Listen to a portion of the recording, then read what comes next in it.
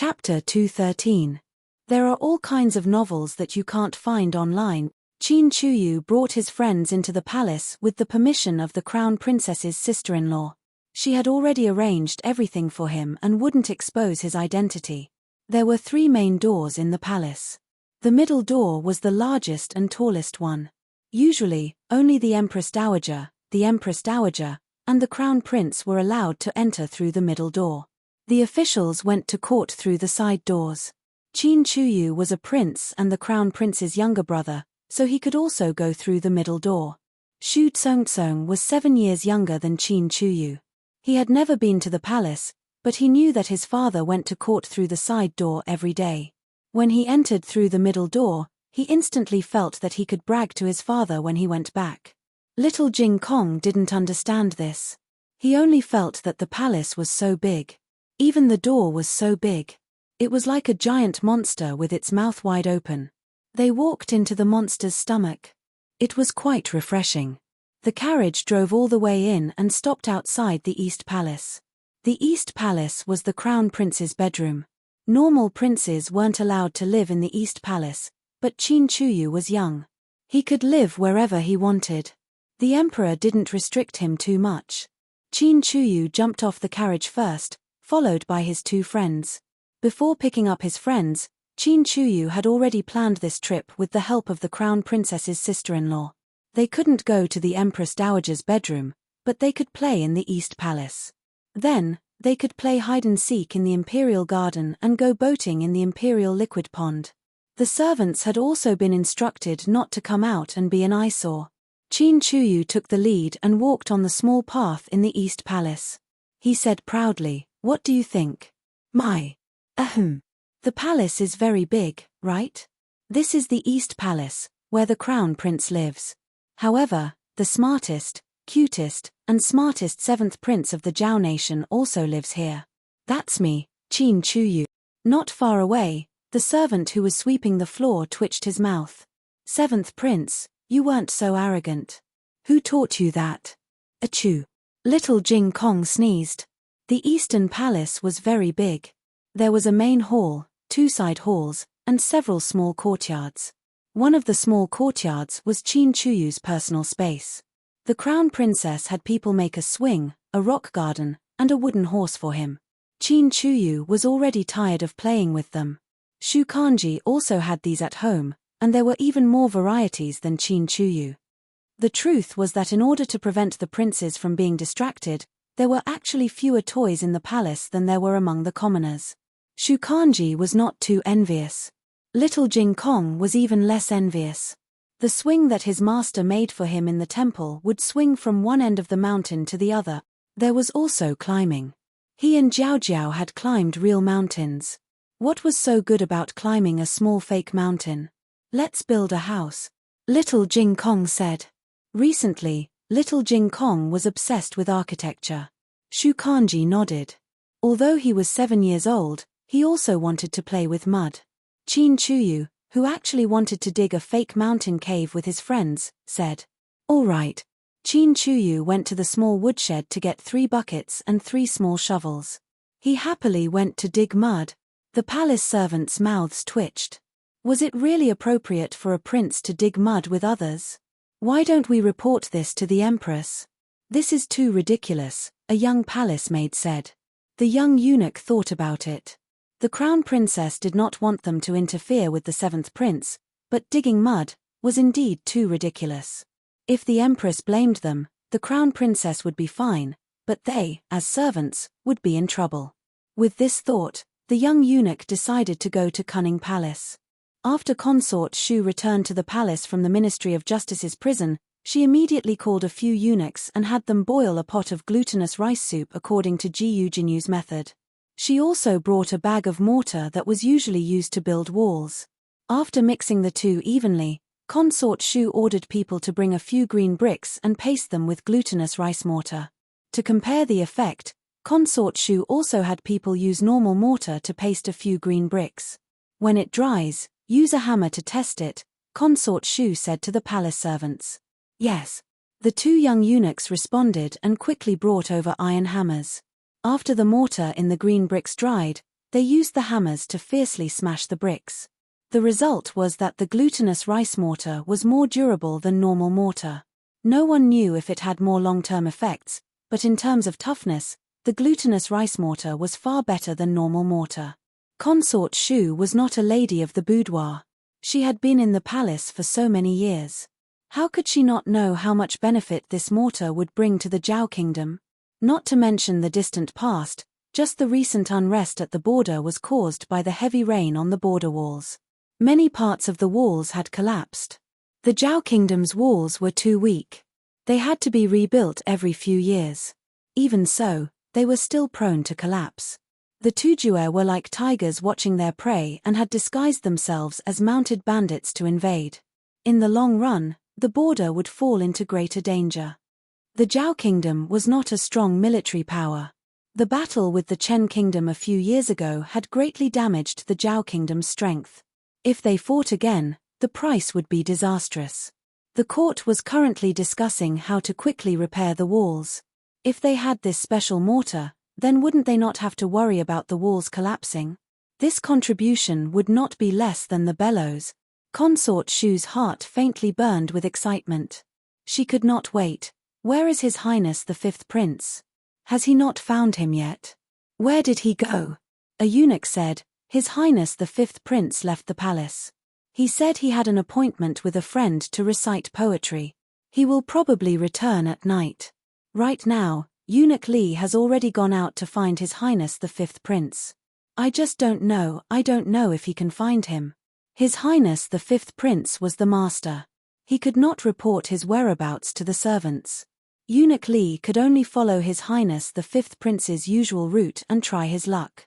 Consort Shu thought about it. It was the same whether he was present or not. It was fine as long as he did it. Where is His Majesty? Consort Shu asked. The eunuch said, in the supreme liquid pool. Consort Shu touched the tassels on her hair bun. Oh, why didn't His Majesty go to the Empress Place today? The eunuch smiled. Perhaps he was tired of staying in the Empress Palace and came out to get some fresh air. His Majesty can only stay at Nyangnyang's place. The most favored concubine in the harem was Consort Shu. She had never lost favor since she entered the palace. It was only after His Majesty returned from Jiangnan that he became obsessed with alchemy and would not be close to women for a short period of time. In the past, His Majesty would rest in her palace for 5 or 6 days every month. Consort Shu heard this and smiled faintly. Okay, let's go. Yes. The eunuch gave a meaningful look to the servant and took a bucket of glutinous rice mortar to the supreme liquid pool. The weather was fine. When Consort Shu arrived at the pavilion of the supreme liquid pool, the other concubines also came. There was nothing unexpected. His Majesty had not come to the harem for so long. Who would not suddenly appear like a fly eyeing the crack in an egg? What surprised Consort Shu was that the Empress and noble Consort Zhuang were also there. These two people did not need to compete for favor in the harem. What's more, His Majesty had been to the Empress Cunning Palace for the past few days. Why would she come out at this time to compete with the other concubines? Consort Shu was not here to compete for favor today, so she did not mind there being more people. She stepped forward and saluted the Emperor and Empress Xiao. Your Majesty, Empress. Empress Xiao seemed to be in a good mood and smiled at her. The Emperor raised his hand. Rise. Consort Shu and noble Consort Zhuang saluted. Noble Consort Zhuang stood up and slightly returned the salute. After that, Consort Yu and the other concubines all saluted Consort Shu. Consort Yu automatically gave up her seat, and Eunuch Wei went to bring another chair for Consort Yu. Consort Shu was not in a hurry to sit down. Instead, she stood in front of the Emperor and said with a smile, Your Majesty, this concubine has something to offer Your Majesty. Oh! The Emperor stopped drinking his tea. Consort Shu asked the eunuch to bring a few separated and glued green bricks. Everyone looked at these green bricks and could not help but reveal a surprised expression. The Emperor was baffled. Consort Shu wants to offer me bricks. Consort Shu covered her face with a handkerchief and laughed. It's not bricks, it's the mortar in the bricks. She narrated how the fifth prince came up with the idea of using glutinous rice to make mortar last night. After that, She stood in place with a smile, waiting for the emperor's praise. However, the emperor did not. The pavilion suddenly fell into a strange silence. Everyone, including Empress Xiao and the other concubines, looked at her with a different expression. Consort Shu did not understand what had happened. She looked at Empress Xiao, noble consort Zhuang and the others. What's wrong? Empress Xiao frowned slightly. Noble consort Zhuang covered her face with a handkerchief and laughed. Consort Shu looked at noble consort Zhuang with a serious expression. Noble consort, what are you laughing at? Noble consort Zhuang could not help but laugh. She pointed to a bucket at consort Yu's feet and said, "Are you talking about this mortar?" Consort Shu was startled. That color was obviously glutinous rice mortar. How could this be? She looked back at the eunuch she brought. Yes, the bucket of mortar was in his hands. Then, where did this bucket of mortar come from? As soon as this thought flashed through her mind, she heard a small sound. She turned her head and found that on the bridge of the imperial liquid pool, 3 little guys were squatting on the wooden bridge and making mortar. The 3 of them were having fun, not knowing that they were being watched by the emperor and the other concubines. The cause of the incident was when the eunuch of the Eastern Palace secretly reported to Empress Xiao that Qin Chuyu was playing with mud. Empress Xiao almost fainted when she heard that her precious son was squatting on the ground and rubbing mud like a wild child in the countryside. She angrily went to find her son, but unexpectedly, the 3 of them were no longer in the Eastern Palace. After searching for a long time, she finally found him near the Qinjing Hall. At that time, Qin Chuyu and his friends were carrying small buckets to paste the emperor's wall. Empress Xiao looked at the messy coiling dragon stone wall of the Qinjing Hall and almost collapsed on the spot. What are you doing? Little Jing Kong was using a small brush to paste the wall.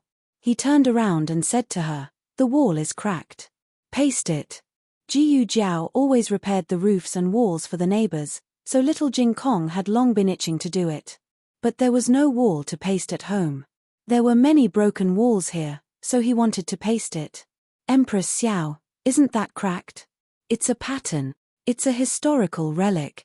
It was passed down by the Emperor Taizu, and it was said that it blocked a landslide for him, so it was also called the Coiling Dragon Stone. What was even more tragic was that they not only pasted the Coiling Dragon Stone wall, but also the Emperor's Wind Lookout wall. Along the way, the 3 of them pasted the walls whenever they saw them.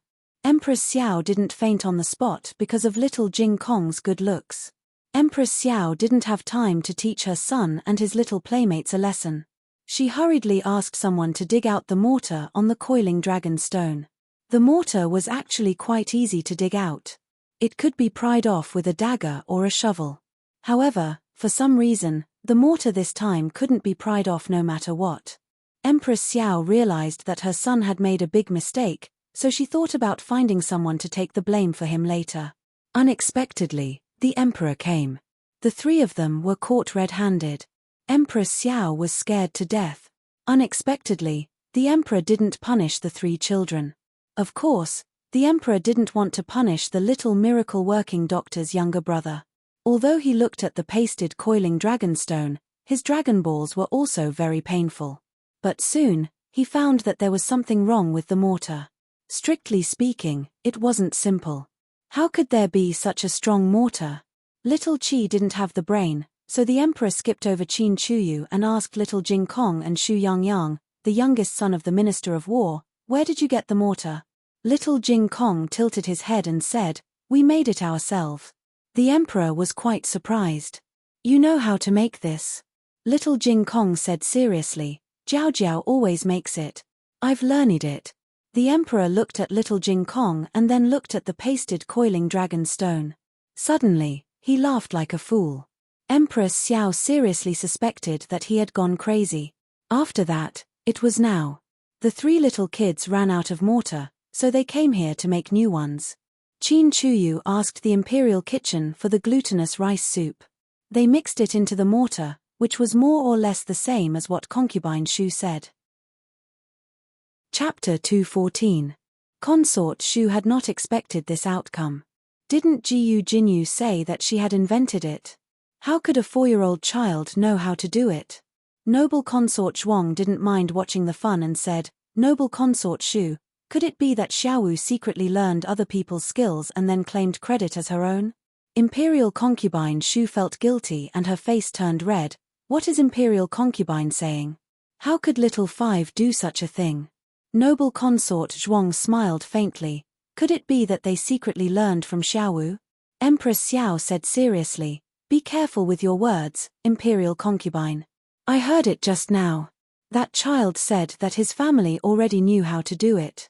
Imperial Concubine Shu braced herself and said, Little Fifth also knows how to do it." Noble Consort Zhuang said, "That's not what you said just now. Didn't you say that Xiaowu just thought of it yesterday?" Imperial Concubine Shu had indeed mentioned that the fifth prince had only mentioned this method to her last night. Noble Consort Zhuang said again, "Could it be that Xiaowu mentioned to Little Qi that Little Qi taught the child, but the child lied and said that his family taught him?" Empress Xiao said seriously, "Last night, Little Qi came back from the Imperial College and stayed with me. His Majesty was also there. After that, His Majesty sent Little Qi to the East Palace." Imperial Consort, tell me, how will Little Qi meet Xiao Wu? Why would Xiao Wu tell Little Qi about this? There was such a big age gap between the two of them, and they weren't very close. The fifth prince would never tell Qin Chuyu about this. Qin Chuyu was a child. What did he know? Noble Consort Zhuang bowed. Chunxie misspoke. Noble Consort Zhuang wasn't speaking for Consort Shu, and Empress Xiao also understood. The Emperor looked at Consort Shu with a complicated expression. To be honest, the Emperor doted on Imperial Concubine Shu very much. There were always new people coming and going in the palace, but Imperial Concubine Shu was always the most favored one. There was no other reason. Imperial Concubine Shu was charming and beautiful. She also knew how to coax people. She was a rare flower that understood words very well. However, what happened today had crossed the Emperor's bottom line. The Emperor was already furious that Jiyu Jinyu had falsely claimed credit but had no evidence. He was most annoyed by people who stole credit.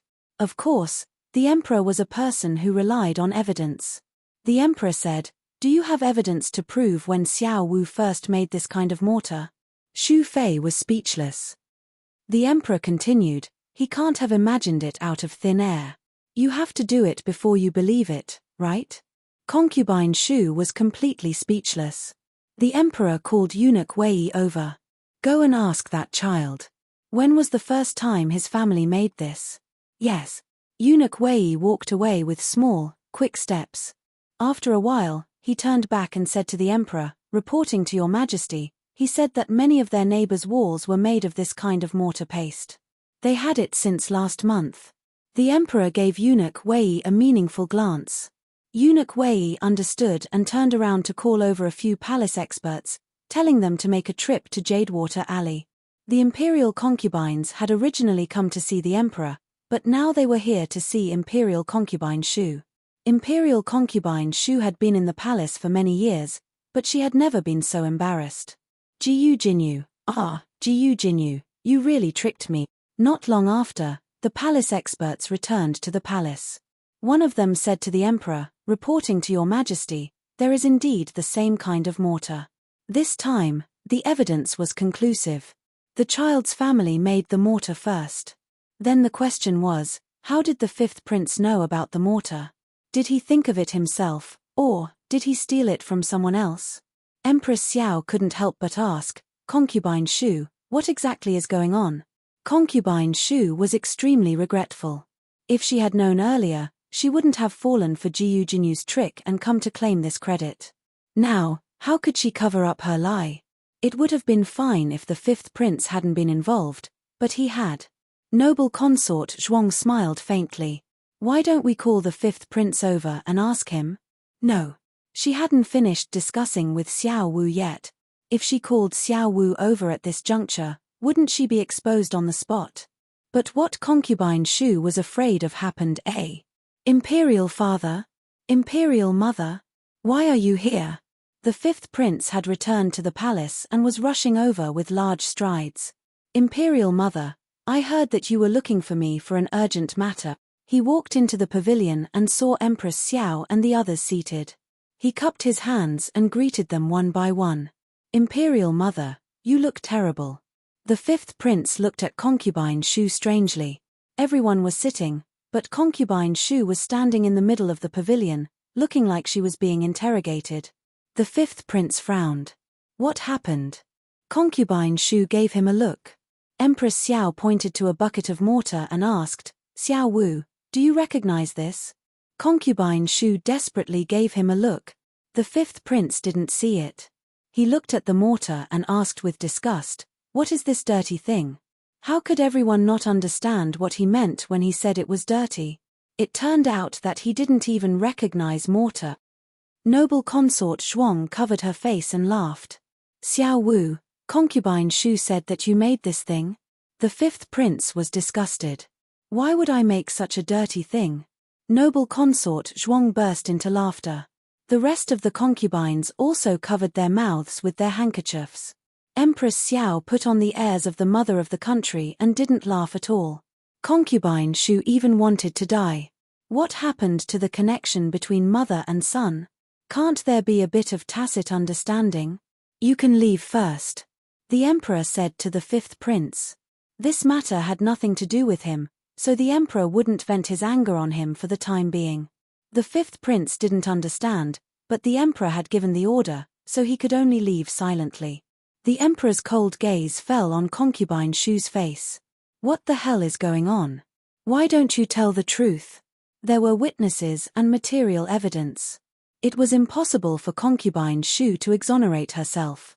After entering the palace for so many years, this was the first time she had been slapped in the face in public, and one of them was her son. Concubine Shu felt aggrieved and said with red eyes, "Your Majesty, I didn't do it on purpose. I did it for a reason." Concubine Shu told him about her meeting Jiyu Jinyu in prison. Of course, she didn't say that Jiyu Jinyu wanted to give her credit. Instead, she said, "The princess knew that she had angered Your Majesty and was afraid that Your Majesty wouldn't believe her method, so she made me lie that it was little Five who thought of it. She said that she hoped to serve Your Majesty again. How would I know that she stole someone else's method? Jiyu Jinyu again. She plagiarized the Little Miracle Doctor's things again. This was great." He was worried that he couldn't find evidence for the bellows, but mortar delivered the evidence to his door. The emperor looked at Concubine Shu. So, Concubine Shu was also deceived. From the beginning to the end, she was the only one who committed the crime of deceiving the emperor. What could Concubine Shu do? Admit that she almost deceived the emperor? In order to protect herself, Concubine Shu had to admit that Jiyu Jinyu deceived the emperor. Concubine Shu bit her lip and knelt down in front of everyone. She kowtowed and said, "Your Majesty, my niece committed a grave mistake.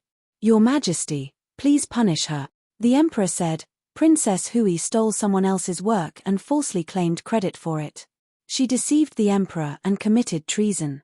On account of Concubine Shu's pleading for her, I will strip her of her position as princess and revoke her title." Concubine Shu was stunned. This was on account of her. She couldn't even be a princess anymore. The crime of deceiving the emperor was actually very difficult to convict strictly. For example, Qin Chuyu would always lie that he didn't secretly eat candy. The third prince would lie that he had done his homework. These were all deceiving the emperor, but usually, they wouldn't be convicted. They would only be punished if there were serious consequences. The mortar incident clearly didn't cause serious consequences. The emperor had still stripped her of her title and position as princess because he wanted to use this as an excuse to make a fuss. Everyone couldn't help but think of the explosion at the Ministry of Works and the rumor that the bellows had not been invented by Jiyu Jinyu. If it was because of the bellows, then it made sense. Concubine Shu, oh Concubine Shu, so your niece wasn't as good as you said. She didn't know anything and stole someone else's work. She even modified it on her own and caused a disaster. If you didn't punish your niece, who would you punish? The concubines all looked at Concubine Shu with a different expression. This woman, who was so proud of her success, finally fell. Concubine Shu was fined a year's salary by the emperor and grounded for a month. Concubine Shu's face turned green. What was a slap in the face? This was it. The entire harem saw her as a joke. From now on, this black history of hers could not be erased. The emperor frowned and glanced at her. What? You're still not leaving? Are you not satisfied with my punishment? Your Majesty doesn't dare. Your Majesty will leave. Concubine Shu stood up awkwardly and bowed to the emperor. She staggered away with the help of the palace maids. She had only taken a few steps when the emperor suddenly called out to her. Concubine Shu. Concubine Shu was overjoyed. She turned her head back with tears in her eyes, hoping that the emperor would comfort her. After all, she had also been implicated.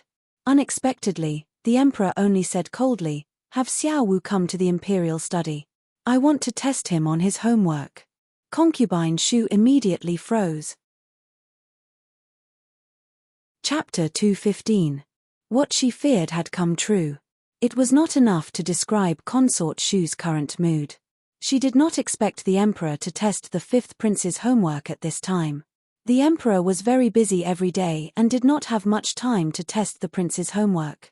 The eldest prince and the crown prince were the most concerned about it. One was his eldest son, the other was his legitimate son. For someone like the fifth prince, who was not the legitimate heir or not, the emperor would at most check his essays. Every time, with Jiyu Jinyu's help, the fifth prince's essays would be done very well.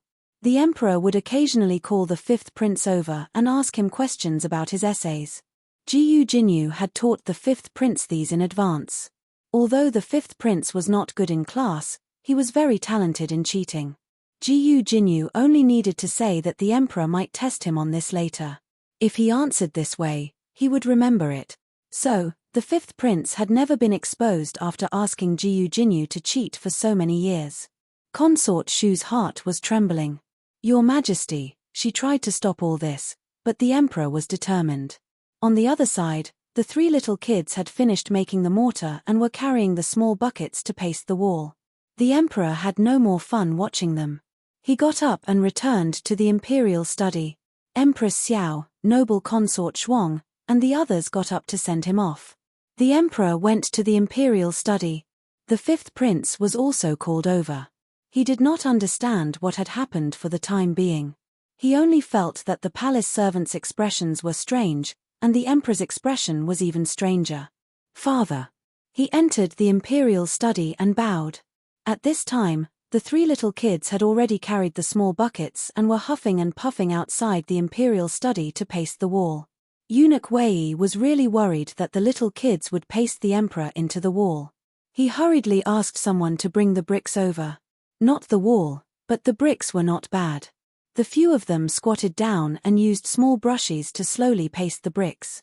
Little Jing Kong was the most serious, but because he was too young, he did not control his strength well enough, so he was the worst at it. The second best was Shu Kanji. He was not very good at it. Qin Chuyu was the only one who was truly good at hiding behind walls. At first, Qin Chuyu played along with his two friends, but after a while, he realized that he was the best at pasting and gradually found joy in pasting walls. I can be a painter in the future, Qin Chuyu said proudly. Little Jing Kong agreed wholeheartedly, that's right, you're the best. Shukanji also nodded in agreement. Eunuch Wei's body trembled, and the horsetail whisk in his hand fell out of fright. Little ancestor, you're a prince. Is your dream to be a painter? Can't you be a little more mature? In the royal study, the fifth prince's shock was no less than Eunuch Wei's. However, his shock did not come from his brother, who was going to be a tile painter, but from the emperor's soul interrogation. The emperor recited a passage from Mencius, "It is not that the city walls are not high, the pond is not deep, the military revolution is not firm, the rice grains are not plentiful, the land is not as good as the people. What's behind it?" The fifth prince said, It's a. Little Jing Kong shook his head and pasted bricks. As the saying goes, the people of the country don't use the boundary of the border, the country doesn't use the dangers of the mountains and rivers, the world doesn't use the advantages of the military revolution. A just cause enjoys much support, while an unjust cause enjoys little support. With little support, one's relatives will support him, with much support, the world will follow. With the world's support, one's relatives will support him. Therefore, if a gentleman does not fight, he will definitely win. The 4-year-old's voice was crisp and a little childish. The entire royal study fell silent. The emperor glared at the 5th prince and said, "It's easy for a man to speak." The 5th prince couldn't answer. Little Jing Kong said, "You can't blame me." The emperor said, "I'm only concerned about the country."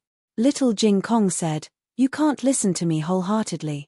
He wasn't competing with the 5th prince for an answer. He just heard it and said it out loud.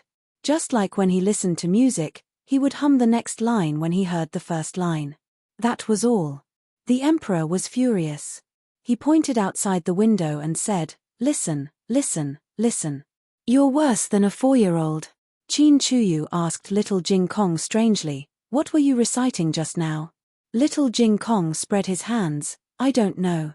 I heard it from the big brothers in the Imperial College." The 4 books and 5 classics were compulsory for the imperial examinations. Students in the Imperial College often recited them, so Little Jing Kong memorized it after hearing it a lot. Qin Chuyu said, "Why can't I remember it?" The emperor gave the 5th prince a few more arithmetic problems, but the 5th prince didn't know any of them. The emperor was furious. "Aren't these the problems you did before? You just changed the numbers." The 5th prince trembled in fear and didn't even dare to breathe loudly. It was basically confirmed that the 5th prince had faked his knowledge.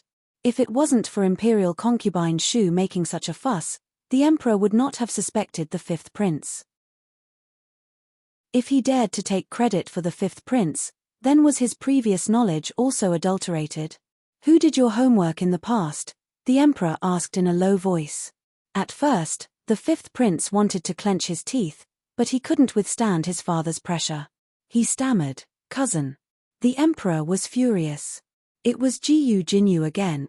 The emperor was so angry that he laughed.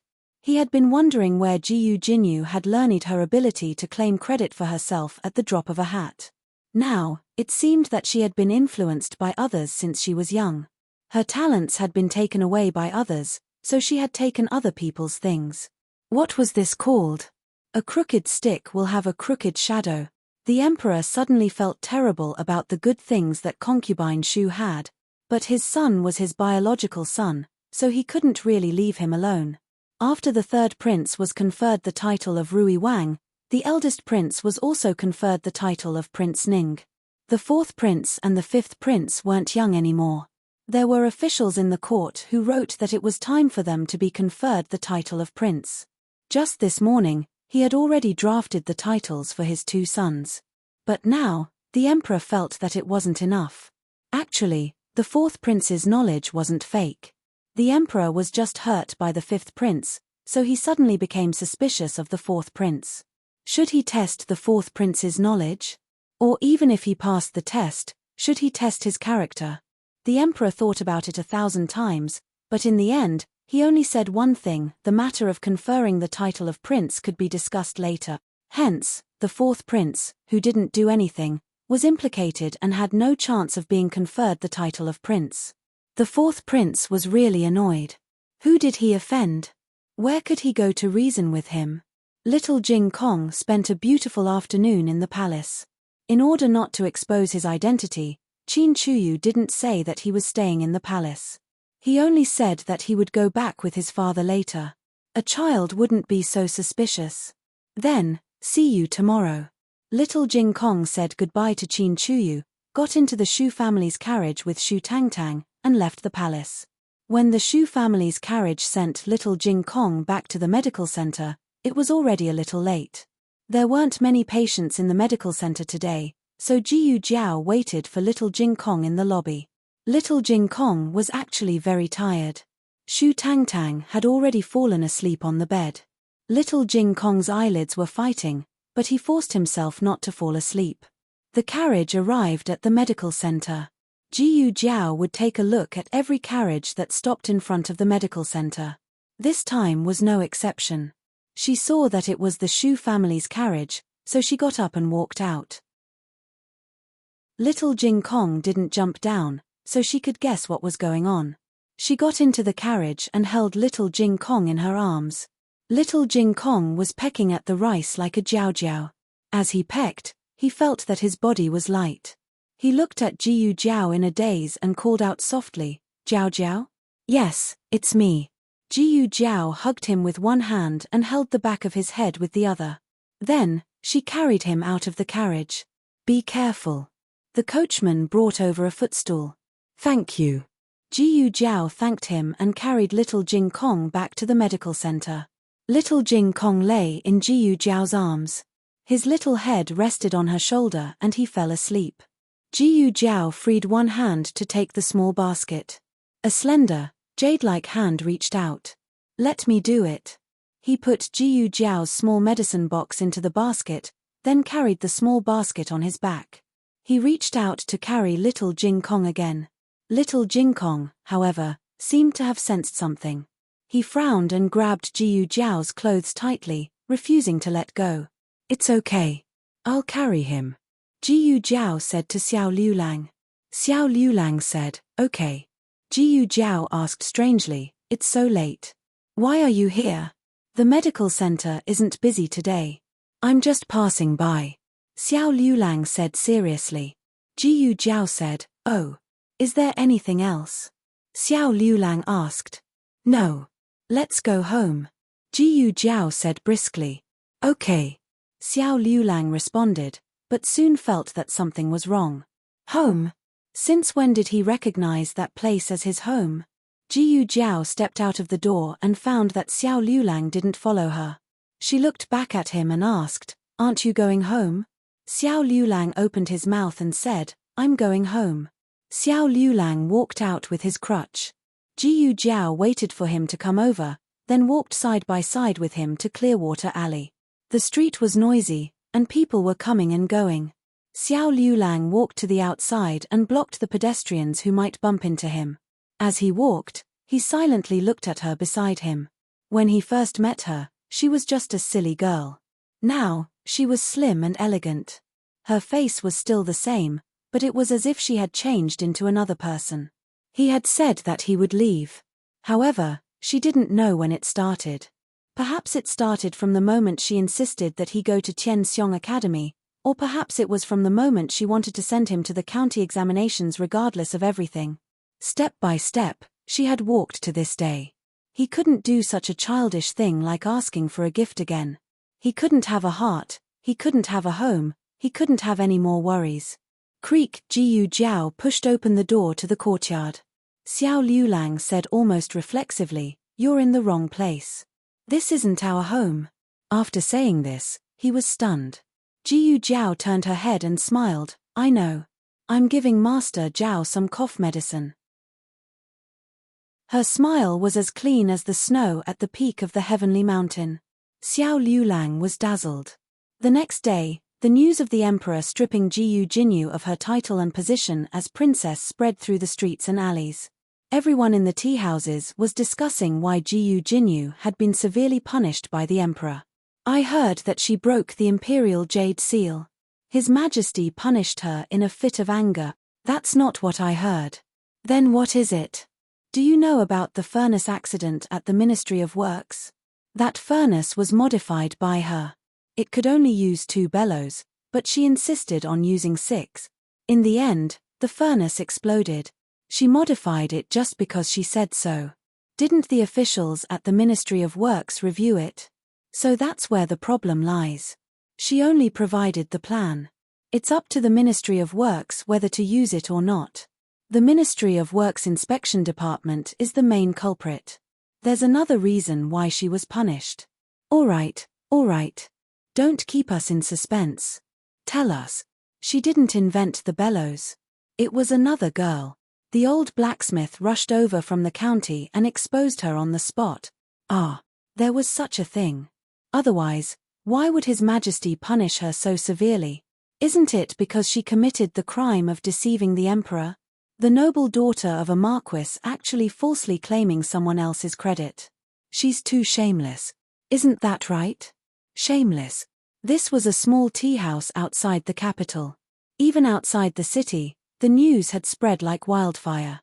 A well-built old man, who couldn't hide his dignity even though he was wearing plain clothes, frowned slightly. "Little brother, which marquis's daughter is this noble daughter of a marquis?"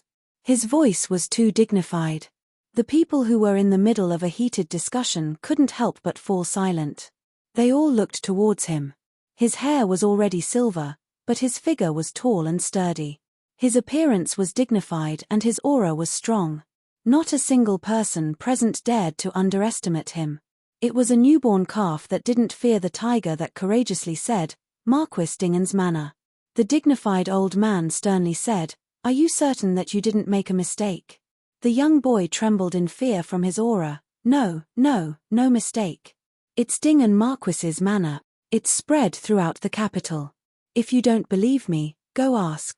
Marquis Dingen's daughter invented the bellows and was conferred the title of Junju. She hadn't been free for a few days when the bellows had an accident. Many people were injured. The dignified old man's gaze turned cold.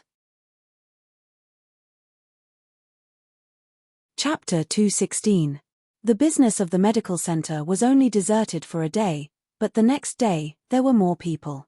Fortunately, the patients who were treated here earlier were discharged from the hospital one after another. Jiang Shi was still being treated. He was the most serious patient in the accident. Just a few days ago, he successfully passed the critical period. His current condition was good, and new improvements could be seen every day. His voice was also gradually recovering, and he could occasionally speak a few words in a hoarse voice. Jiyu Jiao already learned that his name was Jiang Shi, from Yushen County. He was 21 years old this year, and his younger sister, Jiang Li, was 8 years old this year. There was a famine in their village. Their parents and family members starved to death, leaving only him and his sister. The two of them were bought by a merchant and sold many times. In fact, it was better for both of them to be separated, but Jiang Shi didn't want to be separated from his sister. It was also a coincidence that the two of them were sold to the capital. He worked as an illegal worker for the Ministry of Works. The salary for working as an illegal worker was not much, but it was barely enough to give his sister a bite to eat. From Jiang Shi's mouth, Jiyu Jiao also learned that there were many illegal workers like him. It was lucky to be able to work as an illegal worker for the imperial court. Some people were not bought by the corrupt officials of the imperial court, but were sold to some black-hearted small workshops, which was really miserable. This kind of illegal worker didn't have a household registration or travel permit in the capital. Although the imperial court paid for their treatment and gave them a little salary, they all had to leave the capital after they recovered. Jiyu Jiao gave Jiang Shi today's infusion. Jiang Li was not in the ward, so she went to the lobby to help. The little girl was already familiar with the people in the medical center. She understood that the people here would not hurt her, so she gradually let down her guard. When there were many people, she would help. Today, she was helping to pack the medicine. Her hands and feet were not very nimble, but she did it very carefully. While Jiyu Jiao was observing little Jiang Li, Dr. Song suddenly came over and said with a smile, "The little girl works very hard. She can recognize a lot of medicinal materials. She is much better than me." While they were talking, a carriage came outside the door. The 4 accompanying bodyguards were all riding tall horses. With one look, one could tell that the identity of the person in the carriage was not ordinary. As expected, the curtain of the carriage was lifted, and a noble and beautiful young madam walked out. Who else could it be but Consort Rui Wang? Ever since Consort Rui Wang met Jiyu Jiao on the Stone Arch Bridge on the first day of the new year, she never appeared again. She got off the carriage with the help of 2 female officials. She waved her hand impatiently. "All right, don't help me. It's not like I don't have hands and feet. But you must be careful," said Maid Shu. Consort Rui Wang ignored her and walked into the hall. She saw Jiyu Jiao and smiled happily. "Miss Jiyu." Jiyu Jiao nodded slightly. Consort Rui Wang looked around and walked forward to hold Jiyu Jiao's hand. "Is it convenient for us to sit in your courtyard?" "Okay." Jiyu Jiao said to Dr. Song, "I'll leave this place to you." "Okay." Dr. Song responded and cupped his hands to Consort Rui Wang. The patients here did not know the identity of the other party, but he knew. Consort Rui Wang did not pay much attention to him and went to the courtyard with Jiyu Jiao. The two of them sat down. Jiyu Jiao poured her a cup of tea. Consort Rui Wang did not drink, but said, "I'm sorry that I haven't come to see you for so long.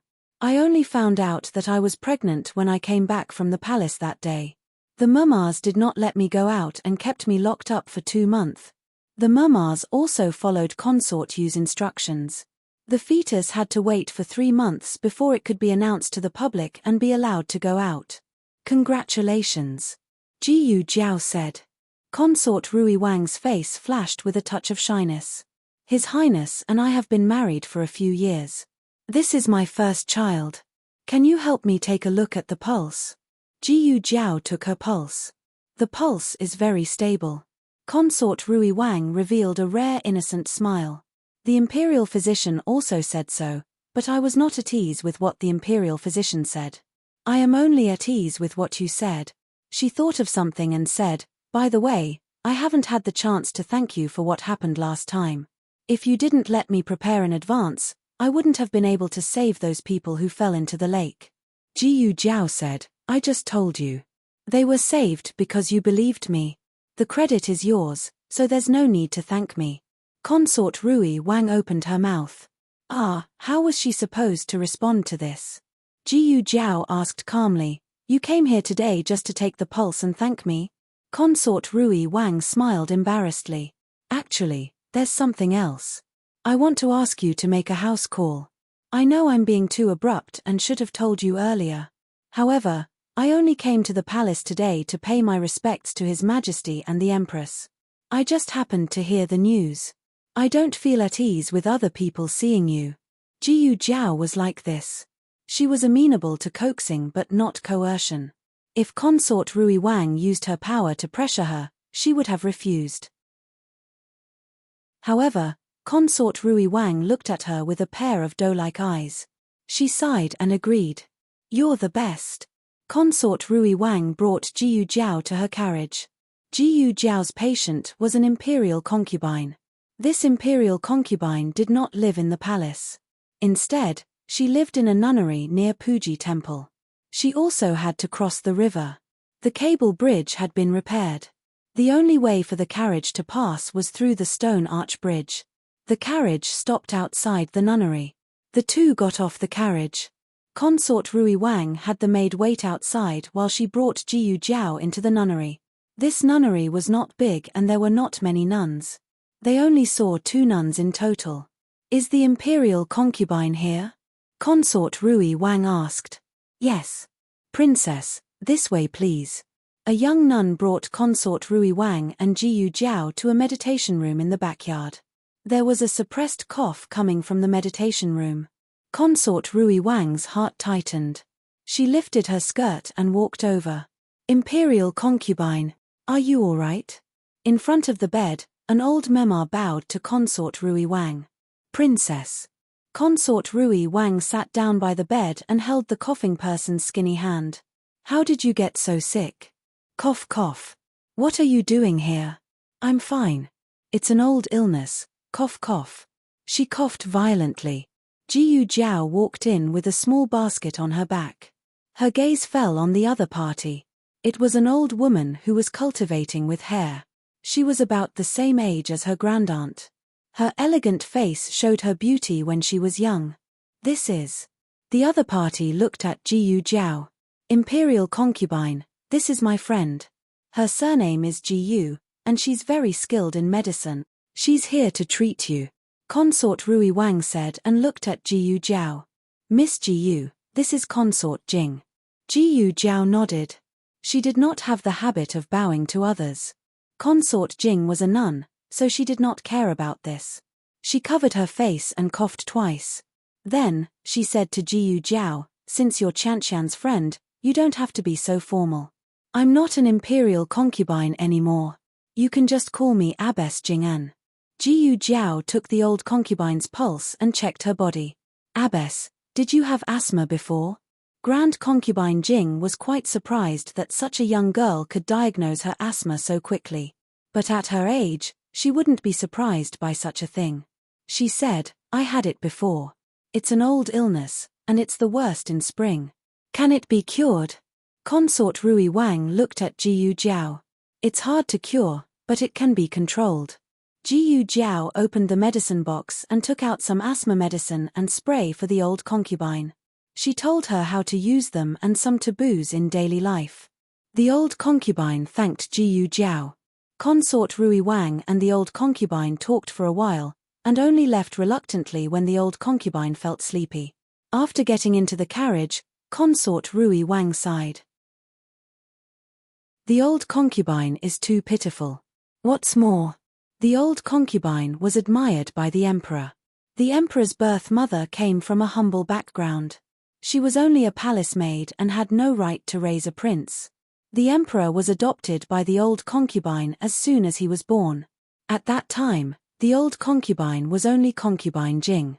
She was promoted to consort Jing after giving birth to a little princess a few years later. Consort Jing was a gentle and magnanimous woman. She never fought for favor in the imperial harem, nor did she stir up trouble. Perhaps it was because of her temperament that Empress Dowager Zhuang liked her. She gave up so many princes and made her adopted son the emperor instead. However, she did make a sacrifice. Since the emperor was adopted by her, he was her son. When the emperor ascended the throne, she should be made Empress Dowager as well. But how could Empress Dowager Zhuang allow a second Empress Dowager to appear in the palace? That was why Consort Jing missed the late emperor and was willing to cultivate with her hair on, chanting scriptures for the late emperor every day. However, there's another saying among the people. Consort Rui Wang didn't treat Jiyu Jiao as an outsider. She didn't have any sisters of her own, and Jiyu Jiao was the first. She said, "The old concubine has a sweetheart." She didn't want to be Empress Dowager and asked to be a nun. She hadn't even said this to her sister, Du Xiaoyun. Of course, the main reason was that Du Xiaoyun was a blabbermouth. Moreover, she was a blabbermouth that was biased toward the crown princess. Chapter 217. Novels with content that can't be found on the internet are available here. Before Consort Rui Wang got married, she also had many friends. However, after she got married, they became estranged. After she became the princess, those people no longer treated her as an ordinary friend. Miss Jiyu was so nice. They didn't treat her with fear and alienation just because she was the princess. In fact, she didn't understand how Jiyu Jiao did it. It seemed that she was always calm and nothing could make her have a big reaction. It was comfortable to get along with such a person. Consort Rui Wang sent the patient back to the medical center and paid the consultation fee before leaving. In the afternoon, the medical center received another visit. It was a patient who had been treated here before. He had been stitched up and it was time to remove the stitches. Dr. Song and the others were busy. Jiyu Jiao asked for the address and got on the medical center's carriage to go there. The patient's waist and abdomen were cut by the fragments of the furnace. He had more than 20 stitches. The initial recovery was good. However, he accidentally fell down when he got out of bed to go to the toilet and tore another part of the wound. This time, the recovery was good. Jiyu Jiao removed the stitches for him. "Do I need to take any medicine or apply any medicine?" the patient asked.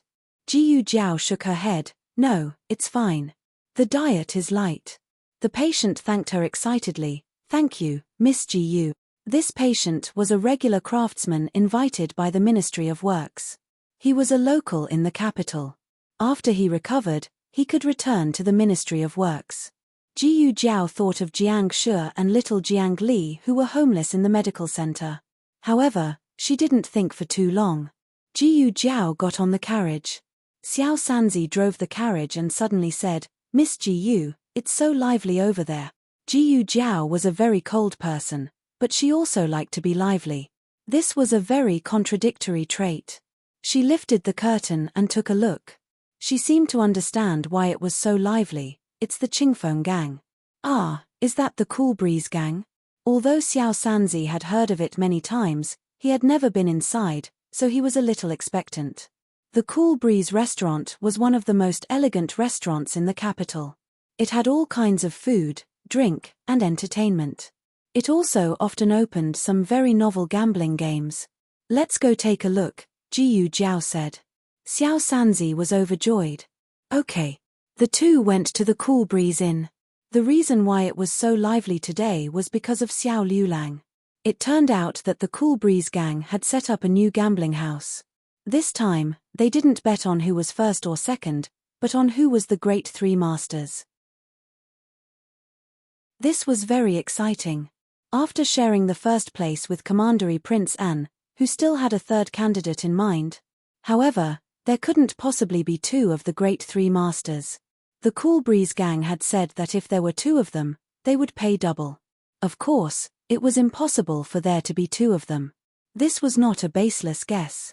Someone had gone to the palace to ask around. The emperor would not allow there to be two of them. So the question was, who should they bet on? Of course it's Commandery Prince An. Do you still need to ask? A scholar in his 30s said, Commandery Prince An has been first in every imperial examination. If he can get first place in the palace examination, he will be the great three masters. Xiao Liulang came from a small county. The difficulty of the imperial examination is not comparable to the imperial examination in the capital. Moreover, his performance is not stable. I heard that he didn't do well in the college examination. He didn't even get the lesser three masters. Do you still dare to bet on him? Everyone felt that it made sense. Although he was considered to be the best in the county, what was he in the capital? Don't look at how he shared the first place with Commandery Prince An. It was just a fluke. The cabinet ministers must have sympathized with him because he came from a poor background and was able to write good essays. Otherwise, what would happen? Would he be able to compete with Commandery Prince An? Crazy. In the end, most of the people bet on Commandery Prince An. Only a few adventurers gritted their teeth and bet on Xiao Liulang.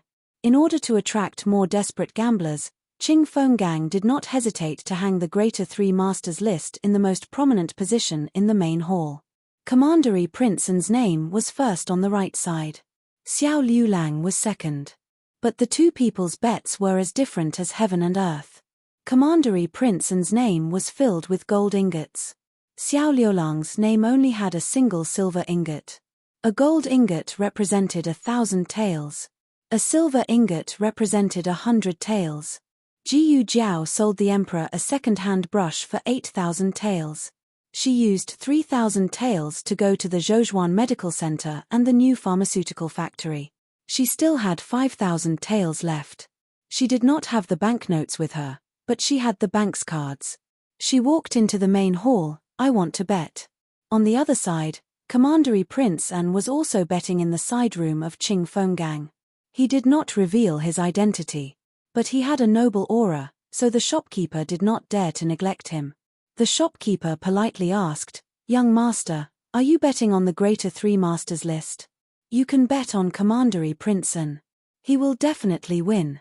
Commandery Prince An was not interested in betting on himself. He tapped the table lightly with his finger. I heard that you have the flower hairpin roll here. Ah, yes, we do. The shopkeeper was surprised. He did not expect him to ask about the flower hairpin roll. Recently, because of Jiyu Jinyu, the flower hairpin roll was also affected. Some people suspected that Qing Fenggang did not check the background of the people on the roll and caused them to lose money blindly. Actually, the results were not out yet. But everyone thought that Jiyu Jinyu had no chance. Those who bet on her regretted it so much that their intestines turned green. Now, Zhuang Yueshi was far ahead of the other competitors on the flower hairpin roll. The shopkeeper thought that he had also bet on Zhuang Yueshi. Commandery Prince An took out a thick stack of banknotes and placed it on the table. He said lightly, all on eldest Miss Jiyu. The shopkeeper was dumbfounded. Commandery Prince An placed his bet on Jiyu Jiao. When he went downstairs, he saw Jiyu Jiao holding her cards and placing her bet on the big 3 yuan. 5,000 taels, Xiao Liulang. Commandery Prince An, who was shot in the heart, after placing her bet on her husband, Jiyu Jiao saw a string of shiny gold ingots under her husband's name. She left with satisfaction. Just as she was about to step into the carriage, she heard a gentle voice behind her. What a coincidence, Miss Jiyu. Jiyu Jiao turned around. Seeing that it was Commandery Prince An, she asked calmly, "What's the matter?" Commandery Prince An thought of her bet just now and did not know whether to laugh or cry. "Miss Jiyu, do you have so little confidence in me?" Jiyu Jiao was confused. "What did you say?" "Place your bet." Commandery Prince An pointed at the big 3 yuan list in the hall. "Oh." Jiyu Jiao thought for a while and said, "If you have confidence in yourself, you can place your bet." "I have already placed all my money." Commandery Prince An. "That's not what I meant." "Forget it, I don't know what I mean either. If there's nothing else, I'll leave first. Goodbye." Jiyu Jiao turned around and was about to get into the carriage. "Wait." Commandery Prince An stopped her. Jiyu Jiao turned around and stared at him. "Commandery Prince An, can't I look for you if there's nothing else?" Jiyu Jiao, "No." Commandery Prince An took a deep breath, "To treat my illness." Wu Yang, who was not far away, gasped.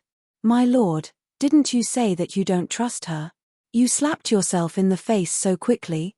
Jiyu Jiao said calmly, "Come to the medical center." Commandery Prince An smiled gently, "Okay." The two of them sat in their own carriages and returned to the medical center. When Jiyu Jiao brought Commandery Prince An into the medical center, the second boss and shopkeeper Wang, who were checking the accounts at the counter, were stunned. What was going on? Who was this wild man? Did Jiao Jiao cheat on their family? Other than Jiyu Changqing, Jiyu Jiao had never appeared with another man other than Xiao Liulang. However, Jiyu Changqing was her biological brother and this man was not. Jiyu Jiao walked in front. She might not have noticed it herself, but the way he looked at her was different from how he looked at others. It was a look that only men understood. As if he noticed the two of them sizing him up, Commandery Prince An said politely without losing his status, "I'm here to see a doctor." The second boss was stunned. "Ah, see a doctor. Are you looking for Xiao Jiyu?" "Xiao Jiyu." Commandery Prince An's lips curled up and he could not hide the smile in his eyes. "Yes, I'm looking for Xiao Jiyu." The second boss realized that he had said something wrong. He and Xiao Jiyu were close friends, so he could call her Xiao Jiyu. Why did you, a patient who came from nowhere, also call her Xiao Jiyu? The second boss was not convinced. Commandery Prince An put a silver ingot on the counter, the consultation fee. The second boss, "Please come in." Shopkeeper Wang, "I despise you." Commandery Prince An followed Jiyu Jiao into the consultation room. Jiyu Jiao noticed his night blindness the first time she saw him. However, she still asked him formally, "Have a seat. Where do you feel uncomfortable?" Commandery Princess An sat down, "My eyes." Jiyu Jiao looked at him and signaled him to continue. Commandery Prince An hesitated and finally told the truth, "I can't see at night." Jiyu Jiao asked again, "Other than not being able to see, do you feel any other discomfort?" "No." Commandery Prince An shook his head. "How long have you been in this condition?" Jiyu Jiao asked. Commandery Prince An thought for a while. "It slowly appeared the second year after I went to Chen State. The doctor saw me and said that I should have been poisoned. However, he never found out what kind of poison it was. This has nothing to do with poisoning." Jiyu Jiao asked about his vision again. Commandery Prince An said, "It's too far. I can't see clearly." Jiyu Jiao pointed at the words on the wall. "What about this?" Commandery Prince An shook his head. He was also nearsighted. Jiyu Jiao made a judgment in her heart. Jiyu Jiao opened the small medicine box and took out a small flashlight that was smaller than her palm. She needed a slit lamp to check the fundus of his eyes.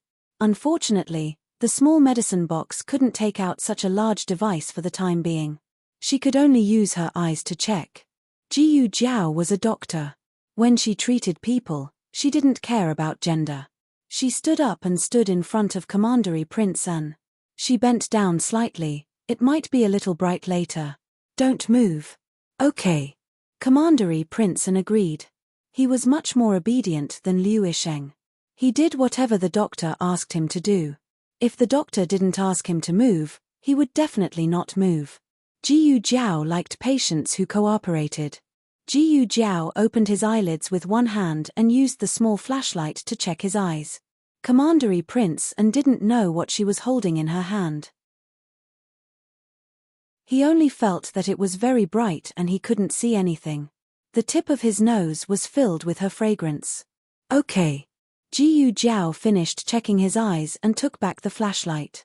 She sat back on her chair and asked him about his eating habits before and after he went to Chen State. She found that he was very careful in Chen State and didn't dare to eat many things. This caused problems with his intake of nutrients. This kind of night blindness was easy to cure. It was also possible to recover his eyesight. Jiyu Jiao took out a bottle of fish liver oil from the small medicine box. She used a small porcelain bottle to fill it and handed it to him, once a day, 1 pill each time. Is it really not poisoning? Commandery Prince and took the small porcelain bottle and asked in disbelief. It was not strange that he was so careful. When he was 8 years old, he was sent to Chen State as a hostage. Many people wanted him to die. It was not the first time he was poisoned. It's not poisoning. Jiyu Jiao confirmed. Commandery Prince and suddenly realized that it was not poisoning. He was wondering why they couldn't find the murderer. They even killed 2 hostages by mistake. Today, the Imperial College was dismissed early. Little Jing Kong was taken away by Liu Quan again. At night, the old chancellor was going to teach little Jing Kong a foreign language. Xiao Liulang went to the clinic. When he went in, he faintly felt that there was something wrong with the way everyone looked at him, especially the second boss and shopkeeper Wang. Their eyes were full of sympathy and awkwardness. They didn't dare to look at him. Xiao Liulang was used to all kinds of gazes after his leg injury. He didn't mind it and walked towards Jiyu Jiao's courtyard. The second boss whispered, "Do you think we should tell her that little Jiyu is in the clinic?" Shopkeeper Wang, "That's not the main point, right? The main point was that they had been in there for a long time and hadn't come out yet. Was Miss Jiyu taking so long to see a doctor? Of course, it wasn't to the extent of saying that they were doing something shameful. Jiyu Jiao had her own courtyard. If they really wanted to do something, they should go to the small courtyard. However, it was rare to see her treating a patient for so long. Not to mention that the man didn't look sick at all. Moreover, he was too good-looking. The second boss thought, "I know little Jiyu the best." She must have been tempted by him again, just like how she treated Xiao Liulang in the past. When Xiao Liulang was unconscious, little Jiyu had been drooling over him in the side room for a long time. Humph, don't think he didn't know. To get to the small courtyard, he had to pass by the clinic. Just as Xiao Liulang reached the door of the consultation room, he saw the door open from the inside. It was Royal Prince and Xiao Liulang stopped in his tracks. Coincidentally, at this moment, the medicine box fell from the table. Jiyu Jiao reached out to grab the medicine box, but her waist almost hit the table. Royal Prince and strode forward and reached out to block her soft waist and the sharp corner of the table. He didn't actually touch her. Jiyu Jiao dodged. She wasn't that careless. However, from Xiao Liulang's point of view, it looked like his hand had supported her waist. Xiao Liulang's eyes darkened.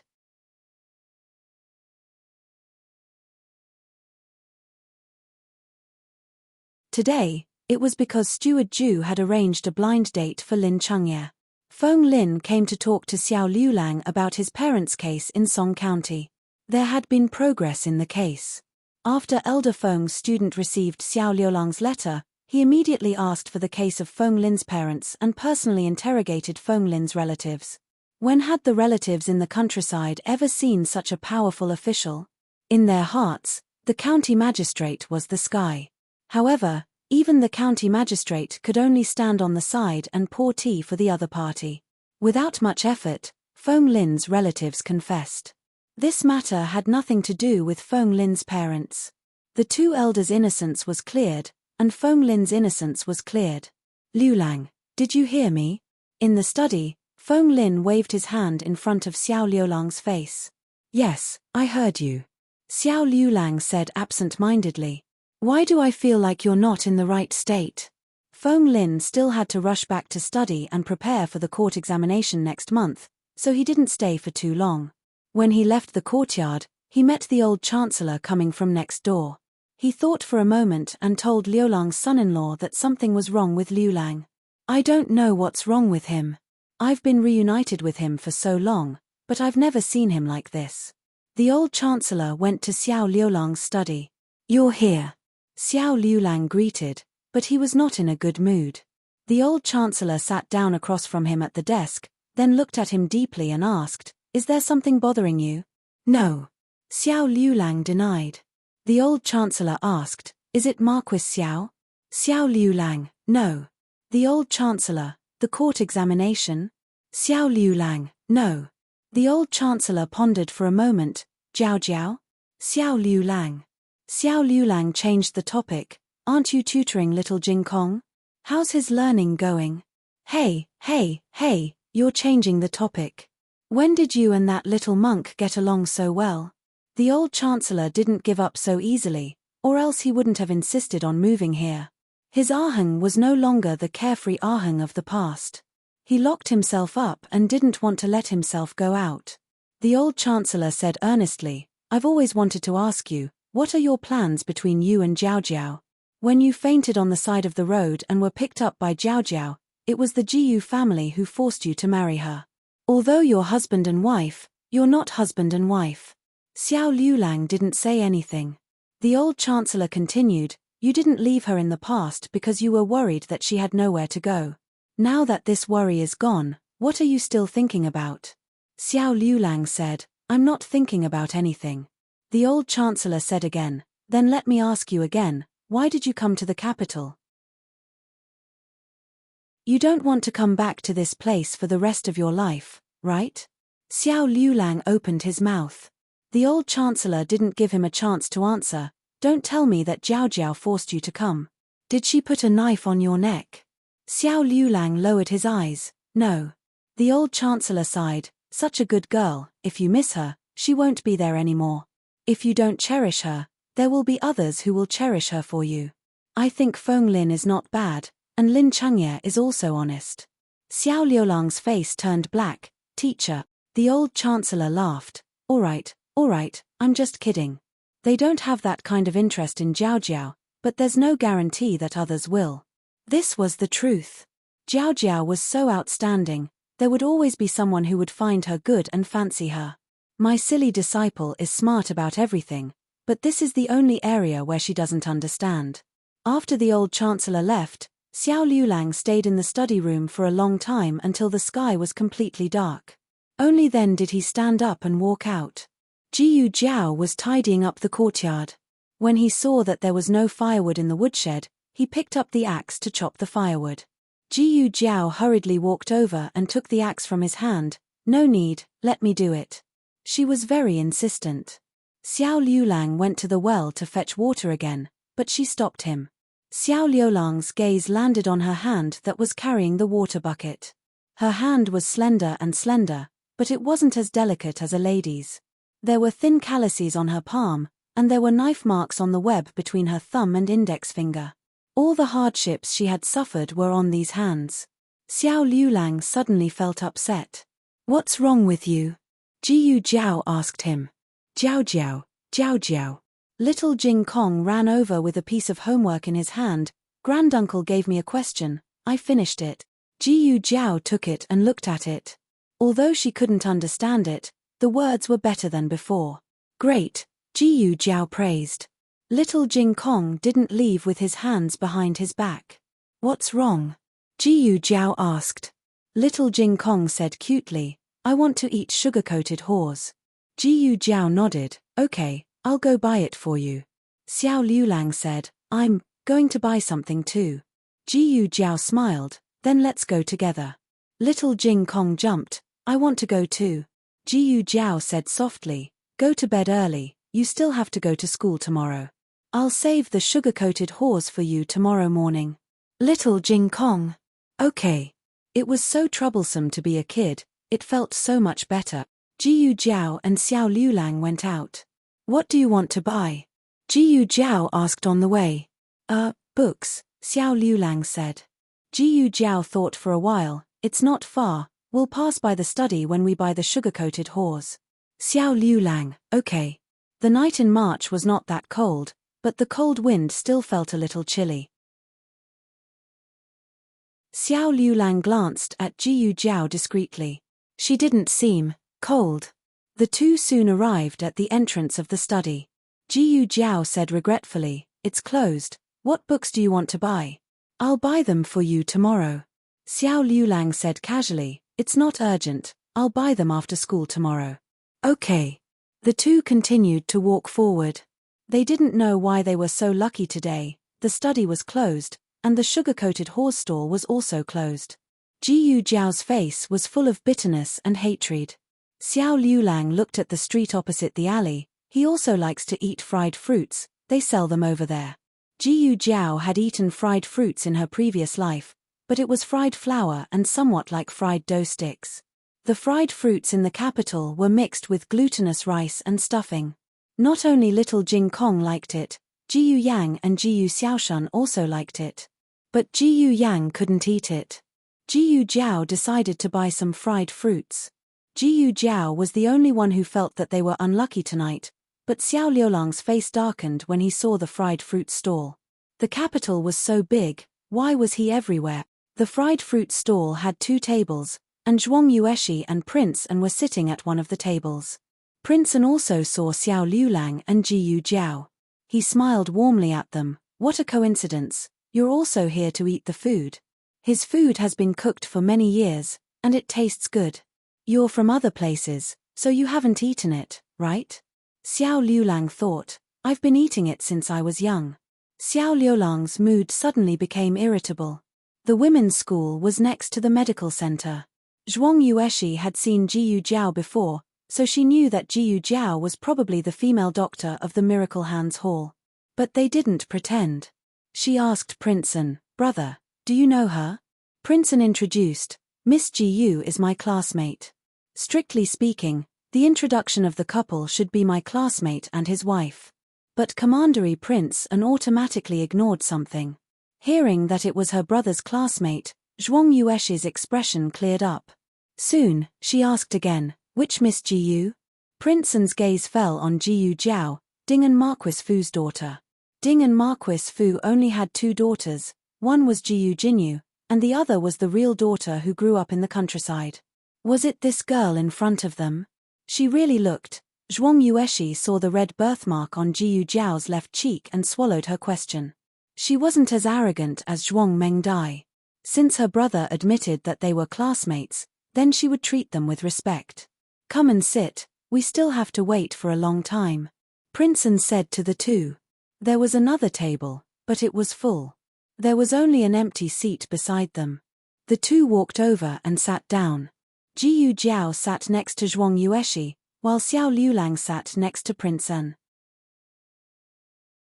But this seat made Prince An and Jiyu Jiao face each other, while Zhuang Yueshi and Xiao Liulang face each other. Zhuang Yueshi only had her brother in her eyes, so she didn't stare at Xiao Liulang. But Prince An kept staring at Jiyu Jiao. Xiao Liulang frowned. What was wrong with him? Why did he come to buy fried fruits? There were many people buying fried fruits, so they waited for 15 minutes before it was their turn. During this time, Prince An and Zhuang Yueshi's fried fruits were ready, but Prince An gave it to someone else. Xiao Liulang's face darkened. Prince An exchanged a few words with the two, mostly asking questions like, "Why did you come out to eat so late? How did you come here? Is it far? Do you need me to send you back?" Zhuang Yueshi didn't notice her brother's special treatment of Jiyu Jiao and thought her brother was caring for his classmate. But Xiao Liulang knew that he wasn't that close to Prince An. After a while, Prince An talked about an astronomy book he read in Chen country. Jiyu Jiao was interested. When she was interested, her eyes would brighten and shine like stars. Xiao Liulang felt suffocated. Their fried fruits were ready, so Prince An paid for them. "No need." Xiao Liulang put the copper coins on the table coldly. "We'll buy it ourselves." Prince An spread his hands and smiled. Xiao Liulang and Jiyu Jiao left. Prince An and Zhuang Yueshi also planned to get on the carriage and return home. At this moment, a dragon and lion dance troupe suddenly appeared on the street. It was a courtesan from a brothel. The entire Chang'an Avenue was in an uproar.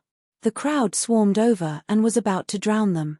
Jiyu Jiao grabbed Xiao Liulang's wrist and dragged him through the crowd. Jiyu Jiao didn't stop until they entered Jadewater Alley. Then, she heard a low laugh. Jiyu Jiao's body stiffened and she turned around. She saw that the person she was dragging wasn't Xiao Liulang, but Prince An. Jiyu Jiao. On the other side, Xiao Liulang's handsome face turned cold. That girl actually ran away with another man right in front of him?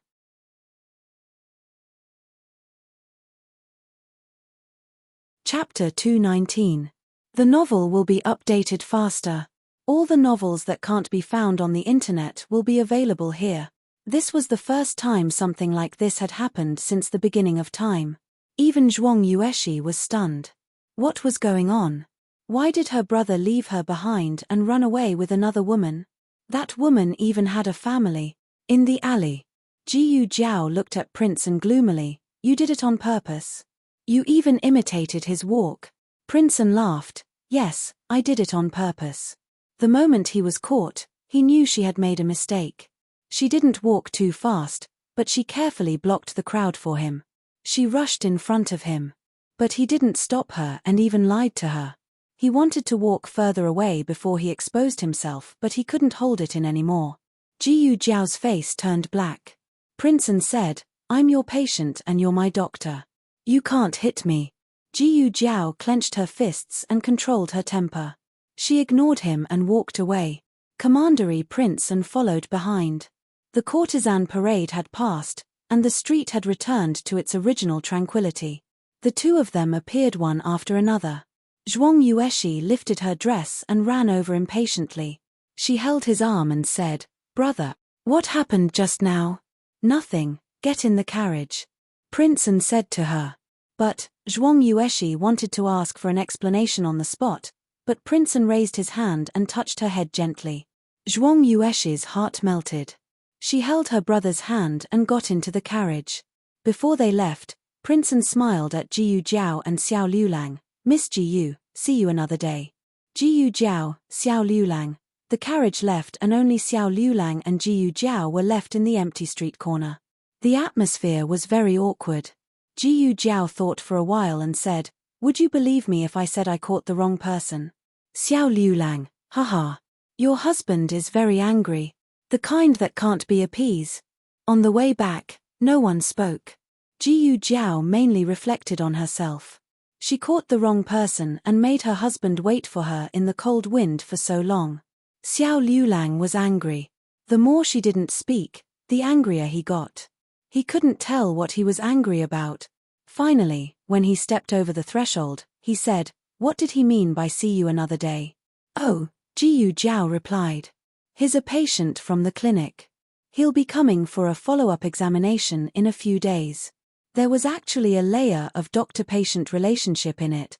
Xiao Liulang clenched his fist and asked in a normal tone, What illness does he have? Jiyu Jiao said, This is the patient's privacy. I can't tell you. Very well, they had their own secret. Jiao Jiao little Jing Kong poked his head out from the door of the west room. Jiyu Jiao didn't have time to gossip about Royal Prince An with Xiao Liulang. It was already time, but little Jing Kong was still awake. It was obvious that he had crawled out of bed. Jiyu Jiao walked over and picked up the little guy. She put the fried fruit on the table and held his cold feet. She stuffed him into the quilt. Why aren't you sleeping? Little Jing Kong was tightly wrapped up. He didn't move at all like a well-behaved silkworm. Jiao Jiao. Jiyu Jiao said, I didn't buy candied haws, only fried fruit. Do you want to try one? Yes. Little Jing Kong nodded obediently. Jiyu Jiao took a fried fruit and fed it to him. He ate it until his mouth was covered with oil. He was so satisfied that he narrowed his eyes. I want more, he said. You can't eat anymore. Jiyu Jiao poured him a cup of hot water to rinse his mouth. Go to sleep. You can eat tomorrow. Little Jing Kong was an obedient child. Soon, he closed his eyes and fell asleep. After washing up, Xiao Liulang lay down beside the little fellow, tossing and turning restlessly. When he finally fell asleep, he had another dream. The dream was a hasty and messy one. When he finally managed to break free from the enormous shackles and opened his eyes, he found that he had returned to the Marquis estate. He was lying on a strange yet familiar bed, and in front of him was a strange yet familiar scene. There were servants standing in the room, but he had not seen them for so long that he could not remember their names. Wearing a yellow dress, Princess Xinyang walked in with a gentle expression. "Aheng, you've woken up." He stared at Princess Xinyang in a daze. Princess Xinyang sat down by his bedside and raised her hand to touch his forehead. "What's wrong? Why are you looking at mother like that? Don't you recognize your mother?" She was so anxious that she rushed outside and shouted, "Imperial physician, quickly call for an imperial physician." The imperial physician came and checked his pulse and body. He said to Princess Xinyang, "Replying to your highness, the young Marquis is fine. He should have been frightened, which is why he's like this." Princess Xinyang's eyes were filled with worry. Aheng, are you all right? Don't scare me. I already told you not to go to the court exam. What's so good about the court exam? If you want to become an official, mother will help you. You don't need to take the imperial exam." "Court exam?" He stared blankly at the room full of people. "I've already passed the court exam." Princess Xinyang said, "You passed. You had a conflict with someone during the court exam and accidentally fell. You've already been unconscious for many days." Without the fire from 4 years ago, he had grown up safely until now. "Where's Jiao Jiao?" he asked. "Who's Jiao Jiao?" Princess Xinyang asked. "You're already married to Linlang. Don't fall in love with some other girl outside. Linlang will be sad." "Jiao Jiao." He lifted the blankets and got out of bed. "My legs." He looked at his legs in disbelief. He could walk without any injuries. That's right, there was no fire. Naturally, he did not wander among the people. He was not injured. Princess Xinyang shouted, "Put on some clothes. It's cold outside." He quickly went to buy Shui Lane. He arrived at his and Jiyu Jiao's home, but when he pushed open the door, it was empty. There was nothing inside. His heart sank. He knocked on the old chancellor's door. The one who opened the door was not the old chancellor. Instead, it was an unfamiliar man. He then went to Uncle Zhao's home. "Uncle Zhao, it's me, Liu Lang." Uncle Zhao and Aunt Zhao looked at him with confusion. "Who are you?" He then went to the house next door. "Aunt Zhong, it's me, I'm Liu Lang." Aunt Zhong's face was filled with confusion. He had never been here before. Nobody recognized him. He only felt his entire body turn cold. He remembered the medical clinic and hurriedly rushed over. The Miracle Hand Hall was still there, but the people in the Miracle Hand Hall did not recognize him. Finally, he saw that familiar little figure in the main hall. He quickly walked towards her. Just as he was about to call her Jiao Jiao, she looked at him with an extremely strange gaze and said to the doctor beside her, "There's a patient. Take care of him." She walked past him and did not turn her head back once. An indescribable feeling of suffocation suddenly surged from the bottom of his heart, as if something was strangling his heart. This feeling was really uncomfortable. He forced himself to wake up. Then, he realized that it was a dream. He did not return to the Marquis's mansion. He was still at home in Bai Shui Lane. Beside him was the little Jing Kong who was snoring. The little Jing Kong was lying on his back with one of his little feet on his chest. No wonder he felt so uncomfortable in his dream. Was it because this little thing used its foot to press down on him? Xiao Liulang removed the little thing's foot.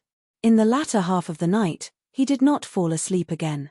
As soon as he closed his eyes, he felt as if his heart was being strangled, just like when Jiyu Jiao did not recognize him anymore. This feeling was strange and uncontrollable. He could not suppress it even if he wanted to. The next day, when Jiyu Jiao woke up early, Xiao Liulang was already gone. Little Jing Kong was sleeping soundly. He did not know when his bad brother-in-law left. Liu Quan heard the noise and came over to knock on the courtyard door. "Jiao Niang, it's me." Jiyu Jiao opened the door for him. "Uncle Liu, it's so early." Liu Quan smiled and said, "Liu Lang came to find me. He said that he had something to do and went out first. I'll send Jiyu Yang and the others to school in a while. I've also made breakfast. I'll bring it over now." Oh, he was gone. His family had arranged it clearly. Jiyu Jiao did not think much of it. Thank you. In fact, she could send them, but Liu Quan would drive. The three little men could take the carriage to school. After they went to school, Jiyu Jiao went to the medical center. Today, another 2 critically ill patients were discharged. It was a joyous day. Then, she did not see Xiao Liulang early in the morning. She felt that something was missing. On the other side, Marquis Jiyu also planned to go out. Ever since Yarosha moved to Jade Water Lane, she was not willing to move back. With Jiyu Jiao blocking her, he could not beat her in a fight or steal her away. Yarosha had listened to him in the past, but ever since she had Jiyu Jiao, he felt that his position in Yarosha's heart had plummeted. This could not go on. He had to find Yarosha alone. He had calculated the time that Jiyu Jiao would go to the medical center. However, he had to go to the Yamen at this time. After some hesitation, he decided to skip work. Putting aside his ability to handle matters, his attitude as an official was not bad. This was the first time in his career that he skipped work. However, for his wife, he was willing to risk it all. At the same time, he thought about it. After he brought Yarosha back, he could go to the Ministry of Justice to see Jinyu. Jinyu had been locked up for so long. He must have suffered a lot. He set out with great ambition. However, as soon as he opened the door, he paused.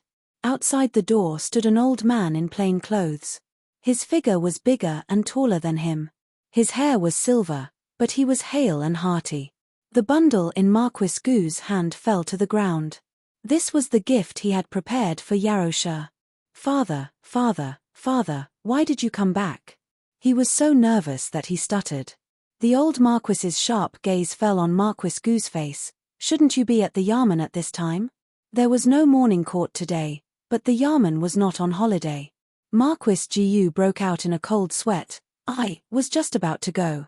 The old Marquis looked at the jewelry scattered on the ground. You brought these things? Marquis Jiyu went from stuttering to mute. Did his luck have to be this bad? The first time he skipped work, he was caught by his own father. The old Marquis had heard a basket of rumors about Marquis Dingen on the way back to the capital. He was in a fit of anger.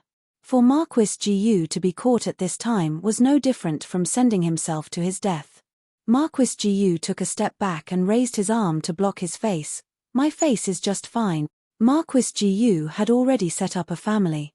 The old Marquis usually did not beat him unless he could not hold back. After a quarter of an hour, Marquis Gu's shrill screams came from his courtyard. Not far away, Huang Zhong helplessly covered his face, sigh. Could not bear to look. In the military camp, Jiyu Changqing received news that his grandfather had returned and immediately returned. At the same time, Jiyu Chengfeng of Qinghe Academy also heard the servant's report. What? My grandfather is back. The servant said with trepidation, that's right. Second young master, you must not run around after school. Remember to bring third young master back to the manor. Bring Jiyu Chenglin back to the manor. This was difficult to handle. Jiyu Chenglin's condition was getting worse and worse recently. Ever since Jiyu Chengfeng witnessed the bloody scene of the operation, he could no longer eat meat. He often mocked himself for being a monk. However, one day, a young monk really came to his courtyard. It was little Jing Kong. Jiyu Chenglin was recuperating in Jiyu Jiao's courtyard. Little Jing Kong had been coming to Little Jing Kong recently, so it was inevitable that he would occasionally bump into him. Little Jing Kong did not know Jiyu Chenglin, nor was he clear about the grudge and relationship between him and Jiyu Jiao.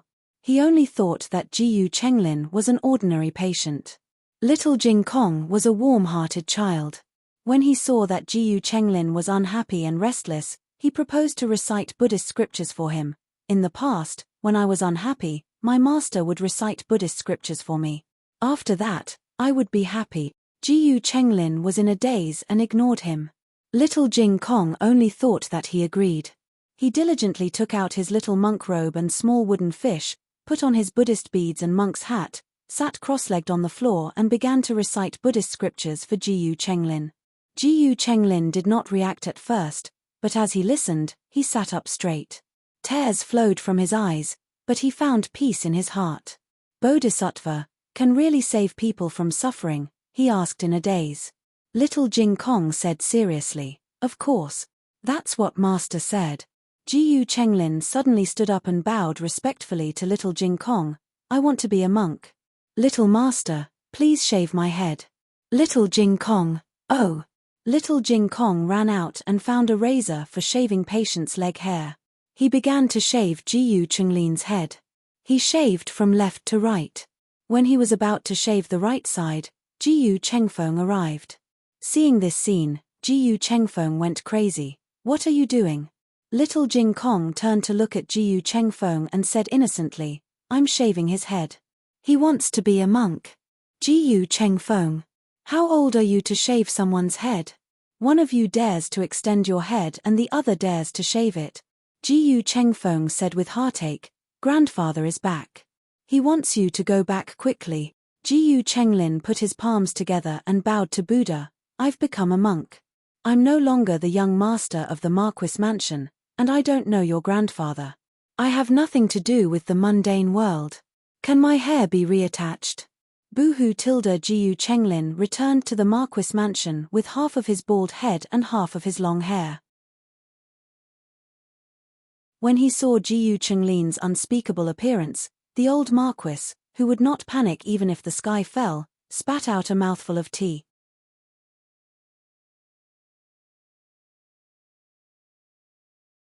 Chapter 220. The old Duke did not know that Madame Yarrow and her son had returned to the capital. He thought that they were still at the hot spring villa, so he did not send them any news. He began to interrogate his son and 3 grandsons. What are the rumors in the capital about? He did not know if he did not interrogate them, but he was shocked when he did. So many major events had happened in the Duke's household in the years that he was not in the capital. The first to bear the brunt was Jiyu Jinyu's background. It was terrible that she was a child who was swapped. Then there was the matter of concubine Ling. This also explained why Jiyu Chenglin had become like this. Concubine Ling had already been punished by old Madame Jiyu. The old Duke did not ask if she was dead or alive. He did not have the time to care about a concubine. As for the real granddaughter's unwillingness to return to the Duke's household, he did not take it to heart. She was just a servant girl. There was no need to pay attention to her. Moreover, she was already married. A married daughter was like spilled water. She was no longer part of the Duke's household. The 4 of them did not mention that Jiyu Chenglin bullied Jiyu Yang and was beaten up by Jiyu Jiao. There was no benefit in saying it. They would still be beaten up. Jiyu Yang's body was weak and would be gone after a beating. No matter what mistakes he made, he would never be beaten. Furthermore, the ladies in the Marquis's residence were all brought up. Regardless of whether Jiyu Jinyu got into trouble or not, the old Marquis had never laid a finger on her. So Jiyu Jiao would not be beaten. But even if this was not mentioned, the Duke's household was in a mess. Those who skipped work and those who moved out moved out. If the upper beam was not straight, the lower beam would be crooked. They all had to be punished. Since Duke Jiyu had already beaten him, he would do it again. "Duke Jiyu, are you still my biological father?" The old Duke looked at Jiyu Chongqing. "As the eldest brother, you did not restrain your 2 younger brothers. Should you be punished?" Jiyu Chongqing lowered his eyes, as if he was enduring something. "Yes." The old Duke said in a low voice, "Okay, 100 military whips. Jiyu Chengfeng 50 lashes, Jiyu Chenglin also 50 lashes." Jiyu Chongqing said, "San Di has just recovered from his injuries, he can't take the whip. I will take the punishment on his behalf." Jiyu Chengfeng hurriedly said, "I can also accept the punishment on behalf of 3rd brother. All right, I'll add another 20 lashes to each of you." After the old Marquis said coldly, he looked at Jiyu Chenglin, who only had half a head of hair left. "If you can withstand the remaining 10 whips, I'll let it go. If you can't, I'll just take it that I don't have a grandson like you." The old Marquis is the most ruthless. When Jiyu Chongqing was teaching his 2 younger brothers a lesson, Old Madame Jiyu still dared to cry, throw a tantrum, and threaten to hang herself. Under the old duke's command, his son and grandson were whipped so hard that old Madame Jiyu did not even dare to make a sound. Marquis Jiyu was beaten black and blue. Enough. The old Marquis said, don't beat him to death. He still has to enter the palace and ask for punishment. Marquis Jiyu, who had nothing left to live for, you really are my father. The old Marquis brought his son into the palace to ask for punishment from the emperor. The old Marquis knelt down and bowed, cupping his fists. It's the father's fault for not teaching her well. That girl caused such a huge disaster, and it's all because this unfilial son spoiled her. This official has brought this unfilial son here for your majesty to deal with. The emperor glanced at Marquis Jiyu, whose face was bruised and swollen. He had already been beaten to this state. He had no place to lay his hands on him. The emperor coughed lightly and waved his hand. Forget it. Marquis Jiyu is not at fault in this matter. The girl is also young and immature. Just discipline her in the future. As for the reason for Jiyu Jinyu's punishment, the official explanation given was still that she had broken the imperial jade seal and had also committed the crime of deceiving the emperor. As for whether it was the bellows deceiving the emperor or the glutinous rice mortar deceiving the emperor, the officials did not specify in detail. But the more it was like this, the easier it was to achieve the effect of killing two birds with one stone. Now, even if there was no evidence of the bellows, there were many people among the people who said that Jiyu Jinyu had falsely claimed the credit for the bellows. Strictly speaking, the main responsibility for this incident did not lie with Jiyu Jinyu. Although she had provided the blueprint for the modifications, it was the Ministry of Works' decision whether or not to use it. The Ministry of Works manufacturing department had long discovered that there was a problem with her modifications, but not only did they not stop it, they skipped the normal trial process and hired a large number of illegal workers to work on it. But the old Marquis could not absolve Jiyu Jinyu. He expressed that all of the losses would be borne by Marquis Dingen's Fu. In addition, he requested that the emperor abolish Jiyu Jinyu's position as county princess. The emperor sighed, old Marquis, why bother? Jun has already abolished her position as county princess. Just leave the position of county princess.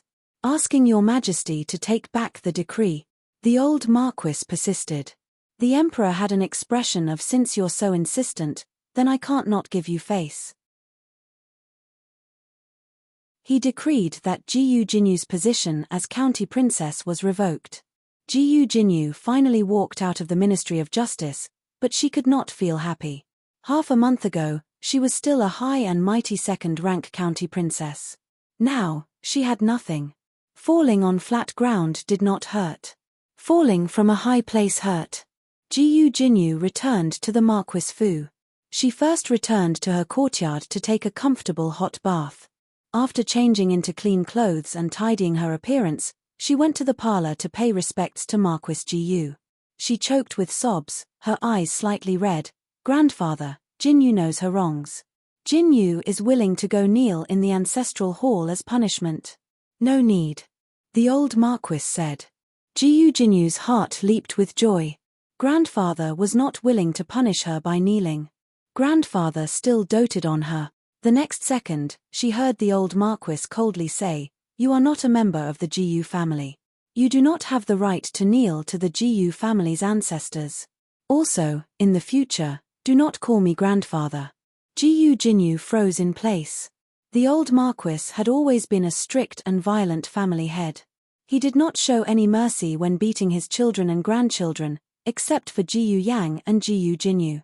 Jiyu Jinyu had always believed that grandfather doted on them, but now, she inexplicably felt that grandfather did not care about them at all. Jiyu Jinyu was wrong. It was not that the old Marquis did not care about them, but he simply did not care about her. The old Marquis doted on Jiyu Yang. Otherwise, he would not have given Jiyu Yang 2 secret guards. Even Jiyu Chengfeng and Jiyu Chenglin did not have them. The old Marquis was a classic example of favoring boys over girls. He did not dote on his biological granddaughter, much less his biological granddaughter. After settling the matters in the residence, the old Marquis once again entered the palace. The news of the old Marquis's return to the capital quickly swept through the capital. Almost everyone knew that the once all-powerful old general had returned. But so what if he had returned? He had long handed over his military power, and the Jiyu family army had also been incorporated into someone else's command. Jiyu Jiao had always paid no attention to outside matters. She did not know that the old Marquis had returned. She was checking the medicine sent from the factory. This was the second batch of medicine custom-made for the military camp. She checked a few bottles. There was no problem with the quality. I don't have anything to do today. I'll deliver it. She also wanted to deliver something to Xue Ningxiang's brother-in-law, Zhu Huang.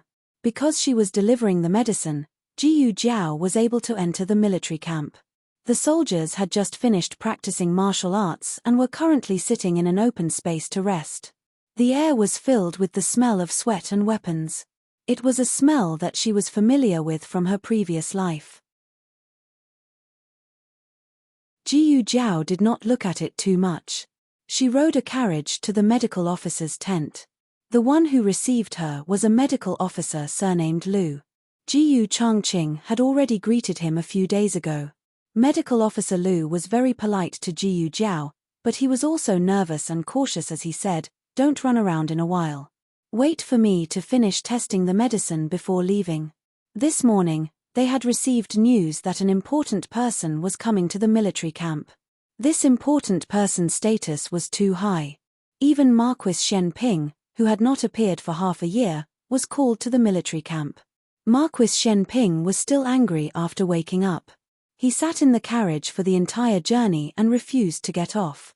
"You with the surname Ran, I think you don't want to work anymore." General Ran stood beside the carriage and cupped his hands. He respectfully bowed and said with a smile, "Marquis has wronged this official. How could this official dare to disturb Marquis's beautiful dream? Isn't this?"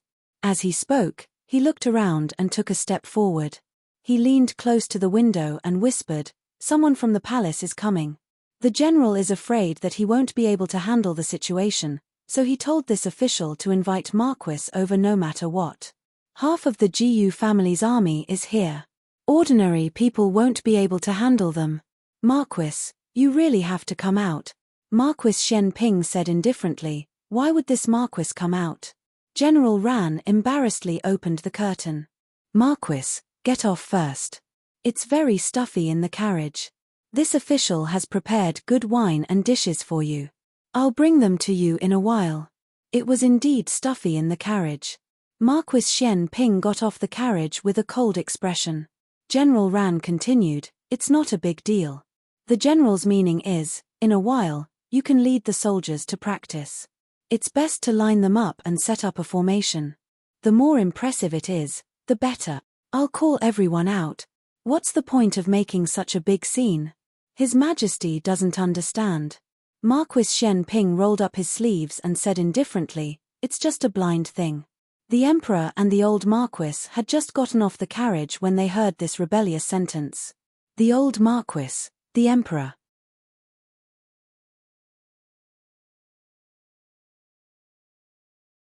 Chapter 221. There are novels with connotations that can't be found online here. The Emperor felt that if he died one day, it would be because he was angered to death by Xiao Ji. The 3,000 beauties in the harem didn't empty his body, but Xiao Ji could pierce his heart with one sentence. The Emperor immediately pulled a long face. The old Marquis's face also sank. This Marquis Shen Ping was a modest gentleman when he didn't speak, but when he spoke, he was simply a hooligan. Marquis Shen Ping turned his head and saw the Emperor's group. His handsome face didn't have the slightest bit of panic or guilt from being caught. He turned around, cupped his hands, and calmly and elegantly bowed. "This subject greets your Majesty." To be honest, even civil officials didn't bow as elegantly as him.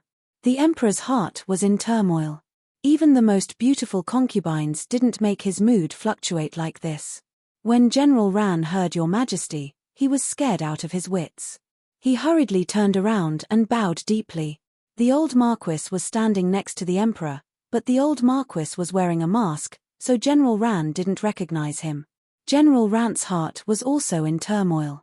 Was it really that exciting? Did His Majesty hear the conversation just now?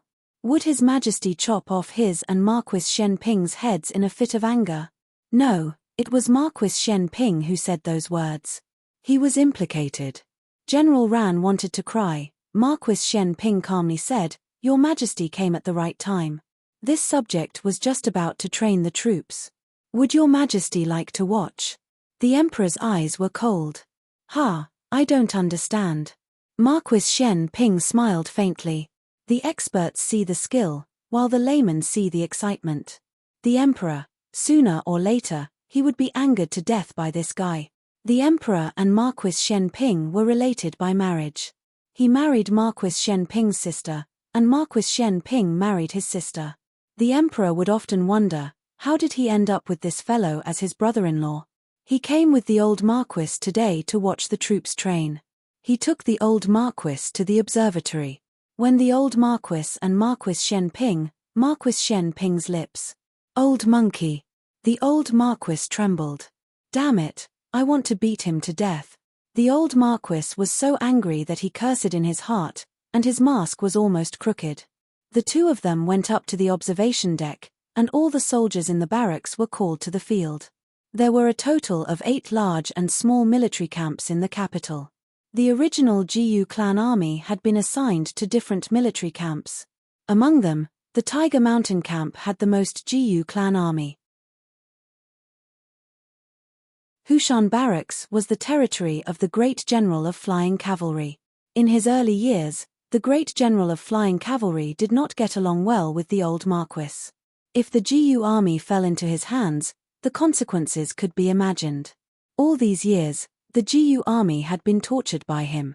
Everyone gritted their teeth and did not cause any trouble. It was mainly because of what the old Duke had said: "You are the Jiyu army, but you are not loyal to me or any general. You are loyal to the Emperor of Zhao country. You are protecting the citizens of Zhao country, including your family and mine." Yes, they were also guarding their own families and the old Marquis's family. After Jiyu Changqing entered the Tiger Mountain camp, the Jiyu clan army was even more patient. No matter how the Great General of Flying Cavalry deliberately targeted them, they would not be deserters. They silently guarded Jiyu Changqing, looking forward to the day when he could be like the old Marquis and gather all the Jiyu clan army together and go to the battlefield to kill the enemy again. It was just that Jiyu Changqing's days in the barracks could not be considered comfortable. He had been injured the most, so it was impossible to say that he was not targeted. Why did he invite Marquis Shen Ping over today? Wasn't it because the Great General of Flying Cavalry was worried that once he appeared, the Jiyu clan army would be filled with hostility and make the situation too ugly? All the soldiers, including the Jiyu clan army, were lined up neatly. Marquis Shen Ping mounted his horse and began the day's roll call. The moment he put on his armor and helmet, his entire person's aura became strong in an instant. He was flamboyant, domineering, and arrogant. No one paid attention to the handsome face under the helmet anymore. They were all shocked by the murderous aura in his eyes. Golden spears and armored horses, one person could fight against thousands of soldiers and horses. This was a man born for the battlefield. He had 9 deaths and 9 deaths. He had won battles and also suffered defeats. He could afford to lose, but when he won, he never flinched. The Emperor's blood boiled as he watched, and he wished he could go to war. Alas, forget it, I won't punish him. The old Marquis looked at the Jiyu clan army that he had brought up single-handedly with a complicated expression. The Emperor forcibly withdrew his attention, which had been attracted by Marquis Shen Ping, and turned to ask the old Marquis, "Does the old Marquis regret that I handed them over to the Great General of Flying Cavalry?" It was not that the Jiyu clan army was smooth sailing in other barracks and was not rejected by others. It was just that it was the most serious under the command of the Great General of Flying Cavalry. Even Jiyu Changqing had suffered many losses and sufferings. The old Marquis sighed and said, "They are the sons of Zhao country. The sufferings they suffered today were for your Majesty's great cause. I have no regrets, and they have no regrets. Only when they were assigned to the Great General of Flying Cavalry, who was the most difficult to deal with, Could it show that the emperor was deliberately making things difficult for the old marquis? Only then would the old marquis have enough reason to be bitterly disappointed with his majesty. If he broke off with his majesty, no one would suspect that he continued to secretly work for his majesty. The emperor also sighed and said, "Then I will find an opportunity to transfer Changqing to the front of the emperor. I heard that he was accidentally injured during training last year. This kind of situation is not uncommon." Even if he knew that Jiyu Changqing would not complain to Marquis Jiyu, the emperor did not deliberately gloss over things. A trace of complexity flashed through the old marquis's eyes. The battlefield is far crueler than the barracks. If he can't even withstand this setback, how can he lead troops to war in the future?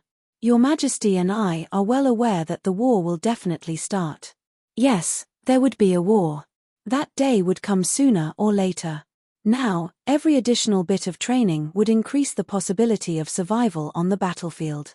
No matter how much the great general of flying cavalry targeted Jiyu Changqing, he would not brazenly take his life. The enemy was the one who would not show mercy.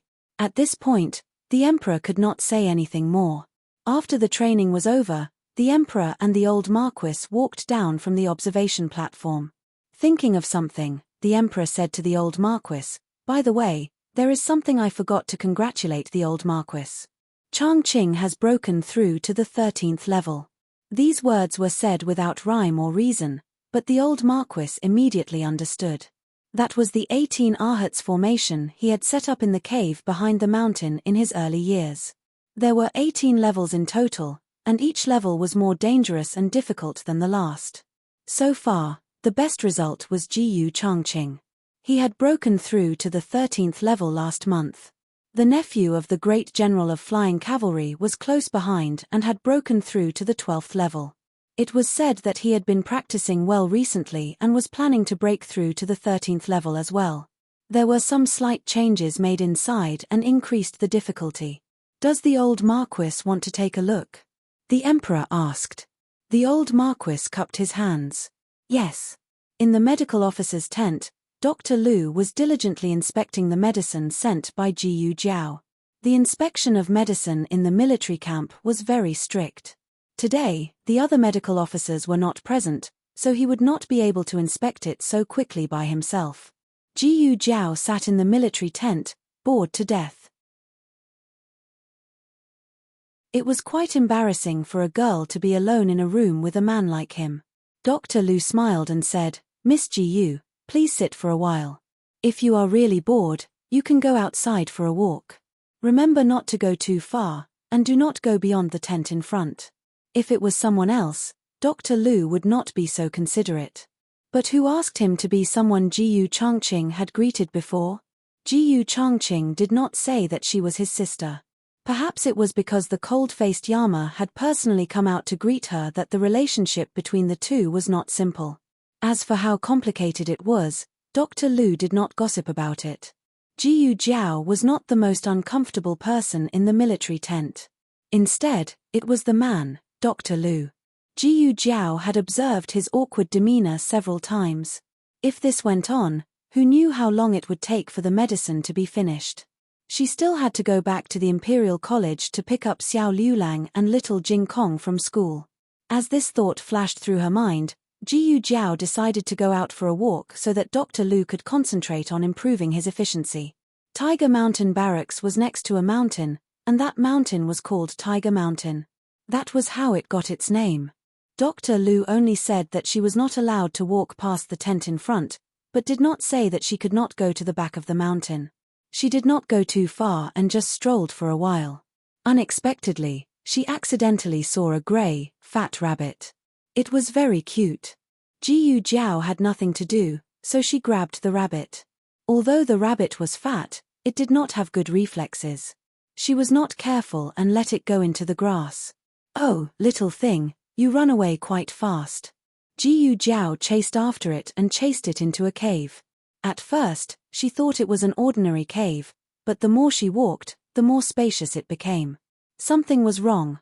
On the other side, the emperor and the old duke came to the entrance of the 18 Ahats formation. The entrance was no different from an ordinary cave. Usually, There was no one guarding it because there was nothing valuable inside. There were only traps that could kill people. The soldiers in the barracks knew the key points, so they usually would not come here. Today, the emperor was coming, so a guard was arranged at the last minute. The guard just went to the toilet and returned to his post to find the emperor leading his masked subordinate over. "I'm so lucky." The guard secretly broke out in a cold sweat. The guard saluted the emperor with his hands folded. The emperor waved his hand, indicating that he should retreat to the side. The guard tactfully retreated. The emperor said to the old duke, "The array that was left in the past has not changed, but some hidden arrows have been added. It is more difficult to break through than before." "Was it General Piauch's idea?" the old duke asked. "Yes."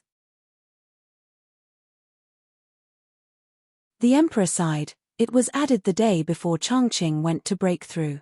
There was no one else who could use such a method to deal with Jiyu Chongqing. The old duke did not say anything. It was the emperor who spoke. Chongqing was injured at that time. It was when the furnace exploded.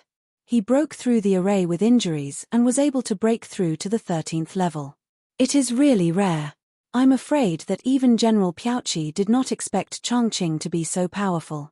The old duke still did not say anything. Only by breaking through the 18th level could he be qualified to revive the Jiyu army.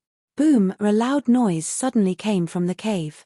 The old duke and the emperor's faces changed. "What's going on?" "Something happened inside." The old duke's white eyebrows twisted. "Someone is breaking through the array." The emperor called the guard. "Who went in?" The guard shook his head. "No. I didn't see." The emperor frowned. "You were here all this time?" "This servant went to the toilet." The guard did not dare to hide, "But this servant will be back soon, and no one in the military camp will break through the array casually." The emperor asked suspiciously, "Then what's the noise inside?" This array was created by the old duke. He could tell which level the array had been activated just by the sound. 3, 4, 5, 6, 7. In such a short time, it had already reached the 7th level. But this alone was not enough to attract the old duke's attention.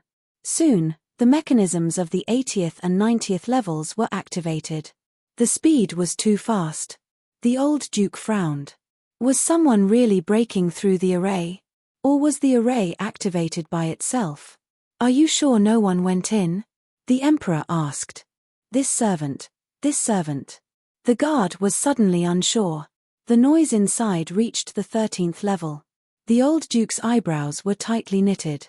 Was it Chongqing? Jiyu Chongqing had broken through to the 13th level.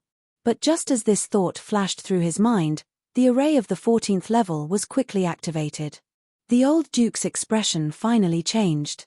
At the 15th level, the array stopped. For some reason, the old duke breathed a sigh of relief.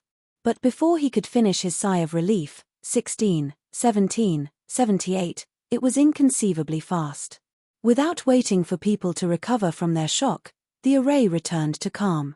The array only had one entrance and one exit. Only after breaking through the 18th level could one leave from the exit. Otherwise, one could only return to the entrance. The old duke let the guard go around to the back exit to take a look. The guard quickly turned back and reported, "I didn't see anyone." The emperor was stunned and asked the old duke, "Do you suspect that someone broke through? 18 levels? And in such a short period of time?" The old duke also felt that it was impossible. He shook his head. Maybe the mechanism malfunctioned. "I'll get someone to fix it later."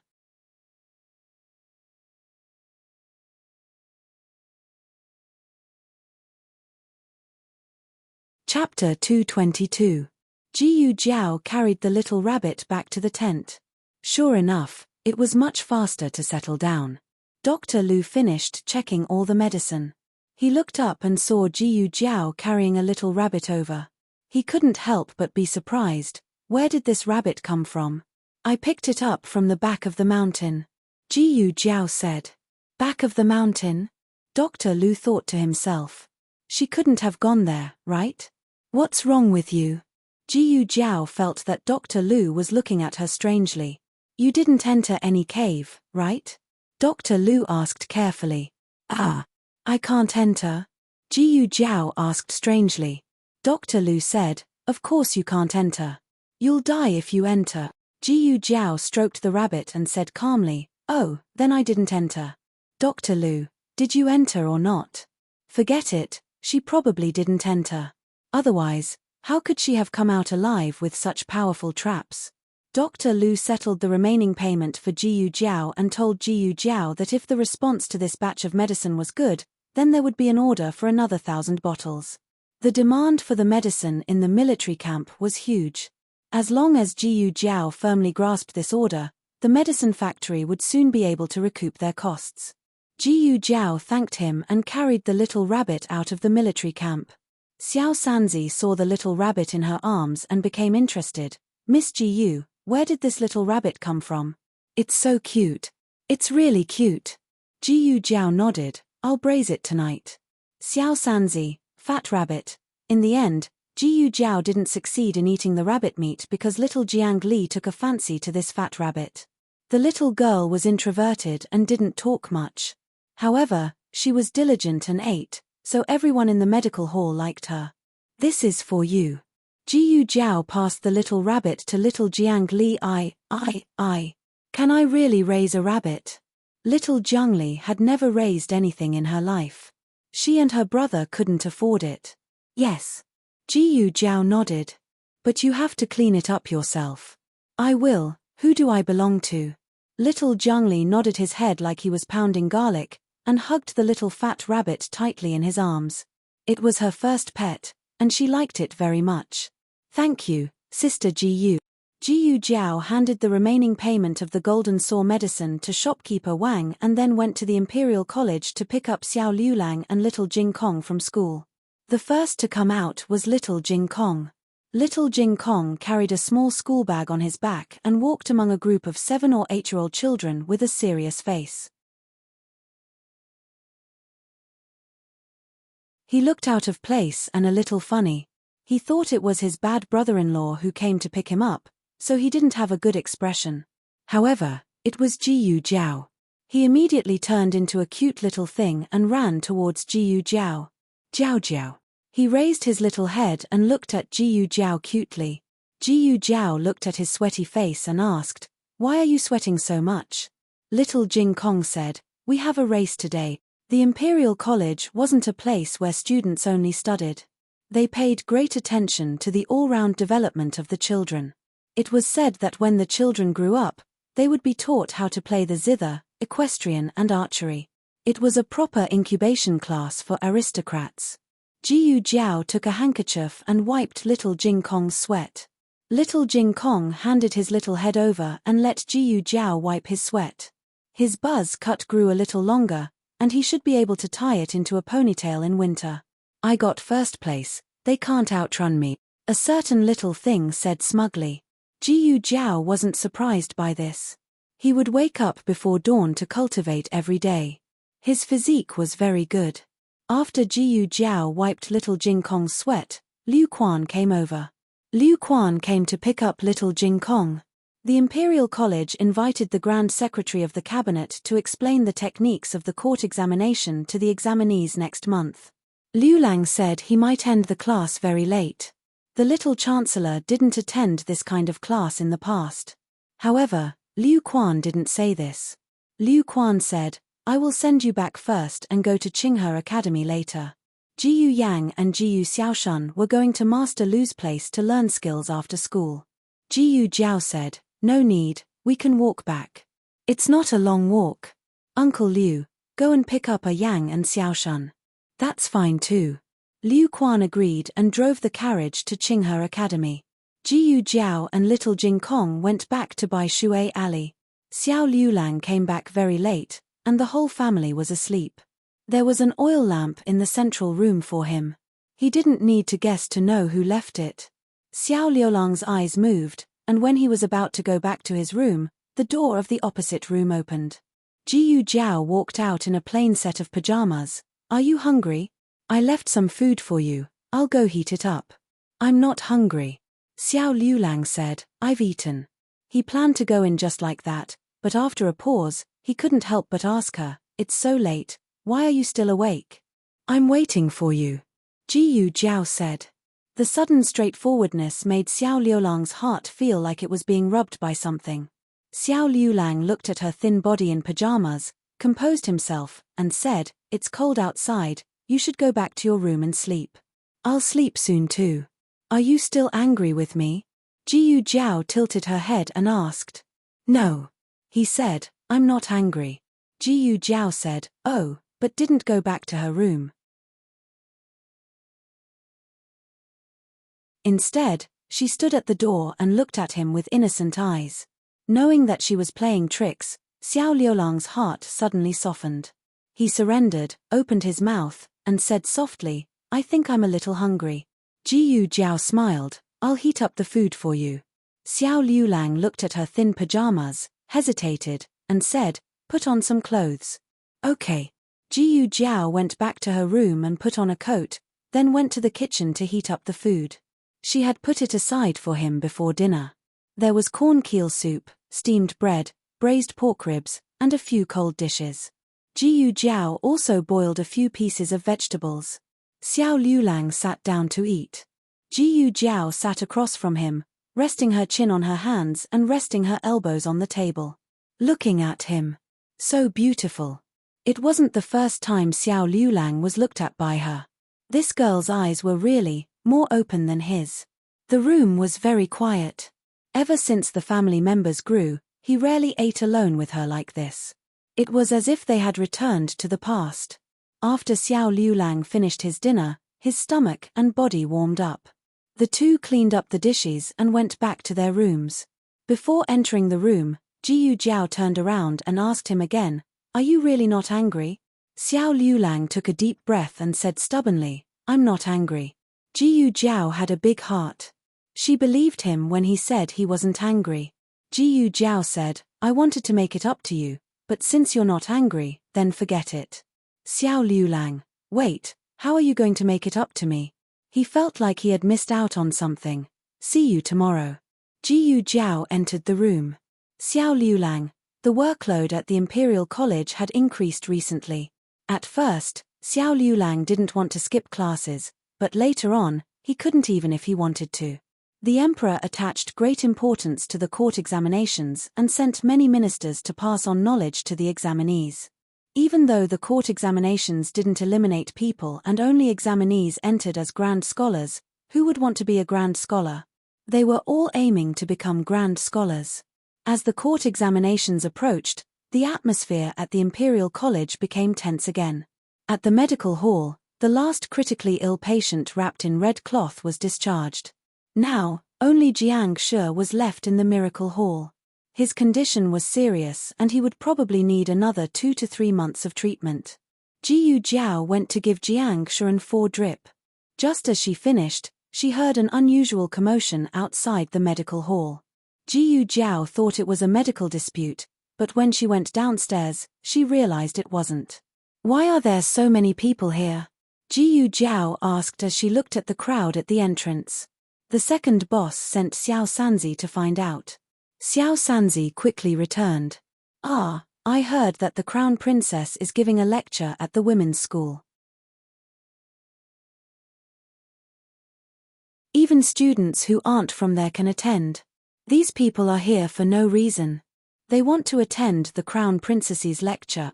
As it turned out, the crown princess had been grounded by the emperor because of the chain bridge incident. Now that the order had been lifted, in order to save the imperial house's face and to increase the imperial house's reputation among the people, this was the cause of today's commotion. The heat of the chain bridge incident had already passed. Recently, there were rumors that the crown princess's paternal family had used the crown princess's name to block the bridge and burn incense. It had nothing to do with the crown princess. The crown princess had been implicated by her paternal family.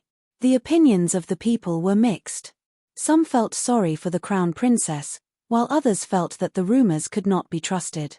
But no matter what, the crown princess was giving a lecture.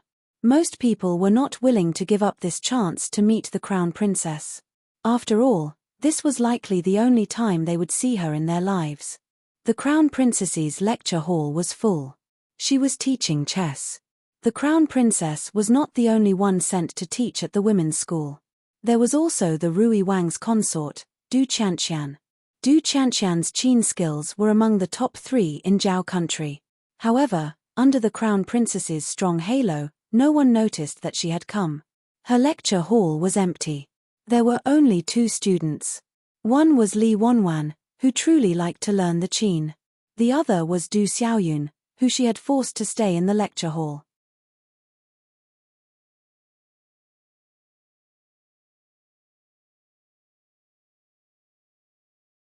Chapter 223. Du Xiaoyun wanted to slip away. Consort Rui Wang sternly shouted, "Stop right there." Du Xiaoyun's scalp tightened as she obediently sat back down in her chair. Du Xiaoyun was worried to death. The crown prince consort finally came to the women's school. She wanted to see the crown prince consort. She was sitting in her chair, but her eyes kept glancing outside. It was obvious that she didn't want to sit here. Consort Rui Wang was unbearably angered by her younger sister. She glared at her younger sister in exasperation. She almost grabbed a candlestick and threw it at her. What kind of sin did she commit in her past life to have such a sister who sided with outsiders? Fortunately, Li Wanwan was sincerely listening to the class. She sat on the cushion across from Consort Rui Wang. There was a guqin on the small table in front of her. It was the guqin that musician Xie had given her during the exam before the new year. The sound quality was very good. She liked it very much and cherished it very much. She would carefully take care of it every day so that it wouldn't be contaminated by any dust. Li Wanwan was very satisfied with today's class. She was the daughter of a poor family and couldn't play with most of the daughters in the women's school. She couldn't even get a seat in the guqin room, let alone a good seat in class. She was always the one in the corner of the last row, far away from the teachers. Now that she was very close to Consort Rui Wang, she could hear more and see more clearly. Consort Rui Wang's anger from her younger sister finally dissipated a lot because of the good student Li Wanwan's serious request. She began to properly teach Li Wanwan. That's right, she only taught Li Wanwan. Du Xiaoyun, that girl, was in Cao Cao's camp but her heart was elsewhere. She couldn't listen to anything. Consort Rui Wang wasn't in a hurry to start the class. Instead, she first had Li Wanwan play a song to understand Li Wanwan's level. Li Wanwan played the song Autumn Frost that she learned this year. The tune was mellow and the sound was melodious. It wasn't difficult, but it had high requirements for details. You played well. Consort Rui Wang nodded. It's just that your finger technique is a little lacking. How long have you been learning the zither? Li Wanwan replied, replying to Consort Rui Wang's question. This humble girl has already studied for a year. Only a year? Consort Rui Wang was stunned. She praised, then you didn't play well. You played very well. Li Wanwan lowered her eyes because someone was giving her pointers. Consort Rui Wang gave her some pointers. Li Wanwan wasn't considered a genius when it came to learning the zither, but her ability to learn was pretty good. Rui Wang said, "You've pretty much mastered this song. Go back and practice it. I'll teach you a new song today." In another large classroom at the end of the corridor, there were no empty seats. Even the corridor and the windows were filled with people. Fortunately, it was on the first floor. Otherwise, many people would have fallen to their deaths. The Crown Prince Consort's attire today was very elegant. She wasn't wearing the complicated and luxurious Crown Prince Consort's palace attire. Instead, she was wearing a white immortal dress. Her ethereal aura made her look like an otherworldly fairy. There was a cinnabar mole between her eyebrows. It didn't make her look coquettish. Instead, it made her look even more beautiful and beautiful. When she sat there, she looked like a master's landscape painting. The classroom was very quiet. No one dared to make a sound for fear of disturbing her. There was a wall-mounted chessboard in the classroom. She personally set up a chessboard. This is a chessboard set up by old Mr. Meng. Old Mr. Meng was the most famous chess master in the Six Nations. The chessboard he set up was reputed to be one of the most difficult to solve in the Six Nations. Everyone couldn't help but sigh with emotion. As expected of the Crown Prince Consort, she set up such a formidable chessboard. It looked like their trip today wasn't in vain. Crown Prince Consort, do you know old Mr. Meng's chessboard? A bold daughter asked. The Crown Prince Consort smiled. Before she could speak, a female official beside her said, Crown Prince Consort knew how to solve it when she was 13. Gasps could be heard in the classroom. How terrifying was her ability to solve old Mr. Meng's chessboard at the age of 13? Actually, it's not difficult to solve this chessboard. The Crown Prince Consort pointed at the chessboard and started her explanation. After the lesson, everyone learned a lot. In the future, no one would dare to underestimate their chess skills.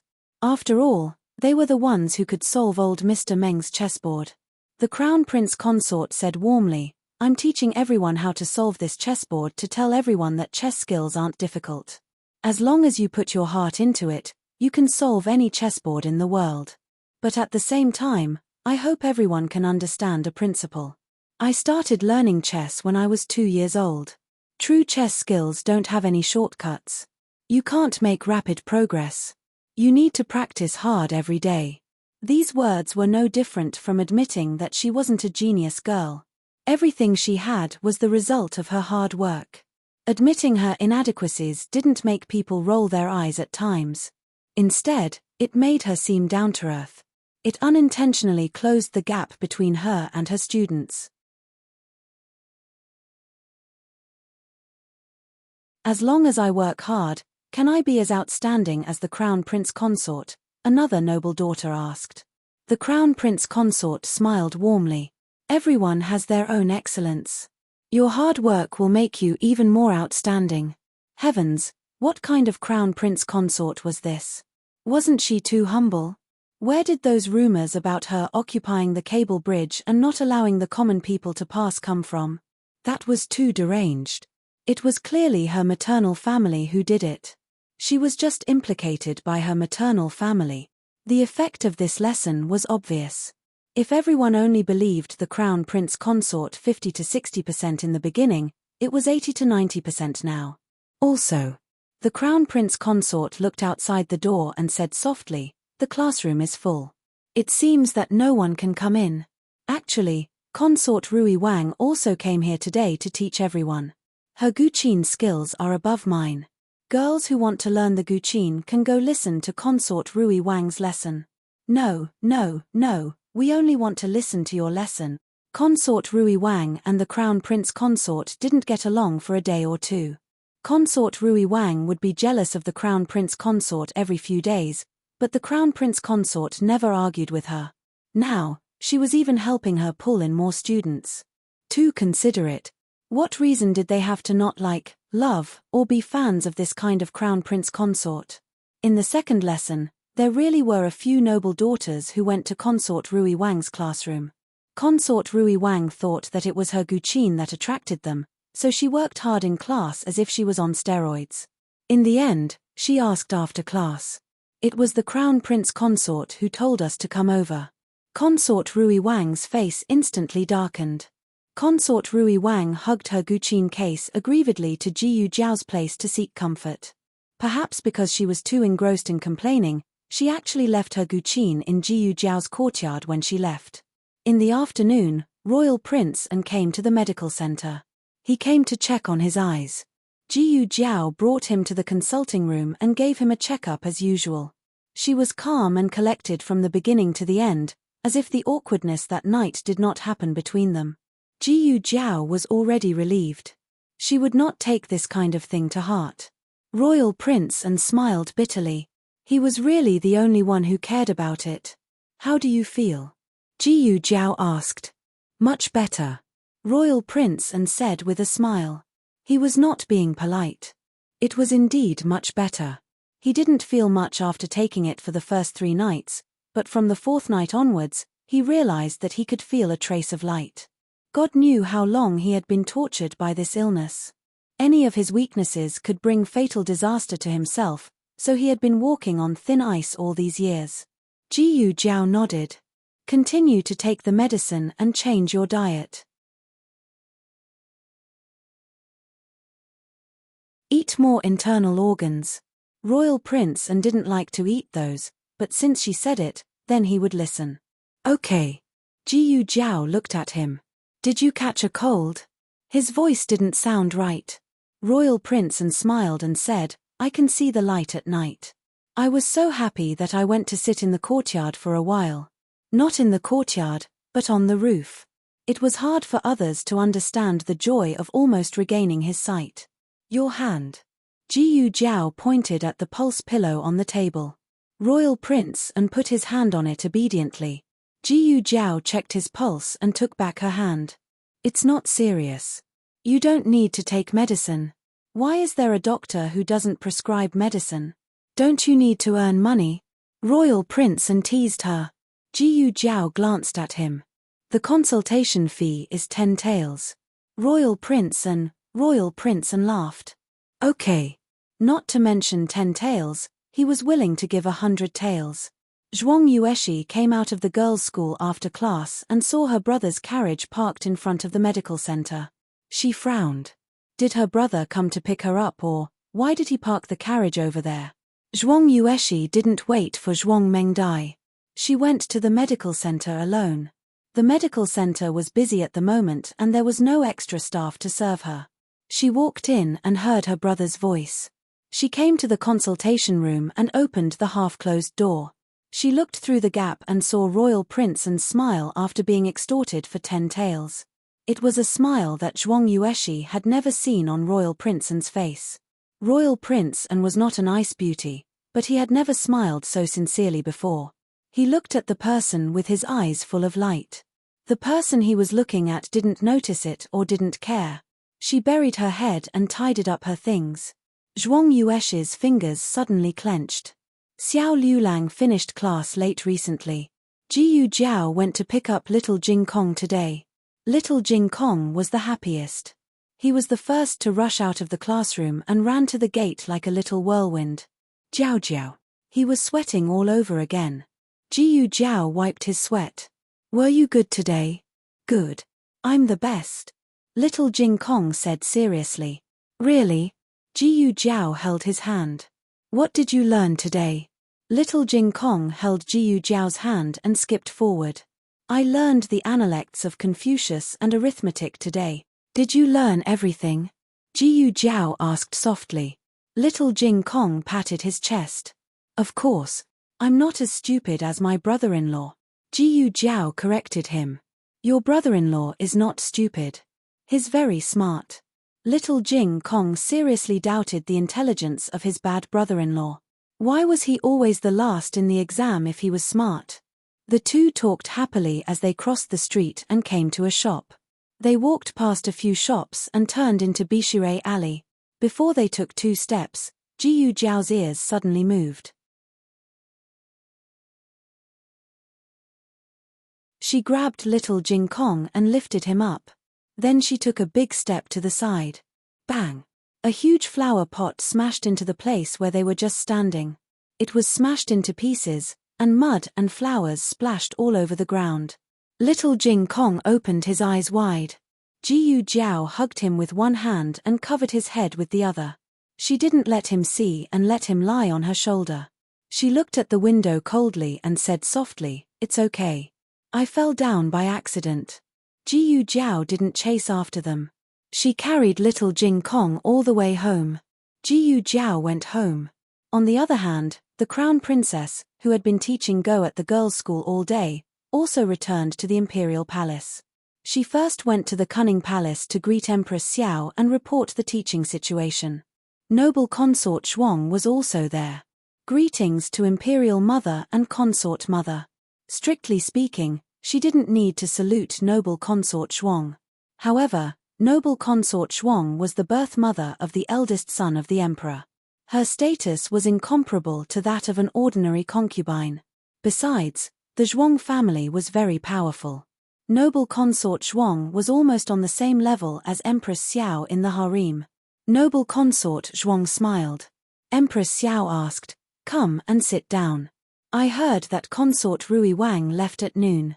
Why did you come back so late? The crown princess sat down beside Empress Xiao and explained softly, There were too many students, so there were 2 extra classes in the afternoon. How could Empress Xiao not know that there were extra classes? She asked this extra question just to show off in front of noble consort Zhuang. Empress Xiao sent the crown princess to teach at the girls' school.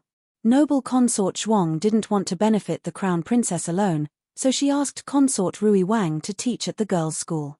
As a result, few people went to consort Rui Wang's class. Wasn't this asking for humiliation?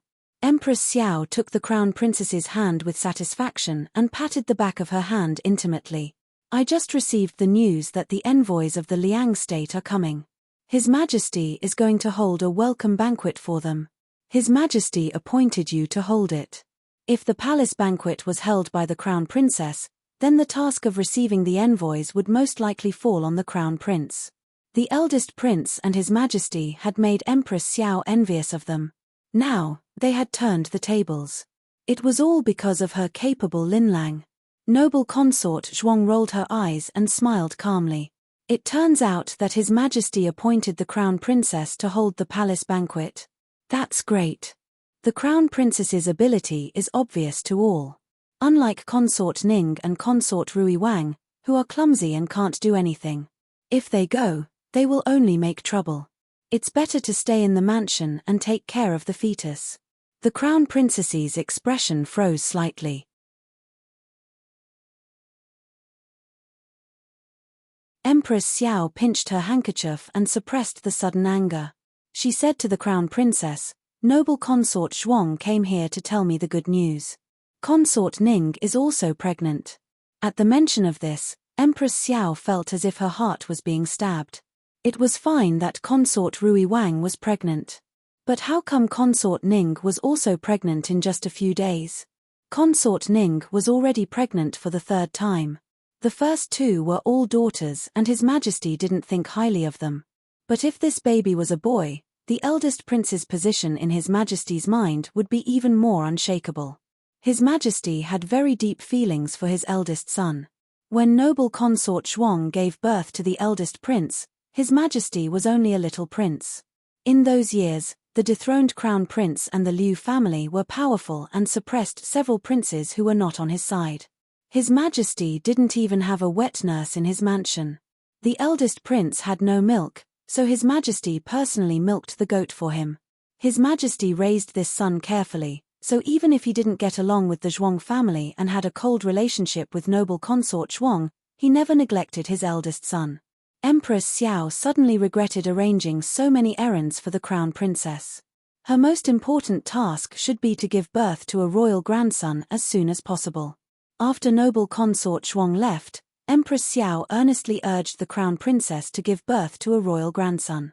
She also gave the crown princess a tonic soup. After doing all this, Empress Xiao also asked someone to call the crown prince over. She asked him to reduce the important matters of the imperial court and give those to his subordinates so that he could have more time to give birth to a royal grandson with the crown princess. The crown prince was a filial son. That night, he left his official duties behind and returned to the Eastern Palace early. The crown princess sat quietly in the room. On the table was a bowl of medicinal soup that was about to turn cold. Linlang. The crown prince strode into the room. The crown princess stood up, turned around, and bowed to him. "Your Highness." The crown prince stepped forward and held her hand. His eyes were full of gentleness. "I already said that you and I are husband and wife. When there is no one else, you are not allowed to be so distant with me." The crown princess smiled. "Your Highness, why are you back so early? Have you finished dealing with the matters of the Ministry of Personnel?" The crown prince said, "How can those matters be more important than you?" As he spoke, he noticed the medicine on the table. "Is this the medicine that Imperial Mother gave you? Why haven't you drunk it yet? It's almost cold." "It was too hot just now." The crown princess put down the book in her hand and reached out to pick up the bowl of medicine. The crown prince suddenly said, "Linlang, in your heart, have you still not forgotten, cousin?" The crown princess raised her head with a smile and looked at him gently. "How can that be? I am now your Highness the crown prince's person. I only have your Highness in my heart." Don't think about cousin anymore. Cousin can't let you be the empress, but we can. The crown prince hugged her soft waist. Linlang, give us a child. The moon was dark and the wind was strong. The candlelight swayed gently. The directorate finally finished a day of classes. Xiao Liulang used his walking stick to return to Jade Water Alley. The door to the courtyard was left ajar. A lamp was left on in the central room. Xiao Liulang entered the courtyard, closed the door, and bolted the door. When he entered the central room, he found that Jiyu Jiao was waiting for him. However, she had waited for too long and had actually fallen asleep on the table. Her head was tilted to the side as she rested her head on her arm. Her small face was squished and the red birthmark on the left side of her face was faintly discernible under the flickering candlelight. The night wind in March was very cold. Xiao Liulang turned to close the door to the central room. His movements were very light, but Jiyu Jiao still woke up.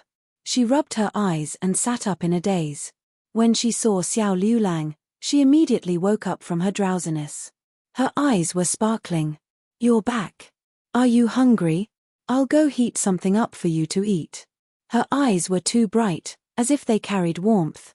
Xiao Liulang imperceptibly averted his gaze and said, No need, I've already eaten. He paused and then emphasized, I've really eaten. Jiyu Jiao's gaze landed on his stomach. Her serious expression seemed to be judging whether or not his stomach was bulging. Xiao Liulang's heart surged with that unfamiliar feeling again. Fortunately, she believed him in the end. Otherwise, she would have said, I don't believe you unless you let me touch it. That way, Xiao Liulang would be at a loss. Jiyu Jiao yawned. Then you should rest early. You still have class tomorrow. Xiao Liulang grunted and turned to walk to the west room. Suddenly, he thought of something and turned to ask her, What if I don't pass the exam? If I don't pass the exam, I'll be depressed and unable to recover. I'll be useless for the rest of my life. I'll take care of you, she said without hesitation. Xiao Liulang's heart was rubbed again. This girl, how could she say such heart-wrenching words every time without anyone noticing? Jiyu Jiao suddenly frowned and gasped. What's wrong? Xiao Liulang hurried over. Then, he realized that his reaction was a little overboard. He cleared his throat and restored his cool expression. Jiyu Jiao didn't notice the small change in his mood. Her two small, numb arms drooped like a soulless puppet. They're numb. Xiao Liulang hesitated and said to her, Do you want to? Yes. Jiyu Jiao reacted quickly. I want to massage them. Xiao Liulang silently took a deep breath and sat down beside Jiyu Jiao. Jiyu Jiao's arms were numb. She turned around to face him. Xiao Liulang held one of her hands and massaged her carefully. His movements were very gentle and well-behaved. At most, he only massaged her forearm. Are you still numb? Xiao Liulang asked. Still numb. Jiyu Jiao lied through her teeth. Xiao Liulang massaged her for a while. It was so comfortable that Jiyu Jiao almost fell asleep. Xiao Liulang looked at her and took a deep breath. He gently put her hand back on her leg. Okay, it's getting late. Go back to your room. Jiyu Jiao, okay. Xiao Liulang stood up. Do you want me to massage you too? Jiyu Jiao tilted her head and looked at him. I'm very good at it. You've been working all day. Do you feel dizzy and tired? Her serious eyes seemed to say that if Xiao Liulang said no, he would be a jerk. Xiao Liulang sat down helplessly. Don't sit so far away. Jiyu Jiao moved her small chair closer to him and pressed it down for him as if it was something important. At first, she was well behaved. But as she massaged him, she felt that something was wrong. Xiao Liulang was puzzled. What did dizziness and fatigue have to do with his chest muscles? Are you sore here? Are you sore here? Here. Here. Here. Xiao Liulang's whole body tensed up. He took a deep breath again. Your shoulders are not sore. My stomach is not sore. He had heard of backaches after sitting for a whole day, but he had never heard of a sore stomach. Jiyu Jiao, okay. Her little hand changed to another place and continued to massage. She was massaging with great strength. Xiao Liulang did not know how many deep breaths he had taken that night. He closed his eyes and said, "My back is not sore. My legs are not sore either. My waist is not sore." Jiyu Jiao raised her eyebrows. Okay. His waist was so good. It was strong and there was not a trace of fat. Jiyu Jiao smacked her lips and withdrew her hand reluctantly. She withdrew her hand, but her eyes were still glued to his body. Xiao Liulang clenched his fists. "What are you doing?" Jiyu Jiao shook her head. No, I'm not drooling." Xiao Liulang.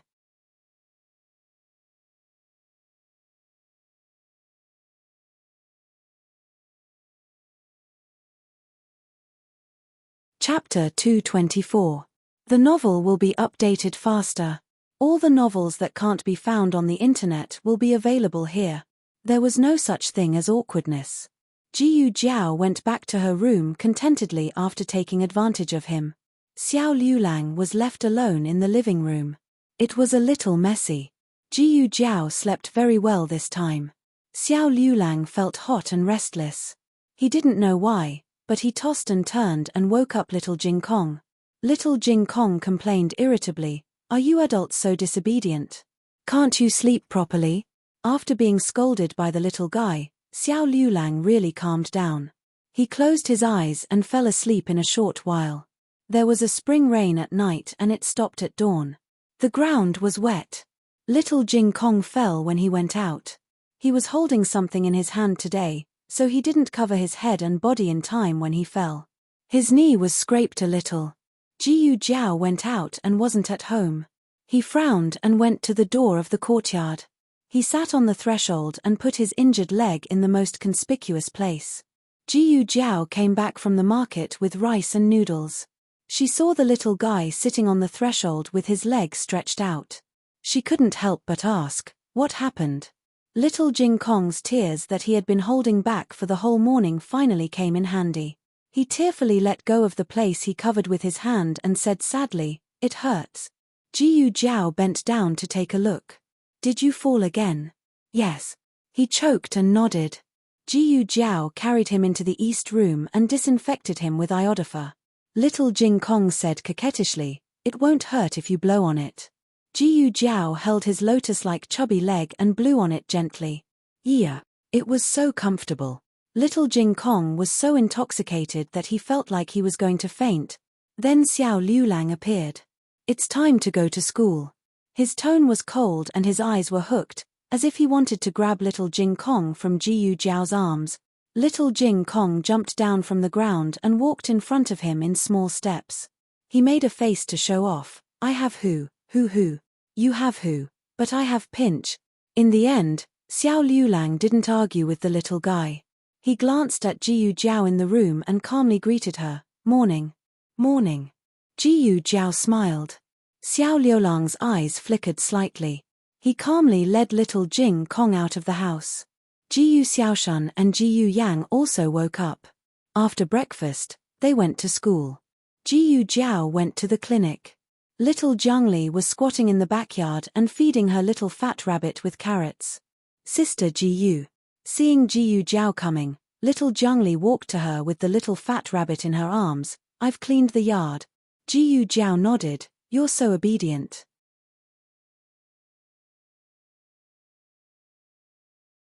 Little Zhangli was no longer sallow and emaciated after resting in the clinic for a while.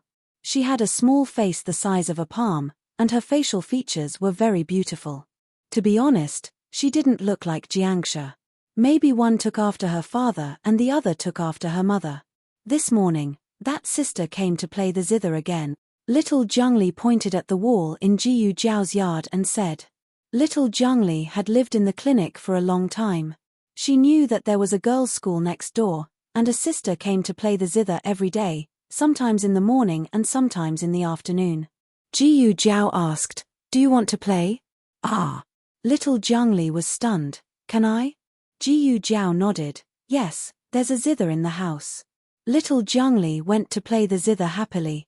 Well, to be exact, she was playing the zither. Little Zhangli and Jiangsha had suffered a lot in the days when they depended on each other. She didn't want to trouble others and was very good at pleasing others. She never messed up the house like little Jing Kong did. She would always clean up the house after playing. Jiyu Jiao left her to play by herself and went out.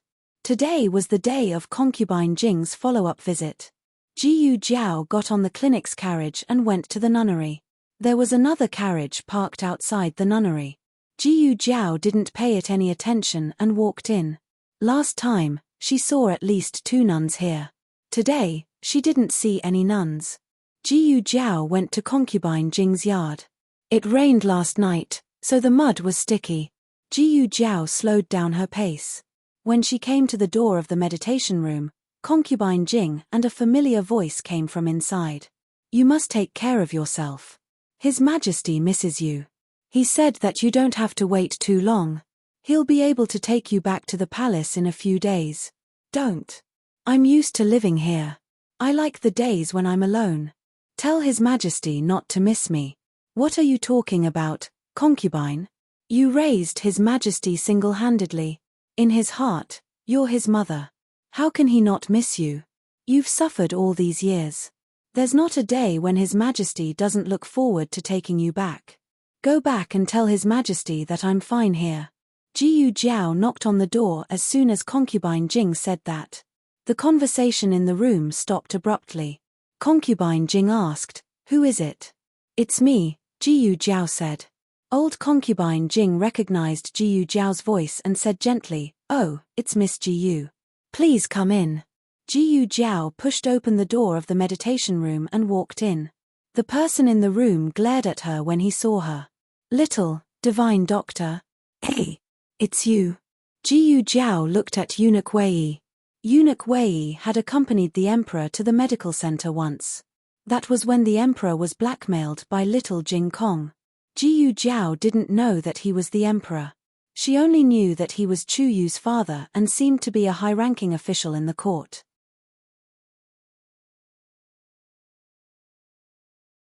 As for Eunuch Wei, he was dressed like an ordinary steward. Jiyu Jiao thought that he was a servant of the Chu clan. It seemed that he wasn't. "Do you know each other?" Concubine Jing looked at the two in confusion. Eunuch Wei thought that he had seen a ghost. Why did he run into the divine doctor here? The divine doctor didn't hear what he said to concubine Jing just now, did he? He couldn't have guessed who he was, could he? He was His Majesty's attendant. If the divine doctor guessed that he was a eunuch, wouldn't he have implicated His Majesty as well? Eunuch Wei had an idea. He turned to concubine Jing and said, "His Majesty once sent me with Lord Chu to visit the injured at the medical center. Miss Jiyu is a doctor there. We've met before." "Lord Chu?" Concubine Jing had never heard of this Lord Chu. "She's a new official appointed by His Majesty." Eunuch Wei was afraid that he wouldn't be able to cover up his lie, so he quickly changed the topic. "Why is Miss Jiyu here?" Concubine Jing smiled gently. "She's the junior doctor I told you about." Eunuch Wei was speechless. What kind of fate was this? The divine doctor even treated the old imperial concubine? Ahem. Eunuch Wei was worried that the longer he stayed, the more flaws he would reveal. He said to Grand Concubine Jing, "It's getting late. This servant still has to return to the palace to report to His Majesty. I'll visit Grand Concubine another day." Eunuch Wei left in a hurry. Jiyu Jiao glanced at Eunuch Wei without saying anything. She began to examine concubine Jing. She took out her stethoscope. Last time, the old imperial concubine's lungs had been filled with ringing sounds, but they were back to normal now. Jiyu Jiao took the old imperial concubine's pulse and found that it was much smoother. "How do you feel?" Jiyu Jiao asked. Concubine Jing smiled. "I feel much better after taking the medicine you gave me. It only flared up twice on the second day, and I'm barely out of breath on the third day." Jiyu Jiao wasn't surprised by this result. After all, the medicine from the research institute was of the highest quality. Even in her previous world where medicine was highly developed, it was far more effective than similar medicines. Keep that spray on hand at all times. Use it in case your asthma flares up again. Okay, concubine Jing agreed, then looked at Jiyu Jiao with a benevolent expression. Thank you for taking the trouble to come see me. Jiyu Jiao said. I accepted concubine Rui Wang's consultation fee. Concubine Jing was startled at first, but she soon understood what Jiyu Jiao meant. She looked at Jiyu Jiao's serious expression and burst into laughter. You're such an interesting child. Concubine Jing laughed uncontrollably. She looked at the clear sky and said, the sun is out. Are you in a hurry to go back, Miss Jiyu? If you're not, can you accompany me for a walk outside? I can't go out when my illness flares up, so I've been cooped up in my room for a long time.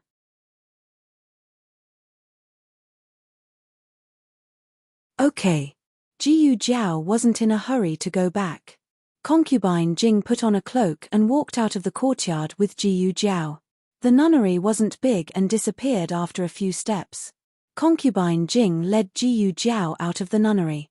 The blue stone path in front of the nunnery was very easy to walk on. Jiyu Jiao had noticed on her way here that even the path in front of the Puji temple wasn't so easy to walk on. Concubine Jing enjoyed the scenery around her and walked slowly.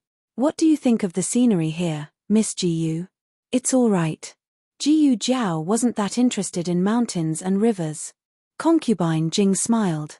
I think it's quite good. It's better than the imperial palace. There are so many girls who want to enter the palace, but once they do, they'll spend the rest of their lives looking forward to leaving. Jiyu Jiao felt that Concubine Jing was explaining her conversation with the eunuch. Jiyu Jiao wasn't a talkative person. Jiyu Jiao wouldn't say anything even if Concubine Jing didn't explain. However, the conversation between the two had revealed a fact: Concubine Jing had no choice in the nunnery.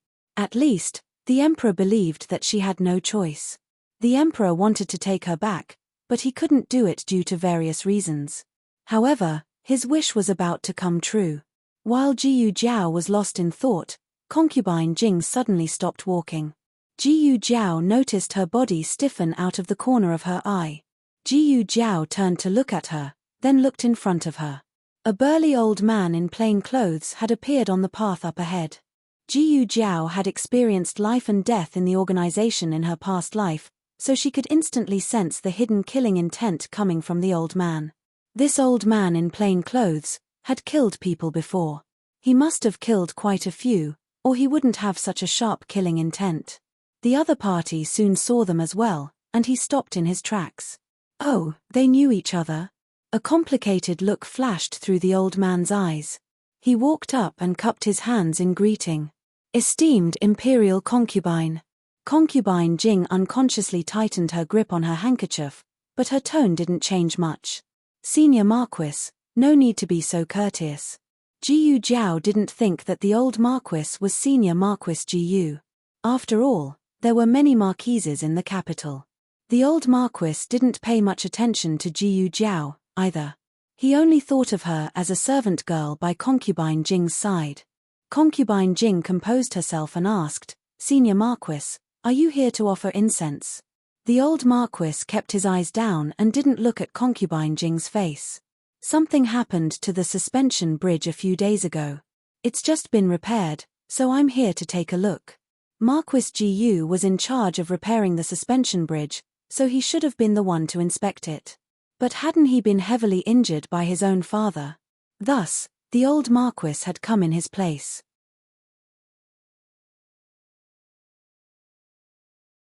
Concubine Jing pretended to be calm, but anyone with a discerning eye could tell that something was wrong with her. Then, you can go about your business. The old Marquis cupped his hands again and bowed. Esteemed imperial concubine, please take care of yourself. Millimeter Concubine Jing nodded firmly. The old Marquis turned and left. Concubine Jing looked at his back with a hint of disappointment in her eyes.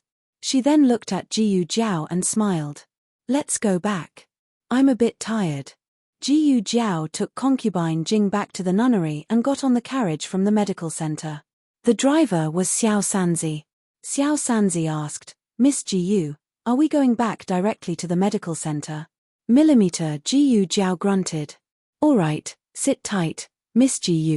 Xiao Sanzi waved his whip. Go. The carriage left the nunnery, passed by the temple, and crossed the stone bridge. The scenery along the way was so beautiful that it reminded Jiyu Jiao a bit of her days in the countryside. The carriage didn't go very far before another carriage followed. Wherever Jiyu Jiao's carriage took, that carriage would also take the same path. It was the same after a few turns. At first, she thought that they were going back to the city as well, but they didn't when Xiao Sanzi stopped the carriage at the tea stall and told them to leave first. When Xiao Sanzi drove the carriage on the road, they followed at a distance. Slowly, even Xiao Sanzi began to sense that something was amiss. Lady Jiyu, why is that horse carriage following us? They were about to enter the downtown area at this time. They would reach Chaoyu Street after passing through a narrow path. There was a Chaoyu archway at the end of Chaoyu Street, and they would reach Xuanwu Street after making a turn. Stop at the alley up ahead, Jiyu Jiao said indifferently.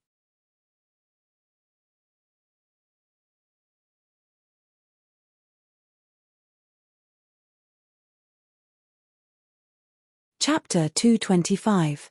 Xiao Sanzi stopped the carriage in front of the alley as he was told. This was a very secluded alley and there was almost no one walking around. The carriage also stopped.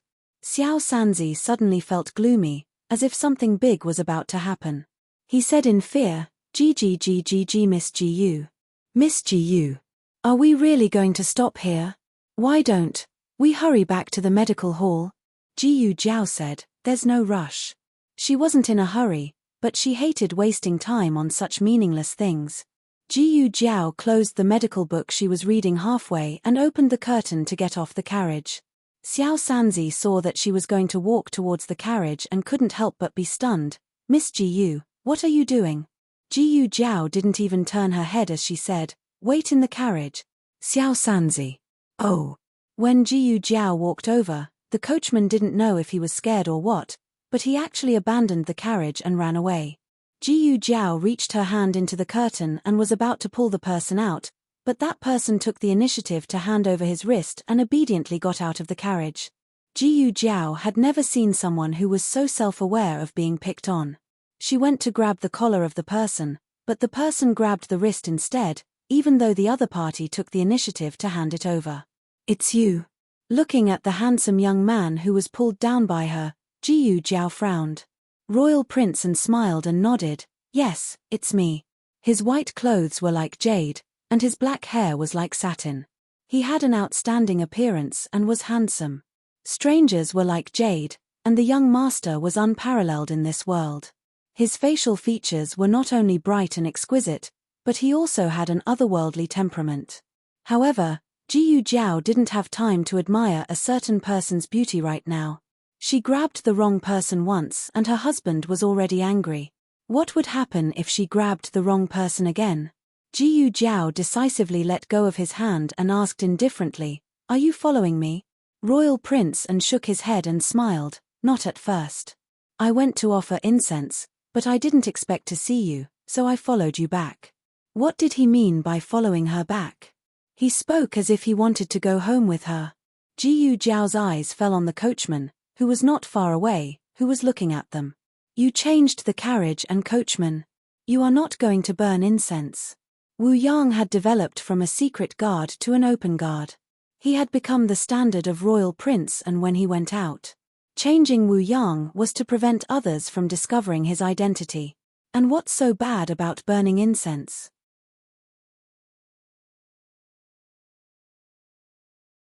Unless he had other motives. Royal Prince and laughed in disbelief. This woman was too smart. It was really hard to resist. Royal Prince and did not explain his purpose to her. He only said, "But I really didn't follow you. It was a coincidence that I met you. I swear." What does his vow have to do with her? Jiyu Jiao looked at him and said, "I don't like being followed. You can leave first." Royal Prince and did not want to make her angry. He helplessly held his forehead and smiled apologetically, Okay. Don't be angry. I'll leave first. I won't do it again." Royal Prince and got on the carriage. The coachman rolled back dejectedly and drove the carriage away. After making sure that he really left, Jiyu Jiao turned and walked to her own carriage. However, just as she lifted the curtain, a kitchen knife flew over her head. She pushed Xiao Sanzi away and pushed him off the carriage. The kitchen knife was firmly inserted into the outer seat of the car. Xiao Sanzi covered his painful butt. He was about to ask Miss Gu why she pushed him away when he saw the kitchen knife on the seat. He was instantly dumbfounded. Is someone trying to assassinate me? Jiyu Jiao raised her head and looked at the roofs on both sides. She narrowed her eyes dangerously. She walked out of the alley and turned left into the first shop. It was a cosmetics shop. The first floor sold ordinary cosmetics and there were many customers. The second floor was for VIPs and there were only a few people. Jiyu Jiao quickly went up to the second floor and came to a room at the end of the right corridor.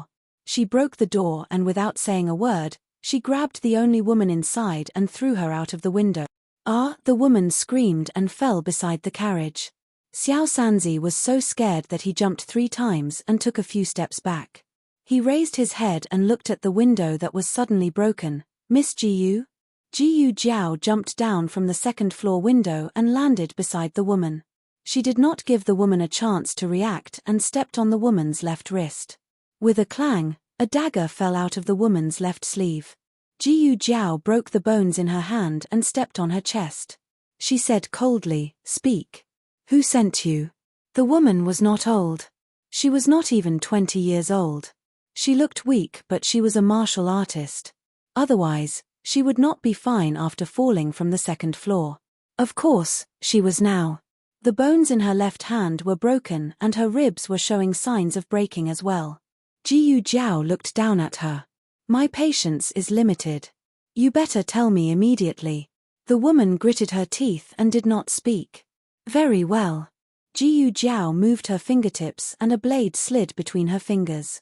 There was no pity or hesitation in Jiyu Jiao's eyes. She was really going to end her. The woman was scared out of her wits.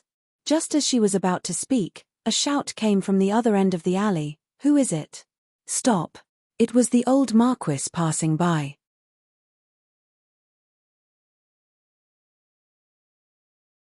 The old Marquis walked down from the carriage and came to Jiyu Jiao and the woman. He had not paid attention to Jiyu Jiao when he was near the nunnery, so he did not recognize her as the little girl who had appeared beside Grand Concubine Jing. Jiyu Jiao, however, recognized him.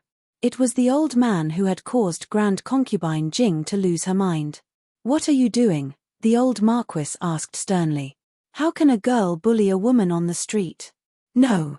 Xiao Sanzi hurried to explain. "There's something wrong with her." "What's wrong with her?" The old Marquis shot him a cold glare. Xiao Sanzi was just an ordinary manservant. How could he withstand the aura of an experienced veteran? He choked on the spot. Seeing that help had arrived, the woman cried out, "My lord, save me. Please save me. I didn't do anything," and she suddenly charged at me like this. I don't even know what I did to offend her. You took the knife. You threw the knife. You almost stabbed us to death." Even though Xiao Sanzi was a coward, he still mustered the last of his courage. No. If you don't believe me, look." Xiao Sanzi pointed at the kitchen knife on the carriage seat with trembling hands. The knife had sunk an inch into the carriage seat. If it had cut a person's head, it would have split it open. The old Marquis's eyes darkened. The woman quickly said, "I didn't do it. I don't know anything. Master, you have to believe me. The authorities will investigate whether you did it or not." With that, the old Marquis turned to Jiyu Jiao. "Even if you suspect her, you can't beat her up. You should hand her over to the authorities." Jiyu Jiao was annoyed and ignored the old Marquis. "I'll give you one last chance. Are you going to tell me or not?" The woman was fearless. "I won't." Swish. Jiyu Jiao's knife flew past her cheek and cut off a lock of her hair. Cold sweat broke out on the woman's forehead. The old Marquis was furious. How could this girl be so stubborn? The old Marquis took a step forward. Jiyu Jiao said mildly, "Old man, I advise you to step aside." Old man? It was true that the old Marquis was old, but he was still young. Who dared to humiliate him like this? Jiyu Jiao was annoyed that this guy interrupted her. Otherwise, she would have asked the person behind the scenes.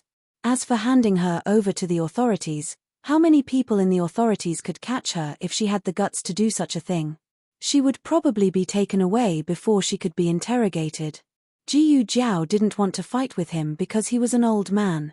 But she couldn't stop the old Marquis from trying to stop her. Pull her away. The old Marquis ordered, and an accompanying guard rushed forward. Jiyu Jiao lifted her foot and kicked the dagger on the ground. The handle of the dagger hit the guard's chest and he fell to the ground. The old Marquis couldn't believe it and flew into a rage out of humiliation.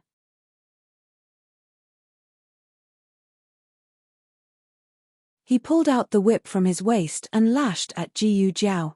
Jiyu Jiao grabbed the woman on the ground to block the whip. Crack! The whip struck the woman's body. Ah! The woman screamed. The old Marquis was so angry that smoke came out of his head. He found the right angle and lashed the whip again. Crack! The whip hit the woman again. This woman has gone crazy. Can't you be a little more accurate? Why do you always whip me? The woman had wronged the old Marquis. It wasn't that the old Marquis wasn't accurate enough, but that Jiyu Jiao was too cunning. The old Marquis simply grabbed the woman's arm and took her away from Jiyu Jiao. After putting the woman aside, the old Marquis' third whip hit Jiyu Jiao mercilessly. Jiyu Jiao dodged to the side and stuck to the wall like a small octopus. He thought that the whip would miss, but it didn't. The moment Jiyu Jiao dodged, a man in brocade walked into the alley. The old Marquis wanted to take back the whip, but it was too late. This man was none other than the famous Marquis Shen Ping. Marquis Shen Ping trembled. Shit! Marquis Shen Ping didn't expect that a whip would come out of the corner. He immediately dodged. But he forgot that the emperor was behind him. The emperor wasn't a martial artist. The emperor didn't expect that Marquis Shen Ping wouldn't protect him at such a critical moment. Instead, he dodged by himself. What kind of official was this? The whip landed on the emperor's head, and the emperor was stunned.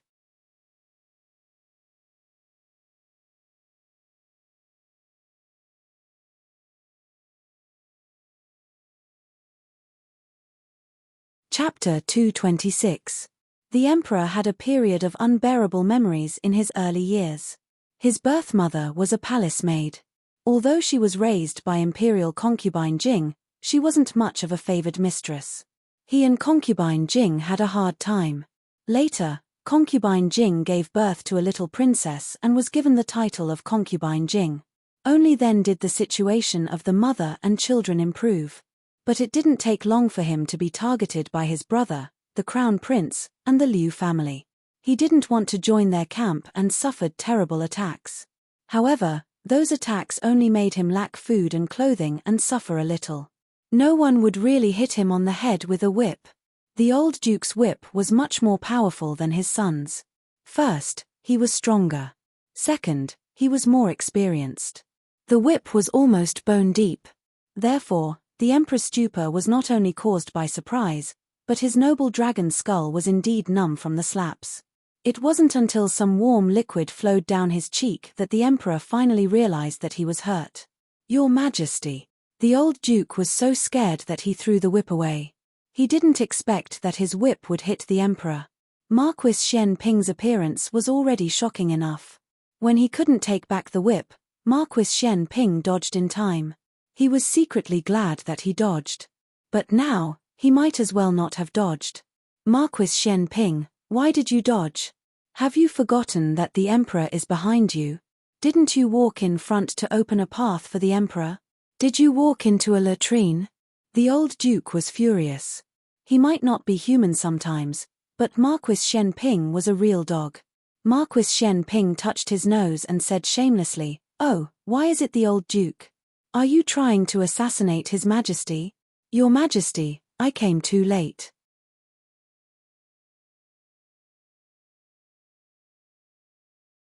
Jiyu Jiao, the little octopus, also came down from the wall. Shen Pinghu narrowed his eyes. Wasn't this the quack doctor who stepped on his face and almost broke his back? Jiyu Jiao also narrowed her eyes. Hihi, wasn't this the miser who only gave her a copper coin after seeing the doctor? The air was filled with the smell of sparks. In fact, The emperor had also noticed Jiyu Jiao, but he did not want to make a mistake in front of Jiyu Jiao. He ignored the pain in his head and raised his sleeve to cover his wound. However, he couldn't stop the old Marquis from calling him Your Majesty. He even said that Your Majesty had lost a lot of blood and that I deserved to die. Then, Marquis Shen Ping dragged Jiyu Jiao over. Aren't you a doctor? Marquis Shen Ping, although he dodged too quickly and caused the emperor to be hit, he invited the doctor over and made up for his mistake. Therefore, after the old Marquis and Marquis Shen Ping both caused the emperor to be injured, they both caused the emperor to lose his horse. The emperor's blood boiled. You two are really dogs. The emperor's face was covered in blood, but it was enough to recognize his face. Jiyu Jiao squatted down and said, Official Chu? What Official Chu? This is His Majesty. The old Marquis didn't know that Qin Chuyu had hidden his identity to go to the Directorate of Education. Jiyu Jiao raised her eyebrows. Oh, so you are the emperor. So Chuyu is a prince. The emperor. Oh no, my son also lost his horse. The old Marquis. Why do I feel like something is wrong? Jiyu Jiao went to see concubine Jing today and happened to bring her medicine box. She asked Xiao Sanzi to fetch her medicine box from the carriage. Xiao Sanzi was so shocked that he couldn't speak. He quickly got into the carriage and handed the medicine box to Jiyu Jiao. The old Marquis didn't remember that he wanted to kidnap Jiyu Jiao and bring her to the officials. He said to the emperor, The ground is cold. Your Majesty, let's go to the carriage. The light is good here. Jiyu Jiao refused him. Before the old Marquis could say that he was talking to the emperor and that a little doctor shouldn't interrupt, Jiyu Jiao said to the emperor, Take your hand away. It was an order. The emperor obediently removed his hand from the wound, looking a little wronged. The old Marquis wondered if he was blind. You two are blocking the light, Jiyu Jiao said to the old Marquis and Marquis Shen Ping. Marquis Shen Ping was so shameless that he didn't get angry at being ordered around by a little doctor. He elegantly moved to the side. The old Marquis wasn't happy with Jiyu Jiao's tone. He felt that this little doctor was the one who abused the law and had no regard for anyone else. The emperor looked at the old Marquis coldly. Yes. The old Marquis also stepped back a few feet. Jiyu Jiao dipped a cotton ball in saline and began to clean the blood on the emperor's face and head.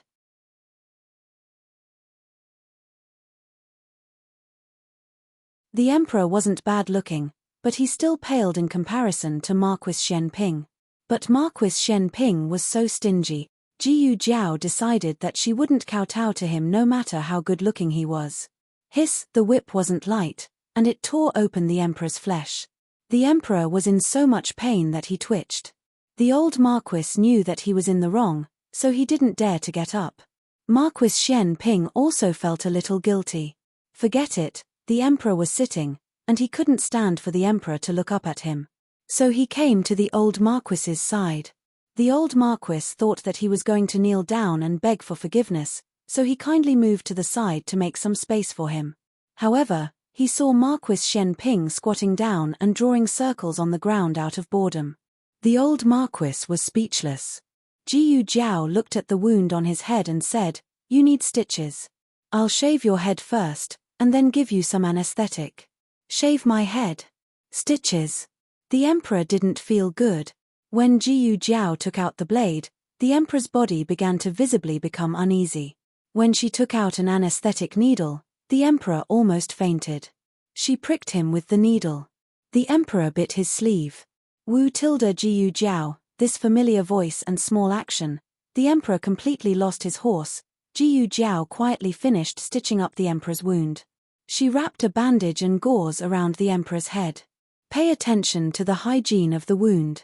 Come to the clinic tomorrow to change the dressing. After that, Jiyu Jiao packed up the small medicine box and medical supplies, and reached out to the emperor. The consultation fee, she said. Why would the emperor bring money with him when he went out? In the past, he besieged the palace and used his own pocket. Unfortunately, he didn't bring eunuch Wei out today. The emperor turned his gaze to Marquis Shen Ping, who was squatting and drawing circles on the ground. He said coldly, Marquis Shen Ping, Your Majesty, you call me? Marquis Shen Ping was not embarrassed at all when he was caught drawing circles. He rarely felt embarrassed. In this regard, Jiyu Jiao and he were the same. Marquis Shen Ping stood up and walked to the emperor's side. He squatted down on one knee. This small action of squatting down was calm and elegant. This man, no matter what he did, was pleasing to the eye. Unfortunately, the emperor was not a dog that looked good. "Give me the money." Marquis Shen Ping glanced at Jiyu Jiao. He helplessly took out his pouch and poured out a few ingots and silver coins in his palm. Unsurprisingly, he also picked out the smallest ingot and put it in Jiyu Jiao's palm. The emperor's eyes were cold to the freezing point. "My body is only worth this little money." Marquis Shen Ping painfully picked out the second smallest ingot and put it in Jiyu Jiao's hand. He thought that he was going to give 2 ingots, but unexpectedly, he took back the smallest ingot.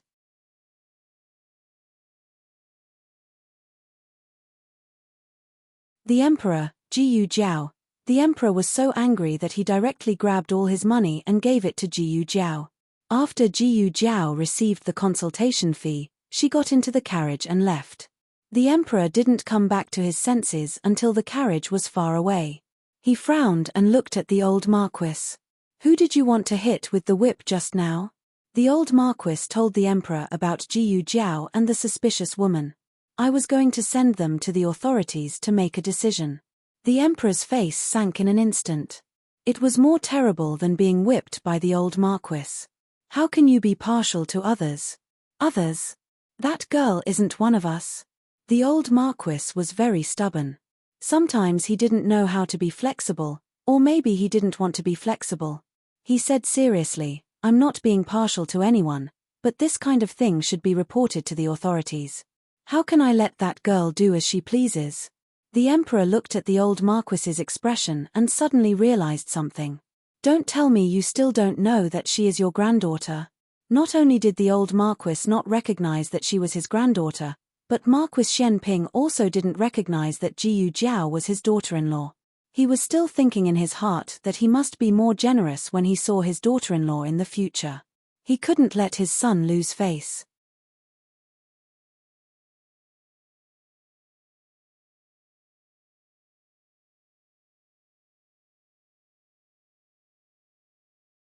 Chapter 227. There was a reason why the emperor and Marquis Shen Ping left the palace incognito, so it wasn't strange for them to meet the old marquis. The 3 of them had already booked a place to secretly cause trouble. They just met in advance. The emperor and the 2 of them went to a nearby opera house. That's right, it was an opera house. Everyone knew that Marquis Shen Ping was dissolute and loved beauties. He often went in and out of this place, but no one knew that it was originally under his name. The 3 of them entered the side room and the servant outside closed the door. The emperor had a wound on his head and was feeling very uncomfortable. After he sat down, he said impatiently, "Long story short. How is it?" The old marquis didn't dare to be negligent. He cupped his hands and bowed, replying to Your Majesty, since the news of this official returning to the capital spread, this official's whereabouts have been followed. "The Zhuang family?" the emperor asked. Marquis Shen Ping grabbed a handful of melon seeds. The emperor glared at him. Sigh. Marquis Shen Ping didn't even let him eat the melon seeds. His Majesty was really angry. The old marquis nodded. "That's right.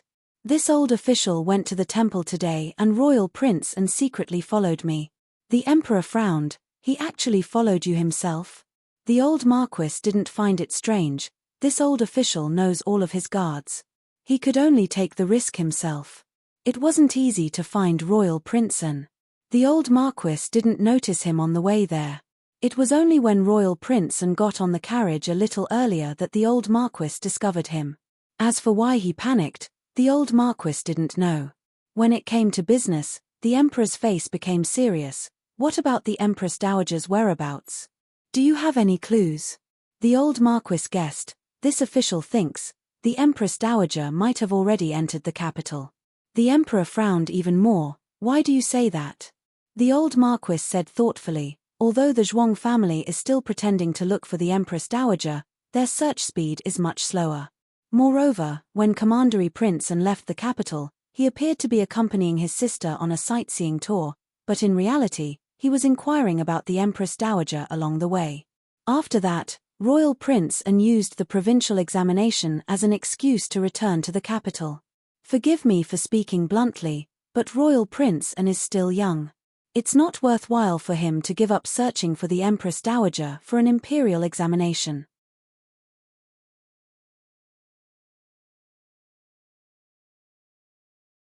The emperor pondered for a moment and felt that the old marquis's words were not without reason. So you think that he returned to the capital because he found the Empress Dowager? But since she has been found, why don't you let the Empress Dowager return to the palace? When the Empress Dowager returned to the capital, she should be more afraid of the emperor's side. The Zhuang family held a heavenly card in their hands but didn't play it. What kind of trick was this? The old marquis pondered and said, This subject is also puzzled after much thought. Perhaps, the Empress Dowager's leprosy hasn't been cured, so they are secretly treating the Empress Dowager? An Empress Dowager with leprosy would be despised and rejected by others. When Empress Dowager Zhuang contracted leprosy, they all thought that the opportunity to overthrow Empress Dowager Zhuang had come. But who would have thought that the Empress Dowager had escaped by herself? If they dared to say that Empress Dowager Zhuang had secretly left the palace, Imperial Tutor Zhuang would dare to question them in public whether or not they had plotted against Empress Dowager Zhuang. They didn't dare to win or lose, so they could only use a roundabout strategy. They claimed that the Empress Dowager had suddenly fallen ill and had gone to the temporary imperial residence to recuperate. Then they intentionally or unintentionally let the Zhuang family find out that Empress Dowager Zhuang had escaped with leprosy. The Zhuang family also feared that this illness would ruin the Empress Dowager's reputation, so they held back and secretly searched for the Empress Dowager. In a short period of time, the two sides had achieved a subtle balance. But this balance would be broken one day. If Imperial Tutor Zhuang really found the Empress Dowager and cured her, then the day when the balance between the two sides would be broken would not be far. The journey from the medical center to the nunnery was not short. On the road, they were delayed for a while. By the time Jiyu Jiao returned to Bishure Alley, it was already dusk. On the horizon, a gorgeous sunset glow fell on the red walls and green tiles, giving off a warm orange glow. When Jiyu Jiao walked into the alley, she really felt that she was returning home. She had never experienced this feeling in her previous life. In her previous life, she lived with her parents for very few days. It was empty and cold, without the slightest warmth of home. The so-called home was just a place to live. But now, it seemed to have a new meaning. After a busy day, she longed to come back here and see the people in the residence. It wasn't that she never felt tired, but she was used to being tired. Anyway, no one would love her, so it was useless to be pretentious. Jiao Jiao. Little Jing Kong's voice interrupted Jiyu Jiao's thoughts. The little guy was sitting on the threshold waiting for her.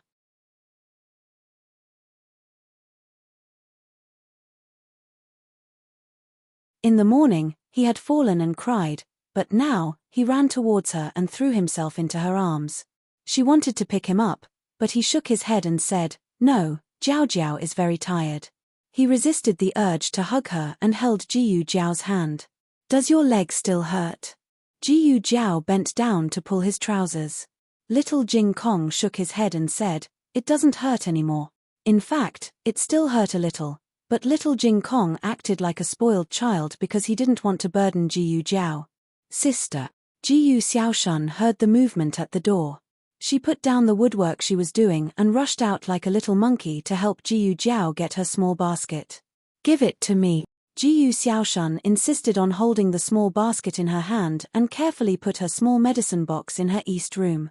Jiyu Yang was originally working for little Jing Kong in the courtyard to remove chicken poop. He was fuming with anger because he was not as free as little Jing Kong, and he was not as fast as Jiyu Xiaoshun. When he finally saw his sister, his beautiful face was completely dark. Jiyu Jiao was amused by his expression. Jiyu Yang turned his back awkwardly. Jiyu Jiao went to pacify him. It was hard for others to pacify him, but wasn't it easy for Jiyu Jiao to pacify him? Jiyu Jiao tugged at his hand, and all his anger disappeared. Yarosha came out of the kitchen with a plate of freshly cooked steamed cakes. When she saw her daughter, her eyes were full of gentleness. "Jiao Jiao, you're back? I just made some snacks. Jing Kong, go and see if Grandaunt is awake." "Okay." Little Jing Kong loved to go to Grandaunt's room to check on her. He always found something and felt a great sense of accomplishment. Little Jing Kong ran to Old Madam's room while panting heavily. Old Madam was holding a jar of candied fruit and eating it. Old Chancellor sat in front of her speechlessly and watched her eat for the entire afternoon. "Can you eat so much? How many years did the late Emperor starve you?" "Great Aunt." Little Jing Kong bounced over to her. Old Madam stuffed the jar of candied fruit into Old Chancellor's arms at lightning speed. Old Chancellor looked at the jar that suddenly appeared in his arms. "You held me here for the whole afternoon just for this moment." Old Chancellor did not want to take the blame and immediately returned the jar to Old Madam. The moment little Jing Kong entered the room, he saw Old Chancellor extend the jar of candied fruit to Old Madam, and Old Madam crossed her arms with a firm expression of refusal. Old Madam snorted and said, "I already said that I won't eat it. Your threats and promises are useless." "Old Chancellor, so half a jar of candied fruit was eaten by a ghost. Can you have a bit of self-awareness as the demon empress that brings disaster to the country?" Old Chancellor sighed. It was no wonder Aheng was at ease bringing the demon empress with her.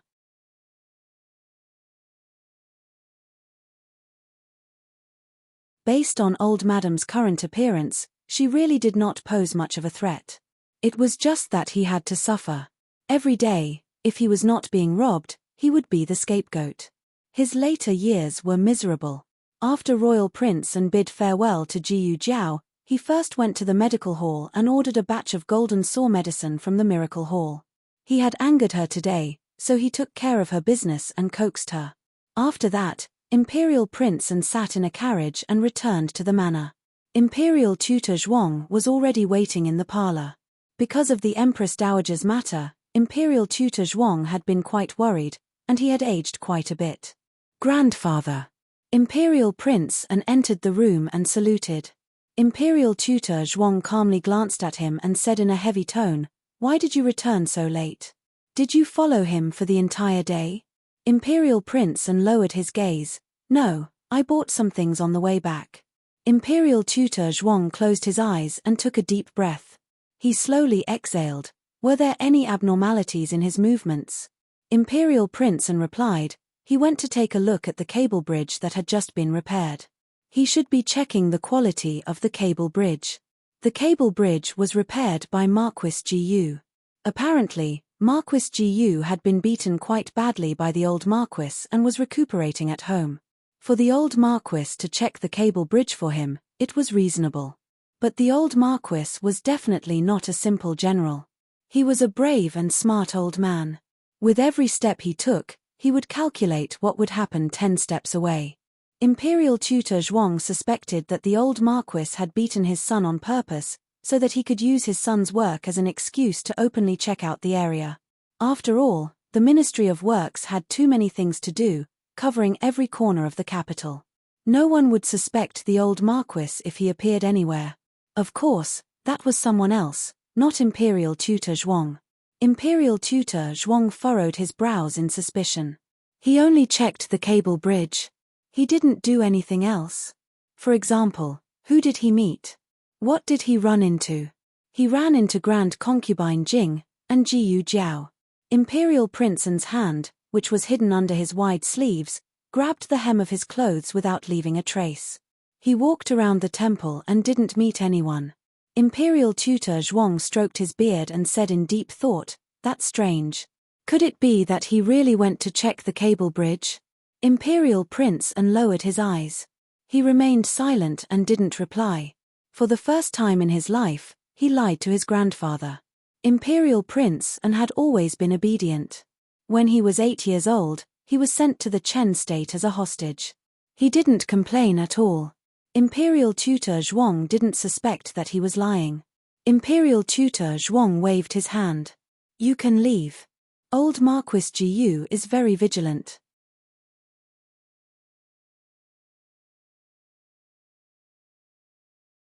You might have been discovered by him today. Don't go next time. I'll find someone else. Yes. Imperial Prince bowed and walked out of the parlor. Brother. When he passed by the Chuehua gate, Zhuang Yueshi suddenly walked out from behind the tree. Imperial Prince looked at her and then at the parlor. He asked, "Why are you here?" Zhuang Yueshi's beautiful eyes were all on him. "I'm waiting for brother. I'm tired. I'll go back to the yard first," Imperial Prince said in exhaustion. Then, he brushed past Zhuang Yueshi. Zhuang Yueshi's eyes followed him. She stepped forward and asked, "Brother, why didn't you tell the truth?" Imperial Prince paused and looked back at her vigilantly. Zhuang Yueshi felt wronged and confused. Brother clearly saw the old Marquis and, "Shut up." Imperial Prince didn't stop Zhuang Yueshi. Zhuang Yueshi was stunned. Royal Prince was a handsome young man who was as gentle as jade. He had an innate gentleness and upbringing in him. He rarely spoke so harshly. "Did you follow me?" His eyes were cold. This Imperial Prince was no doubt unfamiliar. But in fact, this was the real him. He was the one who survived the countless schemes of the Chen state. "I didn't." Zhuang Yueshi was frightened by this Imperial Prince. She shook her head hurriedly. "There's no class in the girls' school today. Meng Dai asked me to pray. If you don't believe me, you can ask her. She saw it too." She didn't. Zhuang Meng Dai was an idiot. She only cared about praying and eating vegetarian food. "If you want to tell grandfather, then go," Imperial Prince said tiredly and left without looking back. Zhuang Yueshi's heart ached. She wouldn't tell grandfather. How could she bear to let grandfather punish brother? She just didn't understand why brother hid it. Was he afraid of bringing trouble to that woman? It was her. She made brother change. Brother started to lie to grandfather. He started to be fierce to her. He started to not be the brother he used to be. It was all that woman's fault. Zhuang Yueshi's fingers tightened bit by bit. The old Marquis was punished by the emperor. The emperor's punishment was quite severe. Although the old Marquis hit him unintentionally, he almost hit the little miracle doctor on purpose. It was because the emperor felt the pain of the whip that he could vividly imagine what would happen if it hit the little miracle doctor. Marquis Shen Ping was also punished. The old Marquis and Marquis Shen Ping were both generals.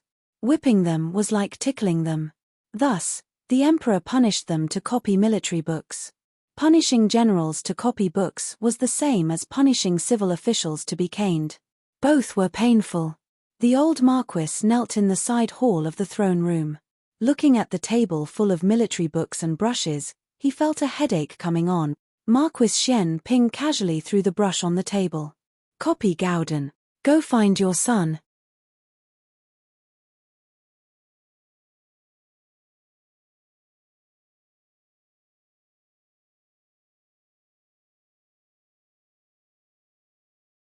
Chapter 228. As the old Marquis was in so much pain from copying military books that he wished he was dead, he saw Marquis Shen Ping stand up, wave his wide sleeves, and leisurely walk out. The old Marquis was speechless. Marquis Shen Ping walked out of the palace with familiarity. He called Chang Jing and sat on the carriage to the Imperial College. Because the court examination was approaching, the Imperial College had more classes. Xiao Liulang often left school when it was dark. This time was just right, not too early or too late. Marquis Shen Ping waited outside the Imperial College for 2 hours before Xiao Liulang arrived. The uniform of the Imperial College was white with blue borders. The sleeves were wide, and the sleeves, lapels, and waistline were all lined with indigo blue silk. The waist was tight, and it was restrained and courteous. It was elegant and handsome.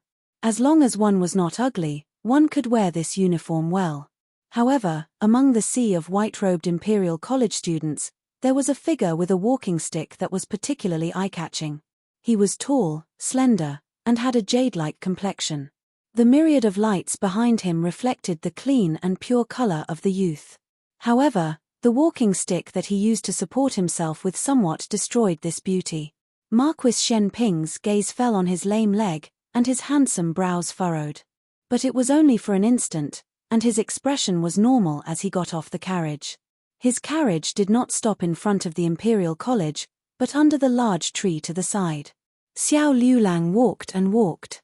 Suddenly, a tall figure flashed out from behind the tree and blocked his path. He stopped and looked calmly at the other. The youth was already the height of a grown man. He was no longer looking up, but almost at the same level. However, his figure was much thinner. Marquis Shenping had practiced martial arts for many years, and his back was as strong as a bear's waist. Xiao Liulang's eyes did not have any warmth, surprise, or any other emotion. He just looked coldly, as if he was looking at a completely unrelated stranger. This gaze stung Marquis Shenping's eyes, but Marquis Shenping still revealed a smile. "Son, long time no see." Xiao Liulang looked away. "I said I am not your son." Marquis Shenping, "How is an illegitimate child not my son? Even if you are not Aheng, you are at least Liulang. You are my and Chen Yun's mother's child. Then you are my son." This fallacious argument was plainly written in his eyes. Xiao Liulang was not in the mood to deal with him. "I'm going back." Marquis Shenping continued to stop him. "Do me a favor."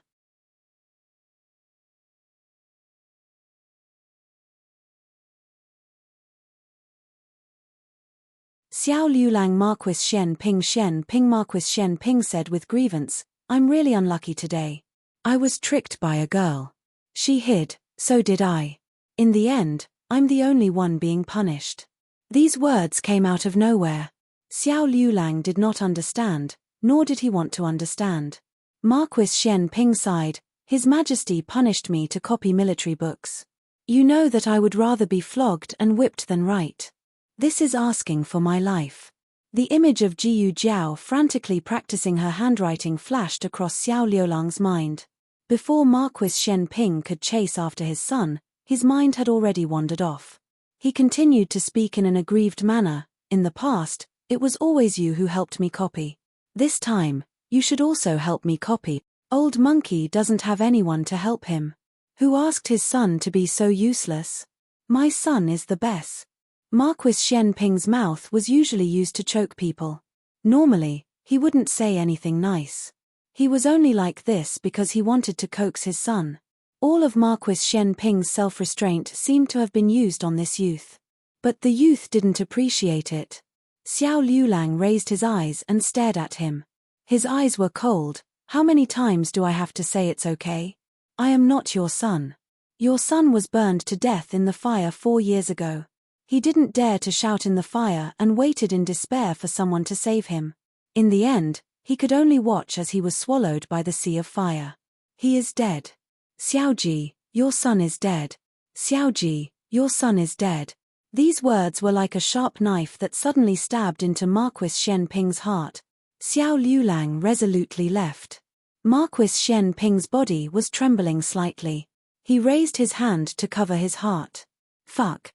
It really fucking hurts." Xiao Liulang returned to Jade Water Alley with a cold body. The moment he entered the room, he restrained the anger in his heart and walked into the courtyard. At this time, everyone in the family had gone to bed. As expected, there was still a lamp left for him in the central room. He walked in with light steps. Jiyu Jiao was lying on the square table in the central room and had fallen asleep. The light shone on her face and brows, making her look gentle. But it wasn't the same coldness as before. Her brows were slightly knitted, as if she wasn't feeling well in her sleep. Xiao Liulang hesitated for a moment. He raised his hand and gently touched her forehead. It wasn't hot. He took his hand back. His movements were already very light, but Jiyu Jiao still woke up. She looked at him in a daze. "You're back?" Xiao Liulang found that her complexion wasn't good. He paused and asked, "Are you not feeling well?" Jiyu Jiao listlessly yawned. "It's nothing." Xiao Liulang looked at her tired face and his heart slightly tightened. "I've already eaten. You can go to sleep. You don't need to wait for me in the future. It's nothing."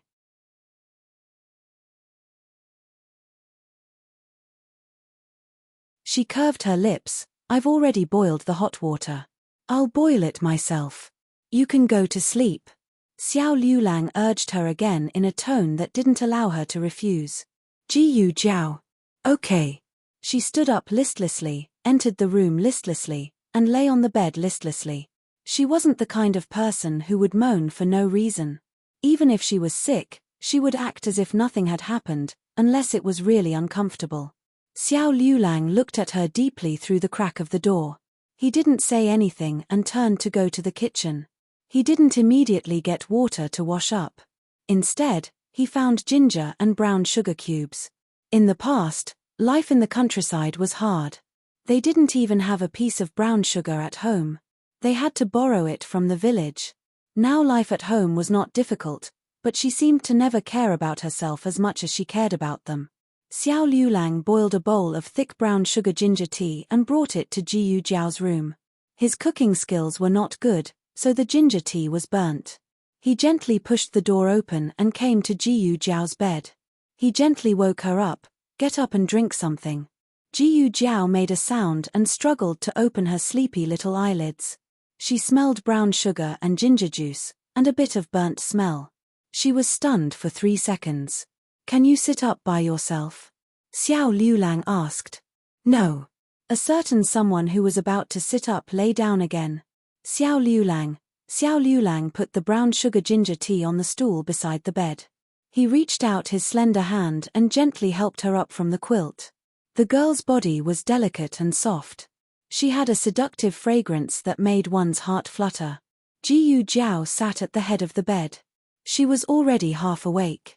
She looked at the brown sugar ginger tea that was picked up by him again, and her eyes became bright. Her husband had boiled brown sugar water for her. Her husband was so nice. How did her husband find out? Jiyu Jiao's period came at night. She rarely had menstrual pain. In her memory, it had only happened once when she had her first period in the countryside. After that, it had never happened again. Strictly speaking, it wasn't too painful today. It was just that she was sleepy, tired, and a little stuffy in her stomach. She was a special agent who could withstand 10 levels of pain. She didn't need to use anesthetics to remove bullets, but for some reason, she couldn't tolerate this kind of menstrual pain. Xiao Liulang handed the brown sugar ginger tea to her. Can you drink it yourself? Jiyu Jiao had just reached out her hand when she silently withdrew it. She said seriously, I feel very weak. Xiao Liulang sighed helplessly. He sat down on the edge of the bed, picked up the spoon, and fed her spoonful by spoonful. Jiyu Jiao opened her mouth, gently bit the spoon, and slurped it. The bowl of brown sugar water was soon empty. Is there more?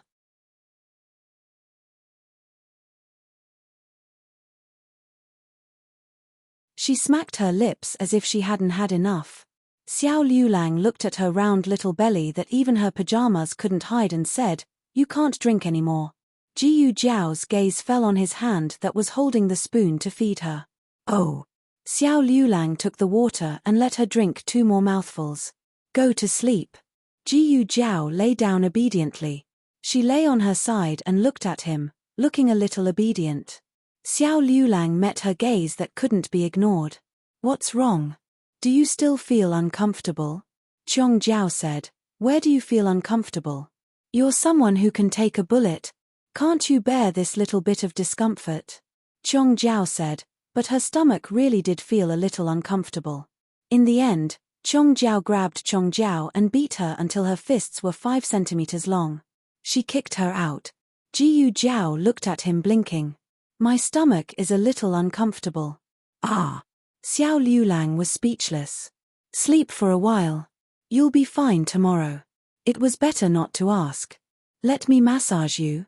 It was too intimate. Xiao Liulang's heart was in turmoil. He looked at Jiyu Jiao. Jiyu Jiao was looking at him with a pair of innocent eyes.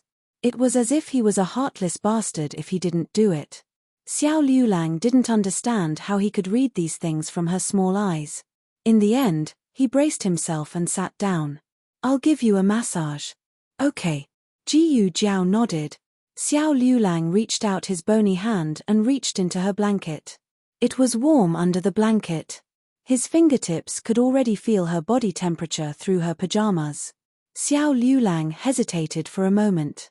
Then, he placed his palm on her soft and cold stomach. This was the first time he had touched such a soft part of her in a sober state.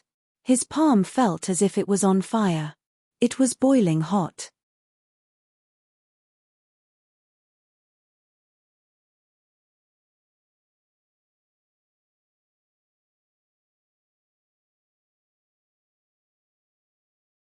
Chapter 229. Jiyu Jiao wanted to admire a certain someone's handsome face, but his palm was pressed against her lower abdomen. She didn't feel any pain and quickly fell asleep. She breathed evenly through her nose. Xiao Liulang gently withdrew his hand and tucked her in. He extinguished the oil lamp and quietly walked out of the room. His fingertips were still warm and fragrant. He stared at his hand in a daze and suddenly realized that he had compromised a little too much. He closed his eyes.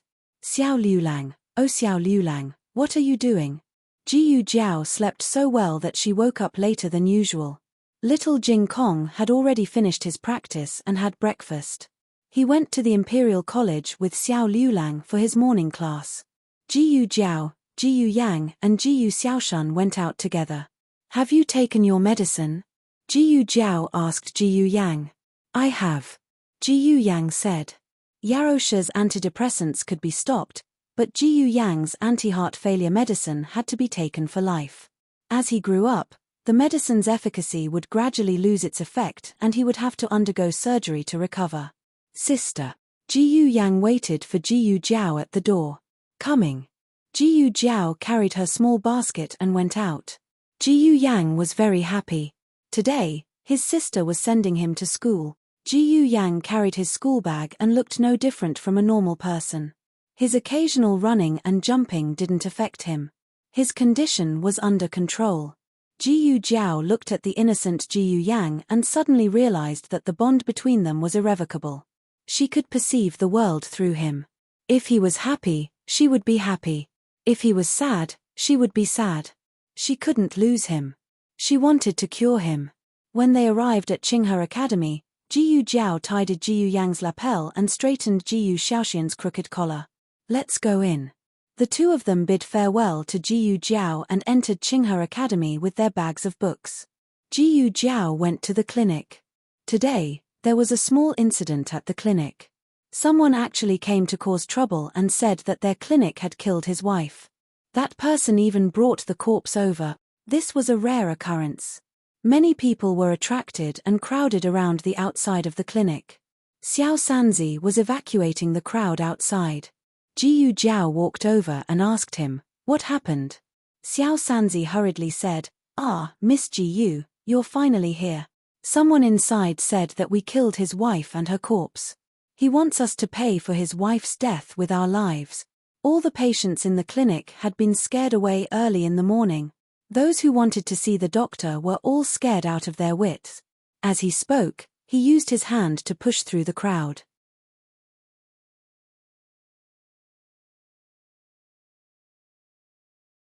Make way. Make way. Don't block the way. Unfortunately, there were too many onlookers and no one paid any attention to Xiao Sanzi. Jiyu Jiao entered the clinic from the back door. The door of the lobby was blocked by a few workers to prevent the onlookers from rushing in. The second boss wasn't here today. Shopkeeper Wang was dealing with the medical disturbance. A door plank was placed in the middle of the lobby. On the door plank lay a corpse covered with a white cloth. The corpse's belly was bulging. This should be the patient that Xiao Sanzi mentioned. Beside the corpse, an old woman was kneeling. She grabbed the woman's hand and sobbed. "My flower. How could you die at such a young age?" In addition to the two of them, there were also a few commoners. One of them was the dead woman's husband. He was fat and strong and looked fierce. The people around him were either his friends or his subordinates. In short, they were all aggressive. A life for a life. If your miracle hand haul doesn't give me an explanation today, I won't leave. The one who spoke was the dead woman's husband. That's right. A life for a life. Your miracle hand haul must give us an explanation, otherwise, we'll smash your clinic today. Let's see who dares to come to your miracle hand haul for treatment in the future. The people around the man echoed loudly, and the formation was especially loud. Shopkeeper Wang was an experienced shopkeeper. Previously, when he was in the county town, there were many medical disturbances. One of them had even resulted in a death. He didn't immediately panic. He knew that once he panicked, the doctors and medicine boys in the clinic would all be in a mess. He composed himself and said to the man, "This strong man, if you have something to say, we can talk." "Talk what?" The man rudely interrupted shopkeeper Wang. "I'm warning you, my wife has been killed by your treatment. This matter isn't over. You said that it was our miracle hand haul that killed her. Do you have any evidence?" Jiyu Jiao calmly walked over. Her voice wasn't loud, but for some reason, everyone present slightly paused and couldn't help looking at her. Shopkeeper Wang seemed to have suddenly found his backbone and was relieved. "Miss Jiyu, you're finally here." Jiyu Jiao wasn't very old, but she was calmer than shopkeeper Wang when faced with a group of fiendish men. The man couldn't help but look at Jiyu Jiao. In the end, she was only a 14 or 15-year-old little girl. After a short moment of shock, the man no longer paid any attention to Jiyu Jiao. "Who are you?" he asked. "This is the owner of our miracle hand haul." Shopkeeper Wang straightened his back and said, "Owner? A little girl?"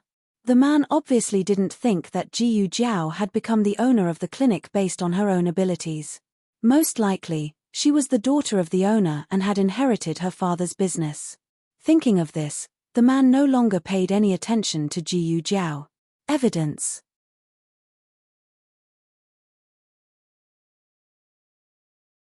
Jiyu Jiao repeated. The man sneered and pulled out a prescription from his chest. "You want evidence? Good. My wife came here 7 days ago for treatment. This is the prescription that you gave her. It's written in black and white and it's even stamped with your miracle hand haul's seal. If you don't believe me, let everyone take a look."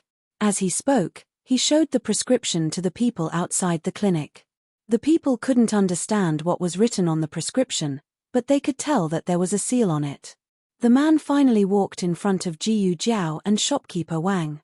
"Your miracle hand haul can't possibly not recognize the prescription that you've given out, right?"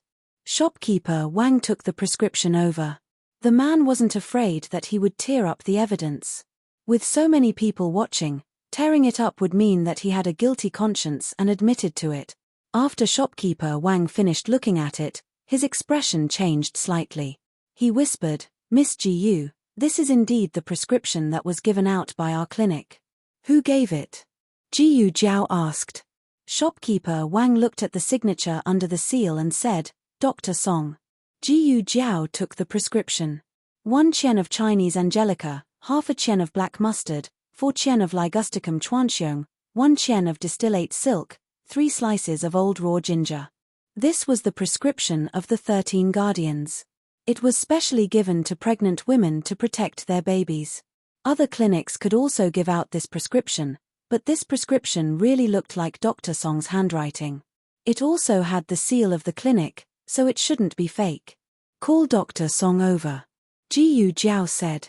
Dr. Song was in the back courtyard changing Jiang Shi's dressing. When he heard shopkeeper Wang calling him, he asked, "Is it urgent?" "It's a bit urgent." "Is it urgent here?" Shopkeeper Wang asked. Jiang Shi could already speak. He said to Dr. Song, "You go busy yourself first. Come back later to change my dressing." "Okay, then I'll wrap the gauze first. Don't move." Dr. Song took care of Jiang Shi and went to the lobby with shopkeeper Wang. Dr. Song looked at the lobby and the situation at the door. He was a bit confused. "It's a medical dispute," shopkeeper Wang explained. Dr. Song has never experienced a medical dispute, but he has a calm temperament. He came to Jiyu Jiao's side and said, "Miss Jiyu." Jiyu Jiao handed the prescription to him. "Do you have any impression of this prescription?" Dr. Song took the prescription and looked at it carefully. "This is my prescription. My impression of it is not very deep. I have to go back and look at the file." Jiyu Jiao had strict requirements for medical practice. Not only was it reflected in medical skills and medical ethics, but even a series of operations were more in-depth and standardized than other medical centers.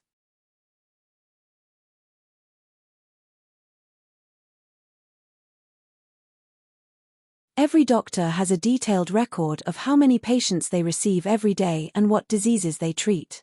Jiyu Jiao nodded. Dr. Song went to the clinic and took this month's booklet. He turned to the page 7 days ago and found the record of the miscarriage medicine. The patient came to see the doctor because the fetus was affected by the work. I saw that it was not very serious, so I gave a prescription to prevent miscarriage. Jiyu Jiao, did you get the medicine here? Dr. Song nodded. Yes, the medicine boy's handprint is on the prescription. After listening, Jiyu Jiao went to the corpse lying in the middle of the lobby. What are you doing? The man stopped Jiyu Jiao. Autopsy. Jiyu Jiao said. The man's pupils shrank. You're crazy. You're not allowed to touch my wife's corpse. Jiyu Jiao ignored him. She squatted down and lifted the white cloth. It was a woman around 30 years old. Jiyu Jiao stood up and looked at the man lightly. Report it to the authorities. These words were said to shopkeeper Wang. The man was startled and said fiercely, what did you say? Jiyu Jiao fearlessly looked at his angry eyes. I said, report it to the authorities. Yes. Shopkeeper Wang believed in Jiyu Jiao, so he went out without saying anything. Stop him for me. The man ordered. Several of his companions rushed over and stopped shopkeeper Wang. The man pointed at Jiyu Jiao's nose and said, why are you reporting it to the authorities? Are you colluding with the officials and trying to bite us in the back? I have already seen through your black-hearted medical center's tricks. The lives of common people are worthless. You're a family of bandits. You're simply trying to take our lives. When the man finished speaking, he was so emotional that he began to cry. The common people pointed at him and stood on the man's side. Jiyu Jiao did not panic and said, good, you said that she is a patient of our medical center. Then tell me, who is she? How old is she this year? Who accompanied her here? The man roared, she is my wife. Can't you see how old she is? Jiyu Jiao calmly said, what is your wife's surname and name? The man seemed to be getting more and more impatient with Jiyu Jiao's questions, so he roared, her surname is Wu, her name is Wu Jinhua. Jiyu Jiao raised the booklet in her hand, but it's clearly written here that the patient is a 21-year-old pregnant woman surnamed Yang. And the deceased? She is at least 30 years old. The man choked on the spot. The onlookers didn't expect things to turn around like this. They couldn't help but look at the man with suspicion. The man's eyes flashed and shouted, you just casually took a booklet and said that it was the record of that day. Who knows if you wrote it on the spot? Dr. Song busily said, the medical book is recorded according to the day. When a page is full, it will continue to the next page. Even if I wanted to write on the spot, I have no place to write.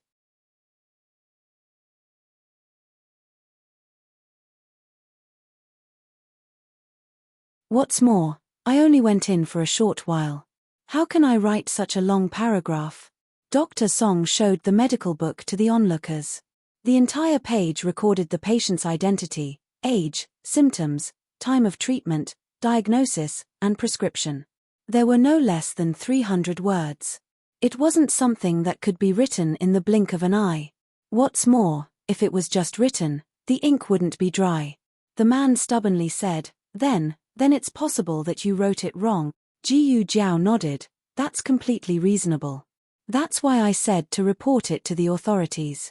Let the authorities find the patient based on the records. That should be able to clear our name. Hearing that Jiyu Jiao was going to ask for a witness, it was obvious who was the one lying. The onlookers were a little disappointed. After waiting for so long, they thought that they would be able to eat a big melon from the Miracle Hands Hall. But it turned out that there was nothing. When the man saw that he had been exposed, he turned around and ran.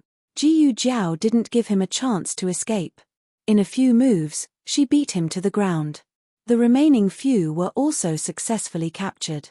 Finally, Jiyu Jiao looked at the corpse lying on the ground. If you don't get up, are you waiting to be buried alive?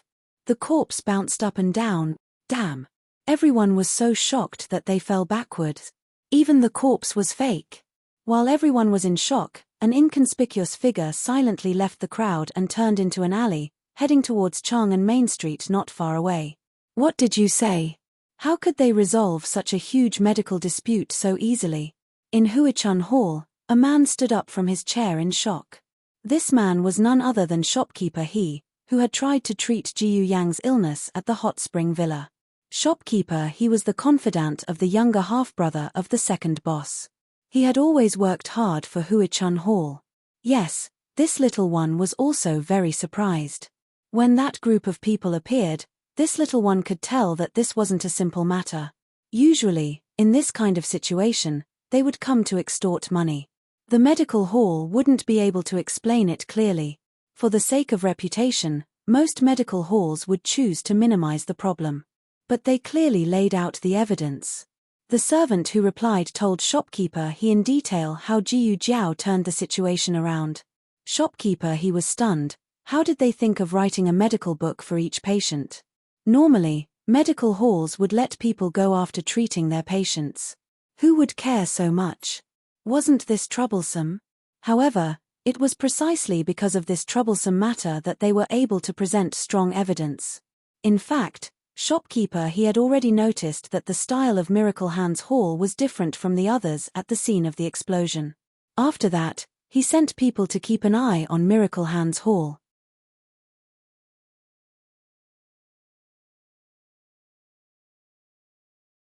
Although he wasn't willing to admit that the first master of the Hu family, who had been kicked out of his family, would one day have a bright future, his newly opened Miracle Hands Hall had many areas that they could learn from. Shopkeeper He thought about it and decided that from tomorrow onwards, he would start imitating Miracle Hands Hall's medical practice. The truth of the medical dispute was revealed, but Miracle Hands Hall's reputation wasn't damaged at all. Instead, because of their serious medical practice, they became the benchmark in the industry. Miracle Hands Hall's reputation in the capital became even better. Jiyu Jiao didn't pay attention to the aftermath of the few hooligans and left it to shopkeeper Wang to deal with. Miss Jiyu, don't worry. I will handle it properly. Shopkeeper Wang was chosen by the second boss and was invited to the capital from the county town. Naturally, he had some ability. Jiyu Jiao was assured that he would handle things well. In the afternoon, Jiyu Jiao had some private matters to attend to, so she changed into men's clothes and went out. Seeing her in this outfit, Xiao Sanzi was stunned. Miss Jiyu, why are you dressed like this? Jiyu Jiao sat in the carriage and stretched her wrists. Nothing much. Let's go to Chaoyang Street. Chaoyang Street? That place is very far away, and it's not a good place. Xiao Sanzi's voice gradually weakened as Jiyu Jiao looked at him coldly. Her gaze made his scalp go numb. All right, let's go then. Xiao Sanzi jumped into the carriage and picked up the horsewhip. Jiyu Jiao let down the curtains. The carriage was about to leave when another carriage drove over and stopped outside the back door of the medical center. A fair-skinned young eunuch alighted from the carriage. Excuse me, is Miss Jiyu in the medical center? Who's looking for me? Jiyu Jiao asked from inside the carriage. The young eunuch didn't see her, but he heard her voice. He cupped his hands towards the carriage and said, Consort Rui Wang left her zither in your courtyard and ordered me to bring it back. Jiyu Jiao said, Go find little Jiang Li and ask her to bring you to get it. It's on the table on the right of my study room. Yes. The young eunuch answered and entered the medical center from the back door. Little Jiang Li was playing in Jiyu Jiao's courtyard. She heard that the young eunuch was here to get the zither. The table on the right, this one. Little Jiang Li took the zither case out and handed it to the young eunuch. Thank you, young lady. The young eunuch left happily with the case. Little Jiang Li continued to water the grass in the courtyard.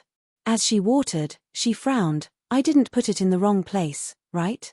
Jiyu Jiao allowed little Jiang Li to play with the zither. When little Jiang Li entered the room, she found 2 zithers and took them out. One of the zithers seemed to have been burnt. She put the zither back after she was done playing with it.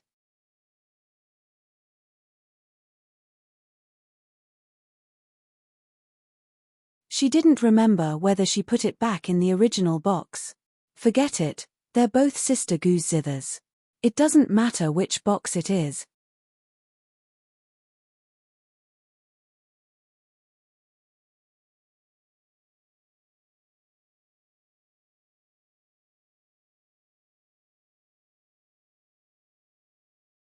Chapter 230. The young eunuch carried the Guqin case back to Rui Wang's residence. Consort Rui Wang was sitting in the pavilion and yawning. The young eunuch said, "Princess Consort, do you want to see it?" Consort Rui Wang was completely relieved that she got something from Jiyu Jiao. She waved her hand and said to the young eunuch, "Take it and keep it." "Yes." The young eunuch carried the Guqin case into Consort Rui Wang's room. Female official Shu was directing the servant girls to tidy up the room. The young eunuch bowed to her and said, "Older sister Shu, Princess Consort asked this servant to bring the Guqin over. Where is a suitable place to put it?" Female official Shu found a cabinet that was often opened. "Just put it here. It will need to be played in a few days." The Liang Kingdom's envoys were about to arrive. The crown princess had just sent someone to pass on a message, hoping that Consort Rui Wang could play a song at the palace banquet to welcome the envoys. Really, didn't the crown princess know that her princess consort was pregnant?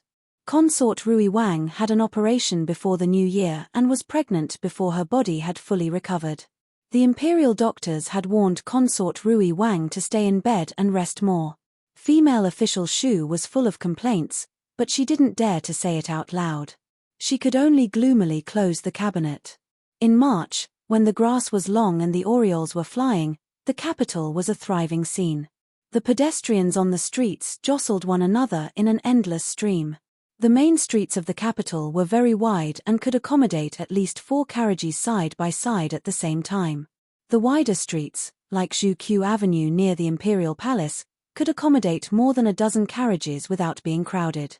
Xiao Sanzi steadily stopped the carriage at the destination that Jiyu Jiao had mentioned. Xiao Sanzi raised his head to look at the 4 large characters of Taihe Martial Arts School on the signboard and couldn't believe his eyes.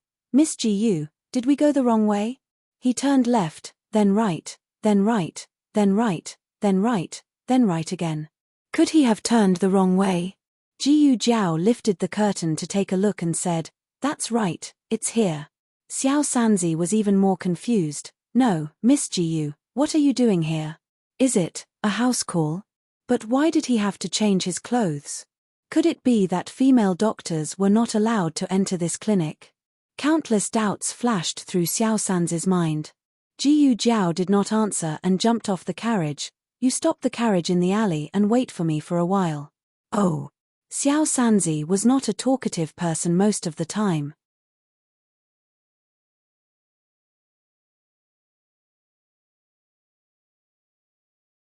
Otherwise, Jiyu Jiao would not be willing to let him drive the carriage. Xiao Sanzi parked the carriage in an alley on the right side of the dojo. Jiyu Jiao walked into the dojo. Taihe Martial Arts School was one of the top martial arts schools in the capital. It had 3 floors, and after entering, there was a large hall. On the wall facing the entrance, there was a huge martial arts character written in cursive script. On both sides of the wall, there were all kinds of weapons. At this moment, there were several disciples of the martial arts school in the hall, gesturing with their bare hands, as if they were discussing how to spar. He wasn't surprised to see strangers. He was probably used to strangers. This was not strange. In the Zhao Kingdom, there was no military examination, only literary examination. Therefore, there would only be 1 literary scholar every 3 years in the Zhao Kingdom, unlike the Liang Kingdom and the Yang Kingdom, where the literary scholar would be selected at the same time as the national martial arts scholar. But the Zhao Kingdom also needed martial arts talents. Some people directly entered the military, such as Jiyu Changqing. Some people did not want to serve the imperial court, and only wanted to use their martial arts to find a way out for themselves. The martial arts club was born out of this situation.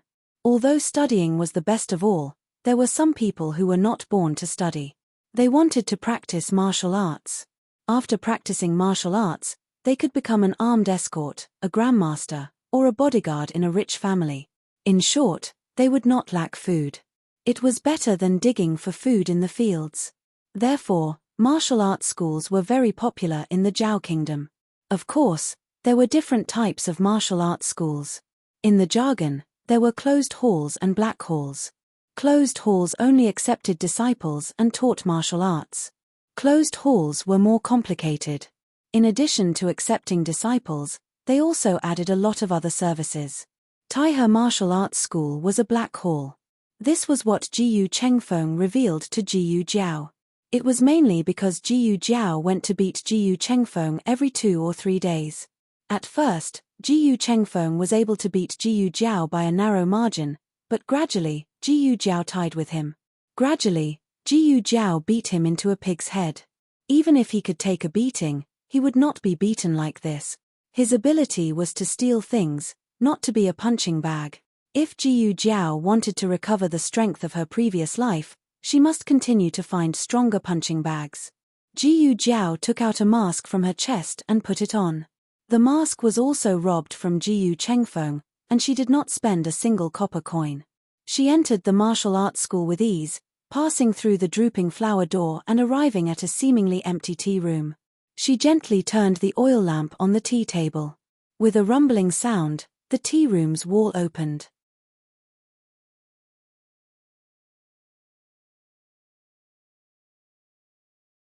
There was a loud noise coming from inside. Jiyu Jiao expressionlessly walked into the passageway, and the wall behind her closed with a bang. After it closed, the noise in front of her seemed to be amplified. At the end of the passageway was a large martial arts field. It was a 3-story wooden building, and 2 floors were viewing rooms.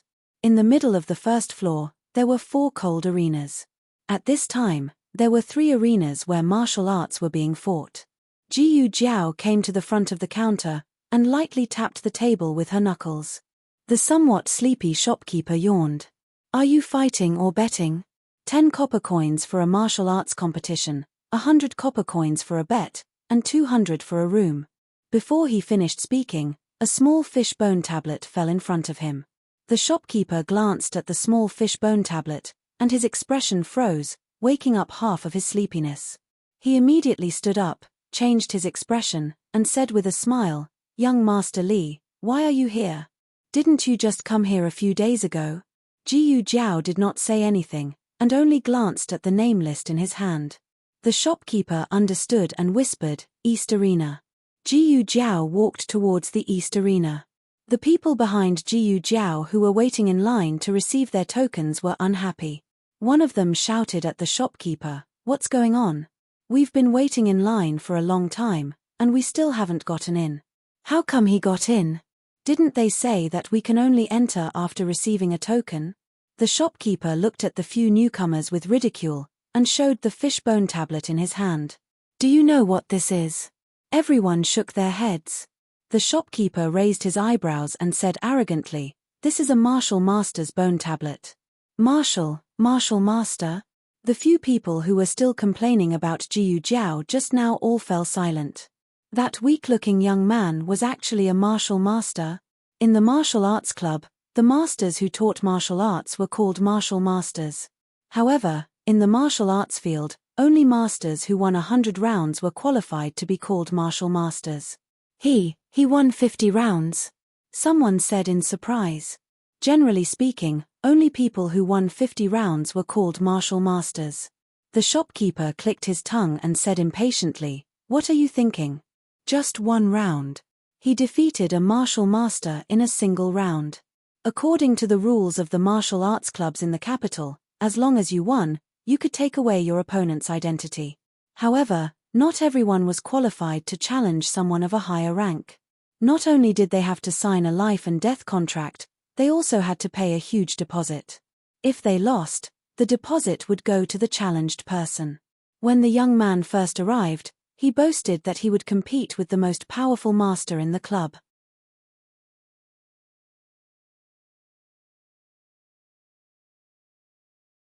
According to the rules of the martial arts club, you could only challenge someone of 2 ranks higher than you.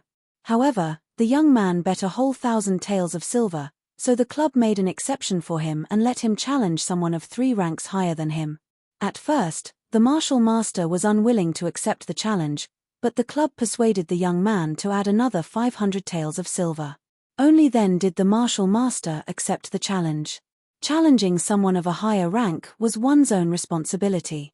This was the rule. Everyone thought that the young man was dead for sure, so no one bet on him winning. In the end, everyone lost their money. A young man holding a sword sneered disdainfully, "TSK. What's so great about defeating a martial master? I heard that a few martial arts masters came to your club today. I don't believe that he can still be so lucky." Everyone nodded. "That's right. He's so skinny. How could he defeat a martial master? He must have hit the jackpot." Jiu Jiao didn't know about the heated discussion. Even if she knew, she probably wouldn't care.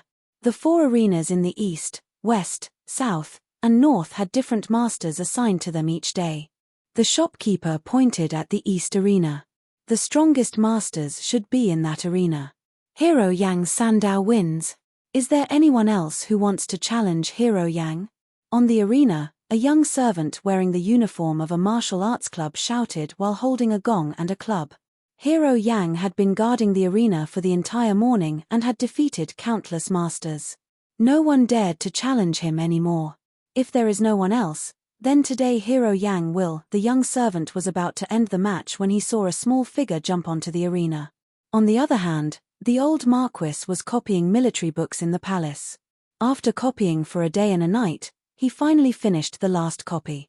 This was much more tiring than practicing martial arts. He was dizzy from copying and his limbs were numb. He was almost suffering from internal injuries. No, he was suffering from internal injuries. Ever since Marquis Shen Ping slipped out, he hadn't returned. No one knew what he was doing. The old Marquis ignored him and stood up with the help of the table. Because his legs were too numb, he almost fell to the ground. He really did look like an old man in his 60s. The old Marquis dragged his tired body to the imperial study to apologize to the emperor with the military book he had prepared. The emperor was wearing a net on his head. It was so ugly. He wasn't as shameless as Marquis Shen Ping. He didn't even attend morning court to protect his image. "Your Majesty, I have finished copying the military book," the old Marquis said outside the imperial study. "Bring it in." The emperor waved his hand impatiently. Eunuch Wei walked over and took the military book the old Marquis had copied. He whispered to the old Marquis, "Go back."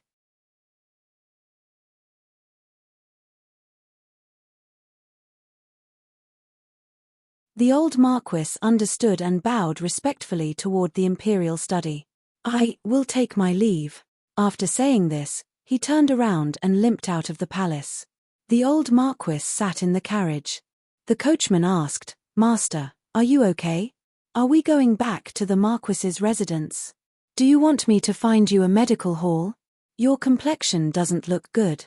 After copying military books for so long, how could his complexion be good? If he let those civil officials practice martial arts for a day and a night, they would also become exactly like him. But the old Marquis was really sullen. Copying books made him feel so uncomfortable that he didn't want to go back to the residence to deal with old Madame Gu's questions. He paused and said, "Let's go to the martial arts center." The old Marquis was a frequent visitor to the martial arts center. The martial arts center didn't know his specific identity. They only knew that he was a master with the surname Jiu. He was very generous. The old Marquis came to the martial arts center for 2 reasons. First, he liked to watch martial arts competitions. Second, he could pick out some promising talents. Of course, the old Marquis had high standards. So after so many years, the number of people he chose was less than 10. And out of these 10 people, only 2 were able to withstand his harsh training. The rest were sent away. The old Marquis asked for a room on the 2nd floor. The waiter asked if he wanted to place a bet. He threw a silver ingot on the table. No need. If he didn't place a bet, then the silver ingot would be a tip. The waiter beamed and stuffed the silver ingot into his clothes. "This little one will make tea for you. Do you want Longjing tea or Tieguinian tea?" "Longjing tea," the old Marquis said. "Okay." The waiter immediately went to brew a pot of good quality Longjing tea before the rain and brought out several exquisite and delicious pastries. "Enjoy your meal. This little one will wait outside. If you need anything, just call me." The old Marquis waved his hand. The waiter left with a smile. The old Marquis drank his tea as he began to enjoy the competition on the arena. His room faced the western arena. The western arena had the most comprehensive view. But for some reason, he was attracted to the competition on the eastern arena. It was a brawny man about 7 feet tall with dual axes. Whether it was brute force or internal energy, he was far superior to ordinary experts. But his opponent was an unremarkable azure-clothed youth. The azure-clothed youth didn't even use a weapon. He fought with his opponent with his bare hands. Even so, his opponent still couldn't gain the upper hand. A bit interesting. After about 7 or 8 moves, the dual axe-wielding brawny man was kicked off the arena by the azure-clothed youth. Soon, an expert with a red-tasseled spear jumped onto the arena. The old Marquis was a martial arts practitioner.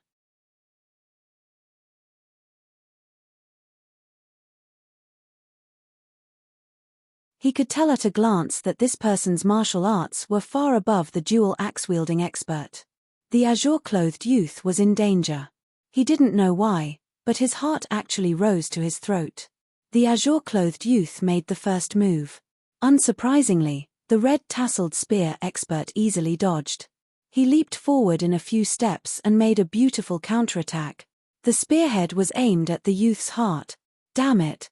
The old Marquis stood up nervously. How could he fight so fiercely? Was this a cross-level competition? It was over. That child couldn't avoid it. He wasn't the only one who thought so. The people around the arena had the same thoughts. The coldness of the spear passed through his thin clothes and into the azure-clothed youth's body. The moment the spear pierced his heart, the azure-clothed youth's left hand suddenly grabbed the spear. Using the momentum, he jumped up and kicked his opponent's heart. When he landed, he flipped and took the red-tasseled spear from his opponent's hand. This series of actions was like moving clouds and flowing water. It was watertight. The azure-clothed youth didn't give his opponent any chance to breathe. Using the spear as a pole, he jumped up and swept his leg across, knocking his opponent to the ground. The azure-clothed youth grabbed the red-tasseled spear and was about to fiercely stab his opponent when he suddenly stopped. He broke the spear with his bare hands and used the spear shaft to knock his opponent off the arena. The old Marquis was drenched in sweat. He was scared and excited. His blood was boiling. He wanted to get off the arena. Although the youth was wearing a mask, he didn't look like he was more than 10 years old. To have such skills at such a young age, he was worthy of proving the saying, since ancient times, heroes came from the youth. Of course, martial arts was only one of the reasons. The youth's action of breaking the spear head with his bare hands and using the spear shaft to knock his opponent off the arena also won the old Marquis's praise. The haze of being punished suddenly disappeared. The old Marquis's entire body felt comfortable. After this, no one dared to challenge the azure-clothed youth. The azure-clothed youth regretfully left the arena. If I had known, I would have deliberately lost a few rounds. Jiyu Jiao rubbed her wrist and walked towards the entrance. Little brother, please wait. A familiar voice sounded behind her. Jiyu Jiao stopped in her tracks and turned around with a strange expression. Jiyu Jiao wore a mask and changed her clothes. The old Marquis didn't recognize her, but Jiyu Jiao recognized the old Marquis. Jiyu Jiao frowned. How much hatred and resentment did he have? He even chased her all the way to the martial arts school. The old Marquis politely cupped his hands. Little brother, can I have a word with you? Jiyu Jiao didn't make a sound. It turned out that he didn't recognize her.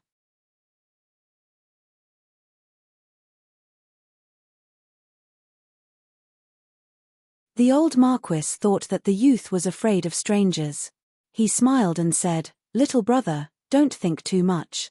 I don't have any bad intentions.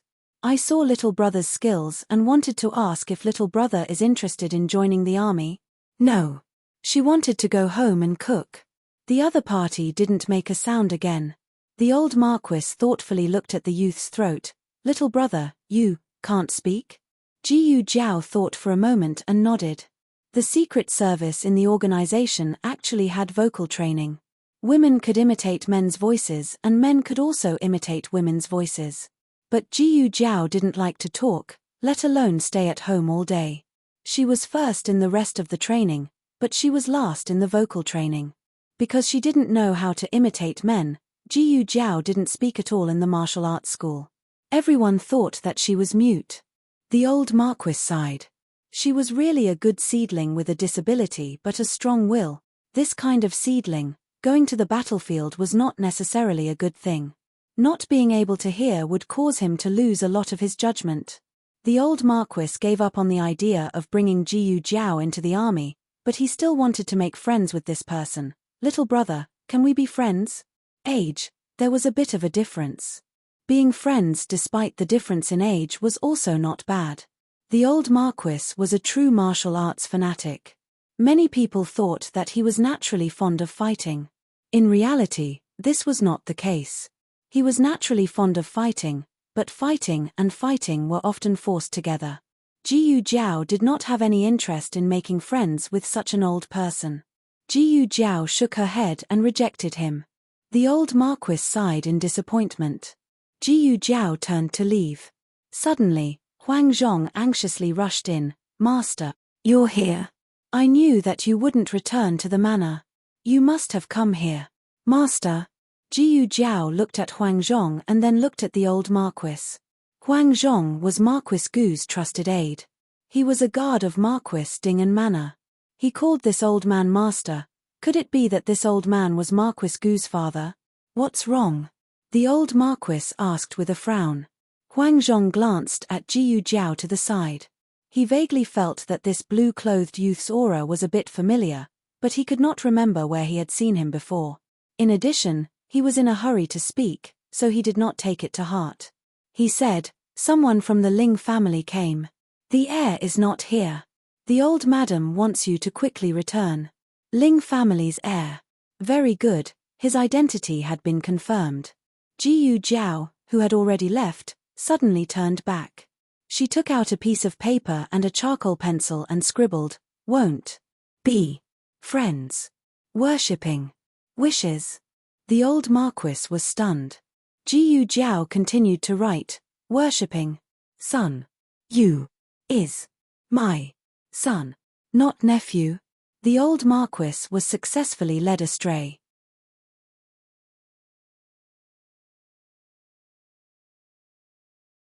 Jiyu Jiao thought for a bit then wrote, no. Fine. Let him call father.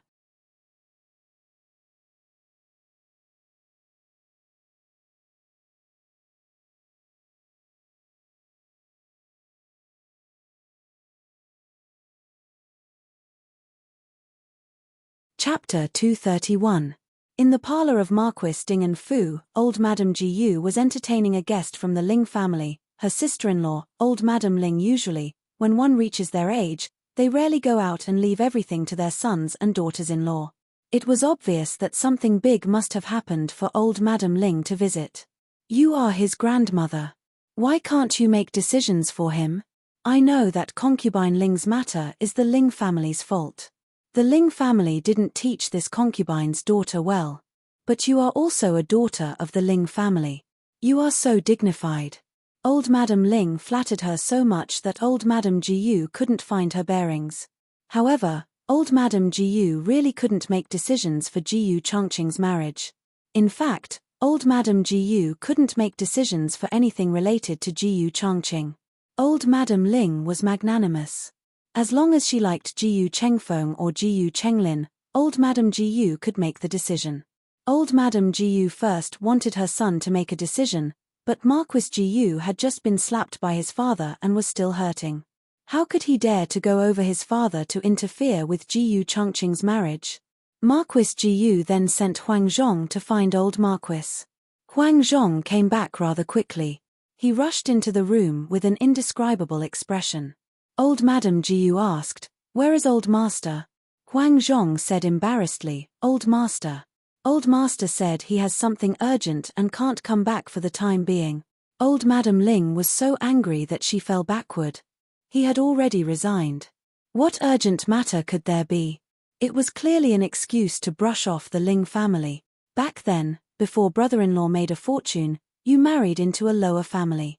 But in the end, this is how your Jiyu family repaid the Ling family. Old Madame Ling said coldly and turned to leave. Old Madame Jiyu was so agitated that she felt bad. She quickly grabbed her hand and said, "Sister-in-law, don't be angry. Why don't we ask Changqing directly? If he agrees, I'm sure old master won't object to anything." Old Madame Ling heard this and went to Jiyu Changqing's courtyard with old Madame Jiyu. Who would have thought that they would find nothing? Jiyu Changqing wasn't there either. Old Madame Gu's expression changed. Nonsense. He was still injured. He left the residence just like that. Jiyu Changqing had promised Jiyu Yang last month that he would teach him how to ride a horse. Today was the day the two of them agreed to do so. Jiyu Changqing did not care about his injuries and insisted on leaving the manor. He rode his Fergana horse to Clearwater Alley. Jiyu Yang had asked Yarosha in a roundabout way, but Yarosha was against him riding a horse.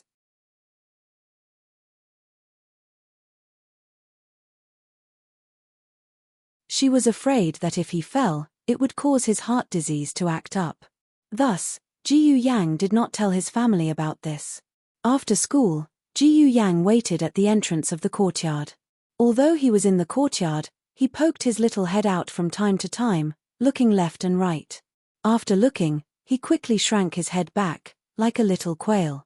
When Jiyu Changqing entered Jadewater Alley, he immediately saw his little quail. It had a bunch of ahoge on its head and looked quite silly. Jiyu Changqing's mood suddenly became very good. He urged his horse to go over. Jiyu Yang heard the sound of horse hooves coming from afar. He stepped over the threshold with big steps, the joy in his eyes overflowing with words.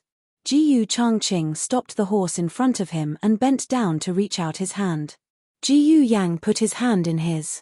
Jiyu Changqing's hand was very wide. He practiced martial arts all year round, so his palms were full of calluses. Jiyu Yang's hand was smaller, slender, and fair.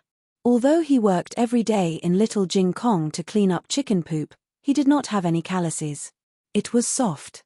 Jiyu Changqing was afraid that he would accidentally break his hand. Jiyu Changqing eased his strength and pulled him onto the horse, letting him sit in front of him. Jiyu Yang sat down and felt that something was wrong. He looked down and said, "Eh? You changed your saddle?" "Yes. Didn't you think it was hard?" Jiyu Changqing said. "I didn't think it was hard." Jiyu Yang opened his eyes wide and said seriously. He said that he did not think it was hard, but he kept moving around uncomfortably. Jiyu Changqing was not stupid. He turned around and asked someone to change it. "Then will you not like it?" Jiyu Yang asked. Jiyu Changqing said, "No. I like whatever you like." Jiyu Yang laughed. There was movement in the courtyard. Jiyu Yang hurriedly urged, "Quick, quick, quick. Don't let my mother find out. Otherwise, I won't be able to leave." Yarosha, who had already found out, Jiyu Changqing held the reins tightly and nodded to Yarosha from afar, indicating that he would take good care of Jiyu Yang and send Jiyu Yang back safely.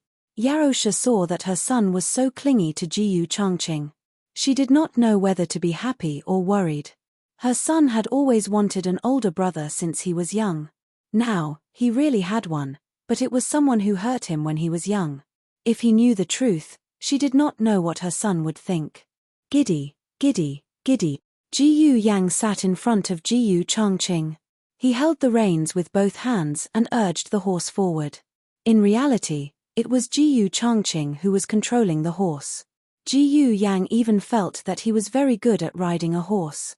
Looking at his smug and excited expression, Jiyu Changqing couldn't help but chuckle. His laughter was low and full of magnetism. It was especially pleasant to hear in the noisy streets. Jiyu Yang turned around to look at him. "What's wrong?" Jiyu Changqing asked.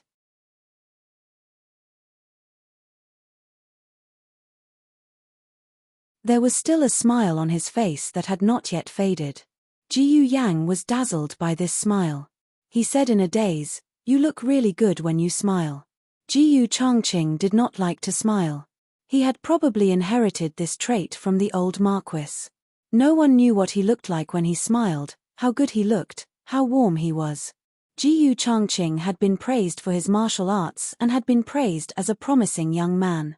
However, no one had ever praised his smiling face. Jiyu Changqing was momentarily speechless. Fortunately, Jiyu Yang's attention was quickly drawn back to the fine horse.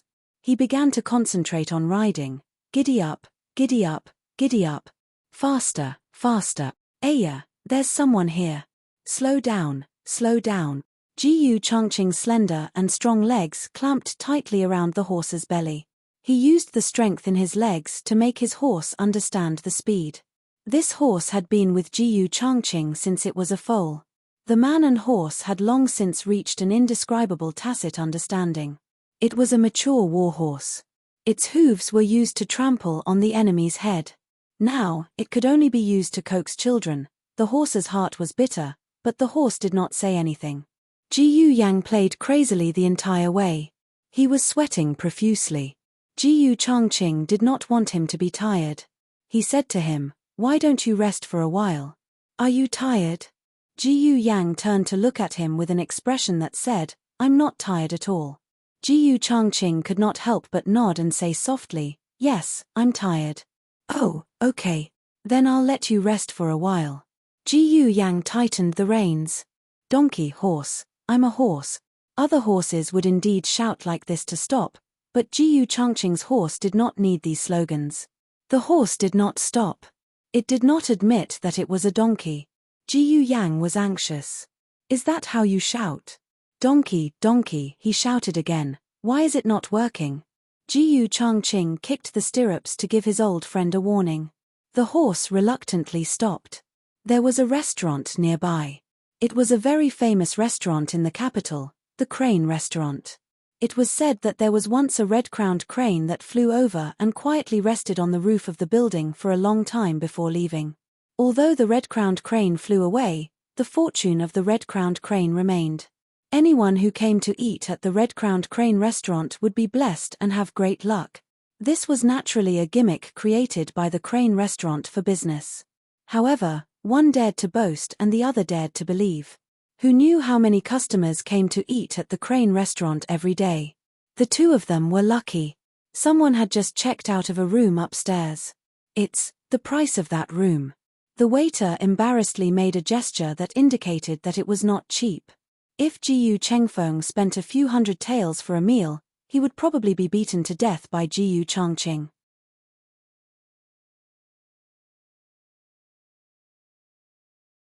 But now that Jiyu Yang wanted to eat, Jiyu Changqing actually took out the money without saying anything.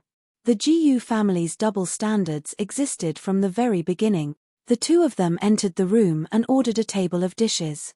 Jiyu Yang hadn't eaten yet, so he was indeed a little hungry. He quickly started eating. Jiyu Changqing's injuries had not healed yet. Moreover, he had been on a bumpy journey and was blown by the cold wind. At this moment, he actually did not have any appetite. Jiyu Yang picked up some food for him. "You eat too." Jiyu Changqing picked up his chopsticks. "Okay." The two of them ate. Suddenly, a burst of bold laughter came from the room next door. Jiyu Changqing frowned strangely. This laughter, why did it sound a little familiar? In the room next door, the old Marquis and Jiyu Jiao raised their cups and drank. Ever since Jiyu Jiao experienced the incident of learning to sing in Little Jing Kong, she deeply realized that her alcohol tolerance was not good. Therefore, she used tea as a substitute for wine. The old Marquis could not use tea as a substitute for wine. He really drank until he was drunk. The main thing was that he was happy today to have met such a powerful little brother. From today onwards, he, Jiyu Chao, also had a brother.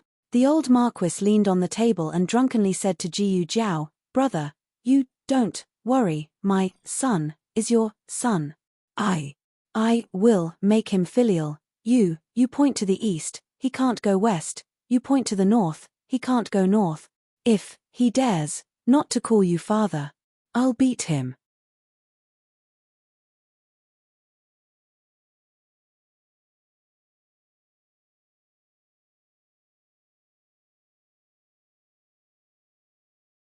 Chapter 232. At this time, Marquis Jiyu, who was lying in the fu recuperating, did not know that his old man had drunk and returned with a father. He was thinking in his heart that once he recovered, he would bring Yarrow back to the fu. If that girl dared to stop him, he would ask the old Marquis to come out and teach that girl a lesson. In the room next door, Jiyu Changqing felt that something was wrong the more he heard the voice. It sounded like his grandfather's voice, but it also seemed to be drunk. He looked at Jiyu Yang in front of him. Jiyu Yang was burying his head in eating and did not notice that what was going on in the room next door had anything to do with them. Thinking about it, Jiyu Yang went to the villa when he was around 4 years old. During this time, he had never returned to the capital. He probably even forgot what the old Marquis looked like, not to mention his voice. Those crazy drunken words were intermittent. He did not really understand, but he felt that it was not a good thing. Jiyu Changqing decided to go next door to take a look. You eat first, I'm going out for a bit. Oh. Jiyu Yang did not suspect anything and obediently put down his chopsticks. Then I'll wait for you to come back. He did not eat alone. Jiyu Changqing's heart suddenly softened. How could there be such a sensible child? Were all the children with his younger sister so sensible? His younger sister was also very sensible. Thinking of Jiyu Jiao, Jiyu Changqing's eyes flashed with the gentleness of an elder brother. No need, I'll be back soon. You can continue eating. Jiyu Changqing knew that Jiyu Yang was hungry. It was dinner time and Jiyu Yang was at the age where his body was growing. Jiyu Yang agreed verbally, but did not touch his chopsticks. Jiyu Changqing could only go quickly and come back quickly. He went next door. The door was ajar.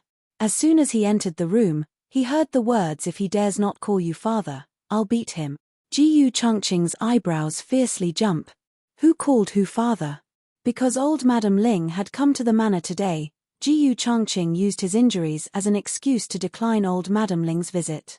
Actually, he understood in his heart that old Madam Ling had come to visit because of his marriage with Ling Shuixian. Could it be? Grandfather was drinking with Uncle Ling? Grandfather agreed to this marriage? As Jiyu Changqing pondered, he drew the curtain and walked around the screen, only to see the old Marquis leaning against the back of a chair in a drunken stupor. Beside him was a young boy in green clothes wearing a mask. The old Duke was so drunk that he couldn't tell north from south. Jiyu Jiao took off her mask.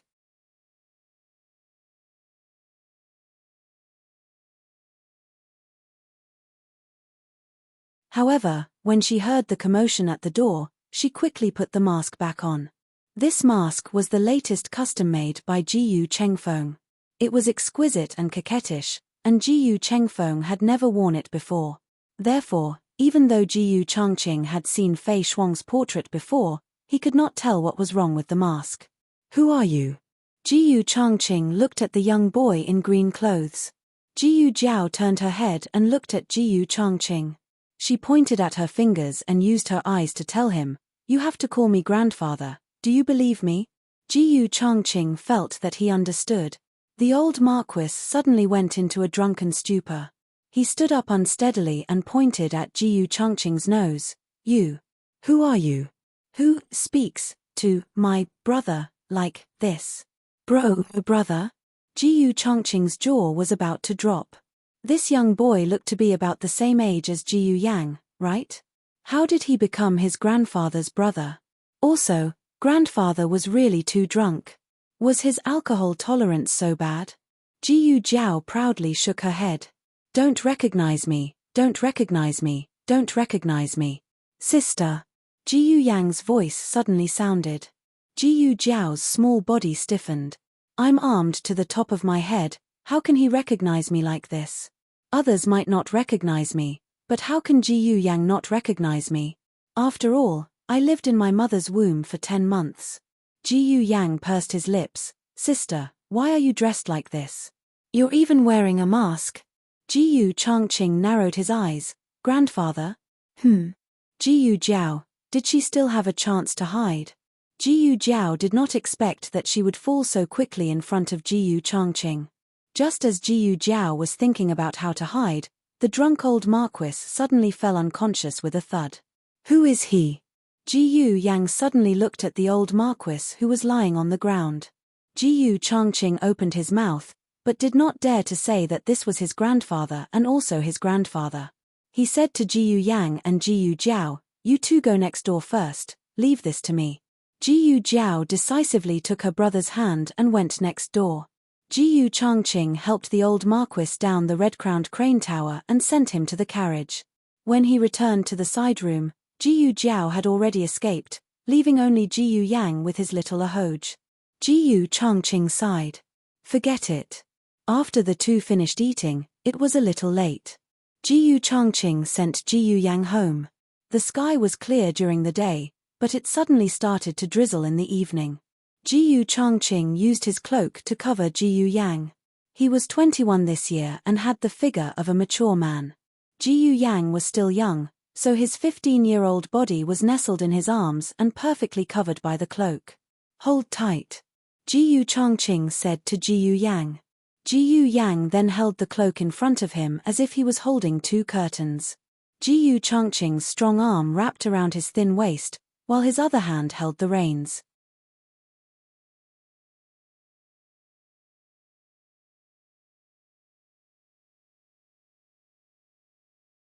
The wind gradually started to blow, and the spring rain pattered down. It was originally a bit cold, but Jiyu Changqing's chest was broad and warm. Jiyu Yang was surrounded by a huge sense of security, and soon he felt sleepy. Jiyu Changqing could feel his little chick pecking at rice. He tightened his arm and pulled him into his embrace. Jiyu Yang's body steadied, and his head completely rested in the hollow of his neck.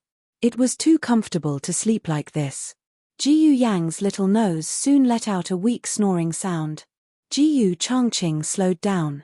When they passed through the alley and came to Chang'an Main Street, Jiyu Changqing ran into an acquaintance from the barracks. Jiyu Changqing had no intention of greeting the other party, but the other party seemed to have noticed him. He urged his horse to come over, pulled the reins, and stopped in front of Jiyu Changqing. He looked at Jiyu Changqing with interest. Oh, isn't this Commandant Jiyu? What a coincidence.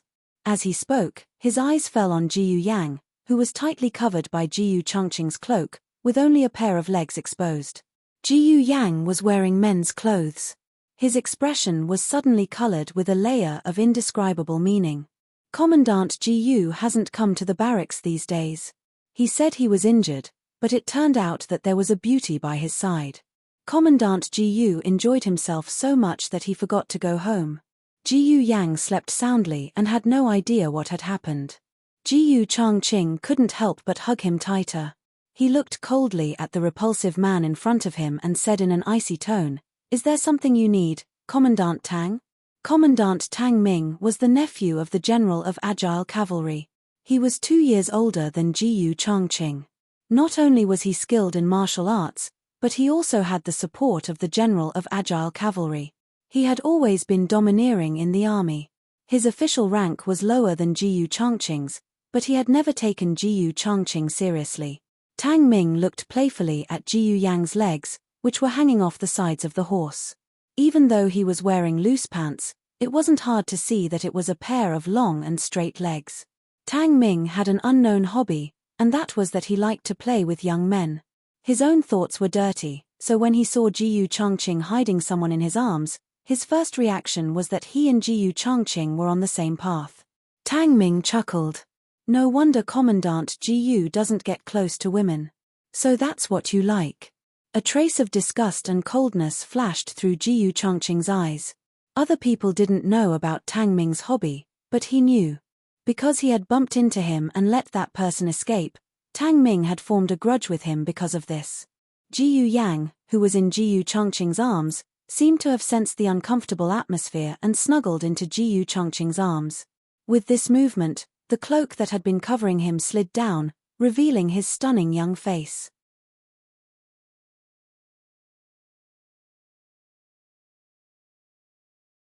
The weather was cold, but Jiyu Changqing's chest was burning hot. Jiyu Yang's face was flushed from the warmth. His neck was as white as jade, his lips were pale, and his eyelashes were long and slender like fans. This was the best quality in the world. Tang Ming had played with so many male prostitutes, but none of them were as seductive as the young man in front of him. No wonder Jiyu Changqing didn't go to the military camp. If it were him, he would probably want to die on this young man's body. Tang Ming's eyes were glued to him. When Jiyu Changqing saw that Tang Ming was using such a dirty gaze to blaspheme Jiyu Yang, his eyes darkened. With a flick of his sleeve, he pulled his cloak over himself. He didn't say anything to bid farewell to Tang Ming and just ignored him. Tang Ming wiped his mouth as if he hadn't had enough. He sneered and said, "Don't be like this. I only took a few glances. If you get tired of playing with me someday." Before he could finish speaking, Jiyu Changqing unsheathed his long sword and slashed it toward Tang Ming. Tang Ming hadn't expected that Jiyu Changqing would be so fierce. Although he was famous for being unreasonable, he wouldn't abuse his authority. Right now, Tang Ming had only said a few words, and he was already brandishing his sword at him. Tang Ming also quickly drew his knife. However, Jiyu Changqing's sword was too fast. It was almost like a shadow. Tang Ming had only drawn his knife halfway when Jiyu Changqing's sword had already cut off a strand of his long hair and was firmly pressed against his neck. That strand of hair slowly fell into his hand and then fell to the muddy ground. It was washed away by the murky rainwater on the ground. It was only at this moment that Tang Ming suddenly realized that Jiyu Changqing had been hiding his true abilities. His martial arts weren't what he usually showed. Jiyu Changqing hugged Jiyu Yang tightly in his arms and looked at Tang Ming with a cold and dangerous gaze. "Don't have any ideas about him. I'll kill you." You're tuning in to the Dreamy Chapters YouTube channel. We're so grateful for your support, and don't forget to subscribe to join us on this incredible journey through captivating stories. Your generosity through donations truly makes a world of difference, as it's the primary source of revenue that allows me to expand and enhance this channel for you. Thank you from the bottom of my heart for being a part of this adventure.